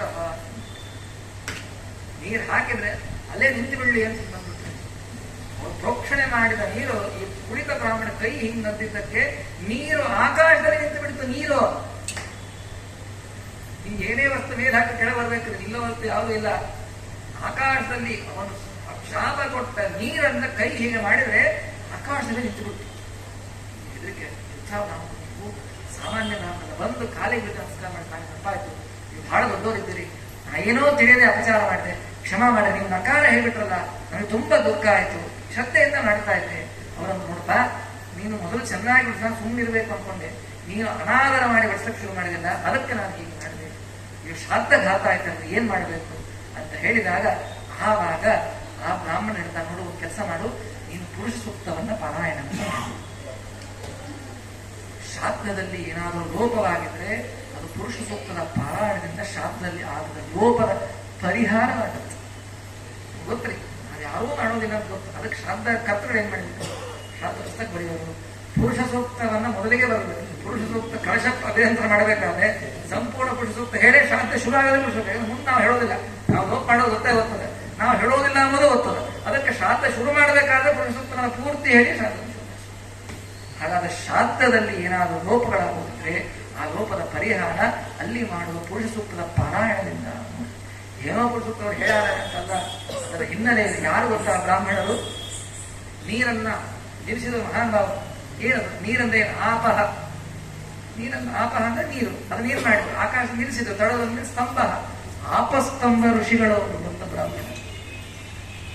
ಅಂದ್ರೆ ನಿಮ್ಮ ಮನೆ ಬ್ರಾಹ್ಮಣರು ಕರಿಬೇಕಾದ್ರೆ ಎಂತೋ ಕರಿಬೇಕು ಅಂತ ಅಳಿಯನ್ ಕರೆದೆ ದಕ್ಷಿಣಿ ನಮ್ಮಲ್ಲೇ, ಮಾವ ನಾಳೆ ನೀರು ಹೋದ ಬೆಳಿ ದೊಡ್ಡ ಕೊಡು, ನಾನು ಇವತ್ತು ಬೆಳಿ ದೊಡ್ಡ ಕೊಡು, ಅದು ಇಲ್ಲಿಲ್ಲೇ ಸರ್ಕಲ್ ದಾನ ಅಂಬೋದು ಹೊರಗೆ ಹೋಗೋದೇ ಇಲ್ಲ. ನಾನು ಹೇಗೆ ಕೊಡದೆ ನೀನು ನನಗೆ ಕೊಡು. ನಾವು ಯೋಗ್ಯನಾಗಿದ್ರೆ ಎಲ್ಲ ಆಗಿರ್ತಾರೆ. ಹುಡುಕಿಕೊಂಡು ಯೋಗ್ಯನಾದವರನ್ನು ಹುಡುಕಿಕೊಂಡು ನೋಡ್ರಿ. ಯಾಕೆ ಆಶೀರ್ವಾದವನ್ನ ಮಾಡಬೇಕು ಅಂದ್ರೆ, ಹರಸಬೇಕು ಅಂದ್ರೆ, ಅವರು ಹೇಳಿದ್ದು ನಮಗೆ ನಡಿಬೇಕು ಅಂದ್ರೆ ಅವರಲ್ಲಿ ಆ ಯೋಗ್ಯತಾ ಇರಬೇಕು. ಅವರಲ್ಲಿ ಏನೂ ಯೋಗ್ಯತಾ ಇಲ್ಲ ಅಂತವ್ರು ಕರೆದು ನೀವು ಕಲಿಯಲ್ಲಿ ಬರಬೇಕು. ಹಾಗಾದ್ರೆ ಕಲಿಯುವ ಬ್ರಾಹ್ಮಣರು ಹೇಗಿರಬೇಕು, ಮಾಡೋ ಕರ್ತೃವಿಗೆ ಎಷ್ಟು ಶಕ್ತಿ ಎರಡೂ ಗೊತ್ತಾಗುತ್ತೆ. ಕರ್ತೃ ನೋಡಿ, ಕುಳಿತ ಬ್ರಾಹ್ಮಣನಿಗೆ ಶಾಪ ಕೊಡ್ತಾನಂದ್ರೆ ಇವು ಎಷ್ಟು ಶಕ್ತಿ ಮಂತ್ರದ್ದಾಗಿದ್ದ. ಆ ಶಾಪ ಕೊಟ್ಟರೆ ಶಾಪವನ್ನ ಆಕಾಶದಲ್ಲೇ ಸ್ತಂಭನೆ ಮಾಡಿದ್ರೆ ಈ ಬ್ರಾಹ್ಮಣ ಎಷ್ಟು ಶಕ್ತಿ ಸಂಪನ್ನ ಆಗಿದೆ. ಹಾಗಾದ್ರೆ ಎಂತಹ ಬ್ರಾಹ್ಮಣರನ್ನ ಕರೀಬೇಕು ಅದನ್ನು ಕೂಡ ತಿಳಿಸಿಕೊಡ್ತಾರೆ. ಹೀಗೆ ಅನೇಕ ಪುರಾಣಗಳಲ್ಲಿ ನಿರ್ತಕ್ಕಂತಹ ಶಾಸ್ತ್ರದ ಮಹಿಮೆಯನ್ನ ಈ ದಿವಸ ಯಥಾವತಿಯಾಗಿ ನೋಡುವ ಪ್ರಯತ್ನವನ್ನು ಮಾಡಿದ್ದೇವೆ. ಶಾಸ್ತ್ರದಲ್ಲಿ ಏನ್ ಮಾಡಬೇಕು, ಏನ್ ಮಾಡಬಾರದು, ಏನ್ ಪದಾರ್ಥ, ಏನೇನು ಕಾರಣ, ಏನಾದ ಕಾರಣ ಇದೆ, ಯಾಕೆ ಅಂದರೆ ಪಿಂಡ ಮಾಡಬೇಕಾದ್ರೆ ಯಾಕೆ ಇಷ್ಟೇ ಪದಾರ್ಥ, ಎಷ್ಟು ದಕ್ಷಿಣೆ ಕೊಡಬೇಕು, ಎಷ್ಟು ದಾನ ಕೊಡಬೇಕು, ಎಷ್ಟು ಜನ ಕೂಟ ಕರಿಬೇಕು, ಹೇಗೆ ಮಾಡಬೇಕು, ಏನು ಮಾಡಬಾರದು, ಶಾಸ್ತ್ರದಲ್ಲಿ ಬರುವ ಕೆಲವು ಸಂಶಯಗಳನ್ನು ನಾಳೆ ದಿವಸ ಮತ್ತೆ ನೋಡಿ ಅದರ ಬಗ್ಗೆ ಇರುವ ಎಲ್ಲದ ಸಂಶಯಗಳನ್ನು ಕೂಡ ನಾಳೆ ಪರಿಹಾರವನ್ನು ಮಾಡಿಕೊಂಡು ಈ ಶಾಸ್ತ್ರದ ಮಹಿಮೆಯನ್ನ ನಾಳೆ ಪಿತೃಪಕ್ಷದ ಪ್ರಧಾನವಾದ ದಿವಸ ಆ ಪಿತೃಗಳ ದೇವತೆಯಾದ ಜನಾರ್ದನ ವಾಸುದೇವನಿಗೆ ಮಂಗಳವನ್ನು ಮಾಡಿ ಅದನ್ನ ಆ ಜನಾರ್ದನ ವಾಸುದೇವನಿಗೆ ಅರ್ಪಣೆ ನಾಳೆ ದಿವಸ ಮಾಡೋಣ ಅಂತ ಹೇಳ್ತಾ, ಅಕಸ್ಮಾತ್ ಯಾರೆಲ್ಲಾದರೂ ಒಂದು ಪ್ರಶ್ನೆಗಳು ಅಂತಿದ್ರೆ ನೀವು ಚೀಟಿಯಲ್ಲಿ ಬರ್ಕೊಂಡ್ಬಂದ್ರೆ ಅವಶ್ಯವಾಗಿ ನಾಳೆ ಪುರಾಣದಲ್ಲಿ ನಿಮ್ಮ ಸಂಶಯಗಳನ್ನು ಪರಿಹಾರ ಮಾಡುವ ಪ್ರಯತ್ನವನ್ನ ಇದ್ದ ಸಮಯದಲ್ಲಿ ಮಾಡಲಿಕ್ಕೆ ಪ್ರಯತ್ನ ಮಾಡ್ತೇವೆ. ಲೋಕಾಭಿಪ್ರಾಯ ಶ್ರೀಕೃಷ್ಣಾರ್ಪಣಮಸ್ತು. ಹರೇ ನಮಃ. ಹರೇ